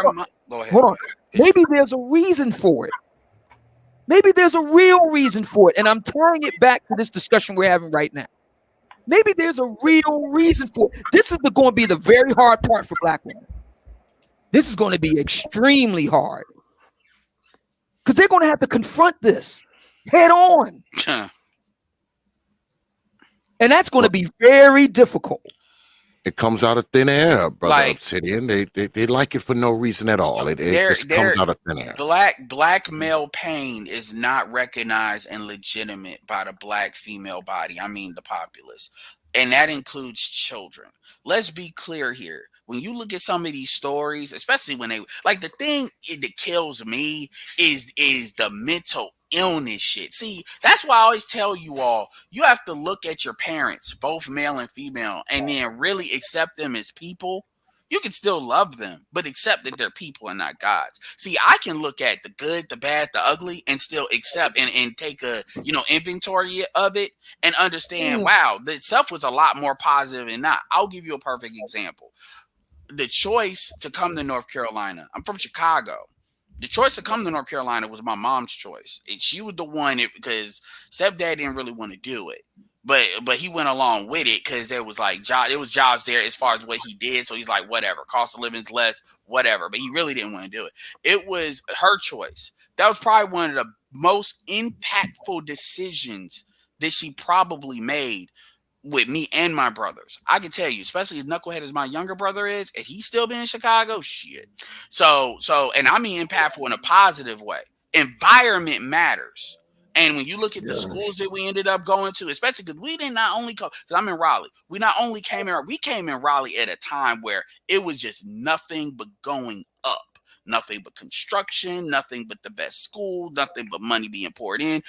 The era that I was in there was like experimental stuff was being done, like block schedule. I mean, like the schools that I went in, the public school I was in is like a private school. Even till this day, it might as well have been like a private school. As all that. The point is, all of that was cascaded off that one decision she made. And yeah, so I'm not denying the bad stuff either. But my point is, how many black women can honestly sit there and then be judged on the good? I mean, shit laid out raw. And no bullshit. No, you can't undercut it. Blame racism. Say you didn't know. And have the good, the bad, the ugly judged out there and shown. And then people make a judgment call on that. The community is incapable of doing that because everything our women do is to all that shit you talk about with that judgment and they gonna have to face. Everything they do is designed to keep from doing that. And young black women suffer for that. Because they got to pay for the sins of the older black women. Black boys suffer from that. Everybody suffers. Like when you look, like everybody suffers. When you look at those things of the women killing the kids, the first one was the black boy, but the second one was the two black girls. And because black men, and this is not all black men's fault, but when we're arguing with these dudes that it's like they want to protect black women, like what you just said, as far as facing what they do and the response for that. There are men that will lie. They will lie and do whatever they need to do to protect black women from that judgment. They will do whatever they need to do because in their mind they're protecting mama. It's crack fiend mama, black queen mama, and you Obsidian being in Philly, being around black stuff, black. You don't even gotta say you're pro-black because it's just what it is, right? You will be seen as an enemy for even trying to broach that. You asking me these questions right now, a lot of black people will see you as an enemy for doing that. You would be actually, and I'm going to say this is bad, but this is how dysfunctional our people are. And I dare anybody to say I'm a fucking liar. There are black people that would say that Obsidian asking this line of questioning to me, which is absolutely valid, they say you are R. Kelly. They would take R. Kelly over you, black women, because of his music. That was already proven with Cosby. That's how fucking, and that's why when you do what you do, as far as all the evidence and stuff you present, that needs to be done and that's valued. And I would value what you do over what I do. But I know at the end of the day, man, we just on different things as far as can this stuff be pulled back. I'm like, 80% of these motherfuckers need to be gone. I'm like David Carroll with that shit. Because that's how bad I think it honestly is. But that's just me. The tact of conditioning has to be changed. That's the problem. It's the conditioning. Once you get conditioned to it based upon the environment that you live in and the people that you depend on to raise you, to put clothes on your back, food in your mouth, send you to school, give you a place to rest your head and wash your ass. Okay? Let me say this. When the consequences of that comes down to, okay, then I have the authority to whoop your ass every day if I feel like doing it. That's the conditioning. That's how bad the conditioning is. The conditioning has to change. Well, the thing about it is a lot of this happens because, again, the whole community is being rotated around to keep black females unaccountable. And even black girls suffer from that. Everything nobody, people, and this is why it's not even talked about. It's not even talked about. Certain and this is why when people want to talk, so what we do, we blame the white man, we blame the government, You know, we do, like you were talking about LaPeep show. I listen to some of them clips. Obsidian, you interview Courtney. You should see that clip where she want to talk about the crack era and a third of black men got locked up, and that's why black women had to be in the, like, the shit these motherfuckers be saying. I heard that. It's like, goddamn, y'all just gonna make some shit up. And yeah, I'm that nigga that'll be doing these rants online because I need to get the shit out. you know. Don't we all to a degree? You know what? We all need to get it out. Yeah, and I'm like, yo, and by the way, you're right, Dr. Tia Sanjay. If you not gonna do the research, you should damn sure be paying the motherfuckers that are doing the research, like Dr. Tia San Obsidian with buying his book, and I mean that. Dr. Tommy Curry. So if you ain't gonna do the research, fund it, because you're right. We should have had a lot of this stuff that we talk about all the time, like signed, sealed, and delivered. That way, the new people that try to play games with us and waste our time, they can't, because then they'd have to come with better facts and not better opinions. Or they can't even do that. Right, and we got to read them books. Those books that are recommended to us, we got to read those books, man, to know the history of it. Yeah, but that's why I answered the question, because it's a conversation that needs to be had, because these kids, these young dudes right now, these women will fuck their ass up and think, you know, it ain't nothing of it. They'll tell you they did it like, well, he did this to me. If you actually listen to women talk about why they hit men, they sound just like the horrible abusers that they like to make motherfuckers out to be, like caricatures. They'll say it like, you know, it ain't no big deal. Oh, well, you know, he cheated, so I set his car on fire. Why didn't you just break up with him? No, because that nigga gotta get checked. And then the girls will start doing it, laughing. And I said, so what if he would have go in there and beat your ass for doing that? And they can't even consciously think that would happen because it's not supposed to. Because that has nothing to do with it. And what it has to do with is that they want people to suffer. If you look at the Riot Mom situation, notice how she committed a crime. She committed child abuse on national television in front of everyone, and she didn't receive any consequence from not only the black community. She received praise from that. She received praise from the greater society. There is no consequence, which is why women feel like they can shoot their kid in the head. And well, we got to get to stop praising them before they get consequences. Now, you're right. You say they got praise for the shit. Yeah, exactly. That's my point. You know, we have, and I'm piggybacking on what you're saying. You know, or I'm agreeing with what you're saying. We created a society where they are not held accountable at all whatsoever, and this is the results.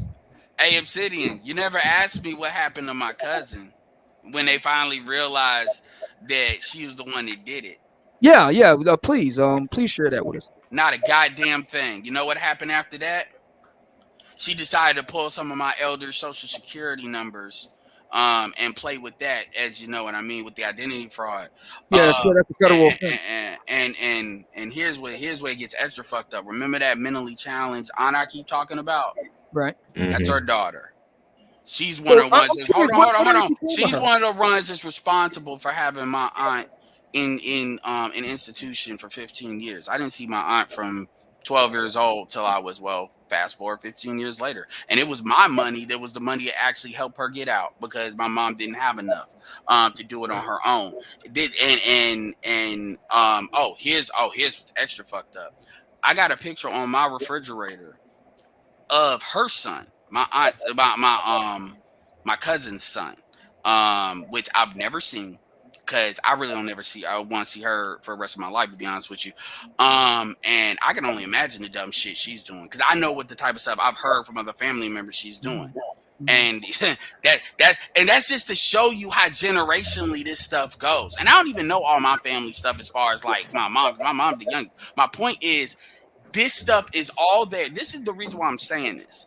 I'm saying, because remember, I was born in Dominguez Hospital in Compton, California in 1986. So I was born in the heart of the crack era. You know, literally in the middle of that shit. Dominguez Hospital is in Compton. Tyson Chandler, shout out to him, you know, came out of high school. The point is, this is why I was kind of saying what I was saying to you, like, the evidence and the data needs to be there. I'm not denying that. But what gets on my nerves, not with you, but with a lot of these females, when they ask for shit like that, you was in there when Kay was asking about the 51%. We need to give data proving 51% of Jews don't have kids. It's that these women are in the same, you've talked about this before years ago. you're in the same households we're in. We are all in these households. We all see what the fuck happens. And you lie to our faces when we're a lot of these guys are pouring their hearts out. That's why they respond to Kevin like they respond to him. And you just look at us and say, you're a motherfucking liar. Give me the evidence. Give me the data. When we're not even telling everything, we're probably telling like 40% of what really goes on. We've never pulled up that carpet. You were talking about incest? Oh no, don't start. No, don't do that, Obsidian. That's why I said what I said. You start talking shit like that, you don't get straight hate speech. Your channel's growing. Don't fuck that up. I'll leave that shit to Kendra if she want to bring that up, because at least she a woman. She got to protect me. Shout out to Kendra for doing that. For starting to really talk that shit. But the thing about it is, you know how these people will get if you start bringing up the real shit we could bring up. And a lot of the corporal punishment is like a gateway drug into the real stuff that goes on and really happens in these households. Because just like, I'll bring up another thing and I'm gonna leave it. Even though this is a 980 situation, when you look at Nicki Minaj and her brother, when you look at the data, motherfuckers don't just turn into what her brother was. That just doesn't happen out of the blue. And when you look at how her mom responded, go look at that interview and look at how her mom was defending her son. That shit was straight denial. That was denial. That's what that was. And then, all right, Jay.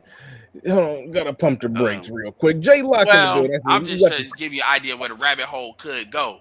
Yeah, and I'm not willing to go there myself. So anyway, Jay Lock in the building. Shout out to you with the $50 super chat. He says, going back to the whoopings, he says, whooping does not solve nothing but causes trauma, anger, anxiety, and not to mention your child will not have the courage to say no or defend themselves against bullies. I don't know if that second part is right. I agree with your first part of what you said, but I don't know about that not having the courage to defend themselves against bullies that pick on them or people trying to take advantage of them. I mean, it might be something there. I do see where you're going. Shout out to you. Appreciate the $50 super chat. LB Crypto in the building. He says Edwards' quote from yesterday was epic. Black people keeping racism running like a well-oiled machine. Salute to the panel. Salute to you. Appreciate the $5 super chat. And yeah, look, we about to get up out of here. I'm gonna pass it to Brother Xavier. Yeah, did an excellent lead off today. I'm gonna give it to him for the final words. I know we've been all over the place, but you could take it to the original topic or any of the more recent topics, whatever last words you want to give us as we that's how you know it's a good show. That's how you know it's a good show. I rather enjoyed listening to the brothers. Notice I haven't been saying much. I've just been listening to the brothers talk. But I mean, let's be honest here, man. We have these women who are very violent. And this is the thing. We as black people, we have a hard time seeing what they do to these children as violence. Let's be honest. Yeah. We don't see it as violence. And it is Negroes. It is violence what they do to these children. And now the violence has escalated to murder. Let me say that again. The violence has escalated to murder. Oh, God. It's a problem. And the reason why I say it, because this could be your son. This could be your daughter. This could be my grandson. This could be my granddaughter. This is real. This isn't something that we just talk about on YouTube. These children are being killed by the one person who should love them the most, who should protect them the most. So you know we are in a quagmire when you have these women who are just, I'm not going to say losing their minds, but losing control. Well, I'm not even going to say losing control. When they do this shit, they're trying to gain it. They're trying to gain control when they do this crap to these children. Because I don't believe going across a kid's head with a belt or a stick or whatever makes him more disciplined. What I think it does is make them more fearful, and as they grow, makes them more violent. Because what you're doing is you're teaching them that violence is the way to solve problems. And the hurricane said something earlier.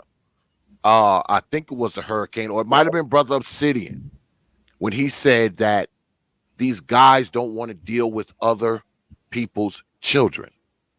And the fact of the matter, is that when it comes to some of these old mamas, they don't want to deal with their own children. That is the frustration. That causes the beatings. That causes the whoopings, the abuse, the allowing of the abuse. And now it's causing these children to be killed. Brother Bernard, I appreciate you having me on. Peace, everybody. Thanks for having me on, brother. This was good stuff, man. I salute all the brothers that's up here, even the OG. Salute, brother. All right, y'all. We getting up out of here. I'd like to thank everybody who came through, everybody who liked the video, watched the video, thumbs down the video, and especially those who super chatted, or I don't think nobody said the cat chat, but those who super chatted, definitely appreciate and respect each and every one of you for supporting the stream. And with that said, we are out of here. Peace.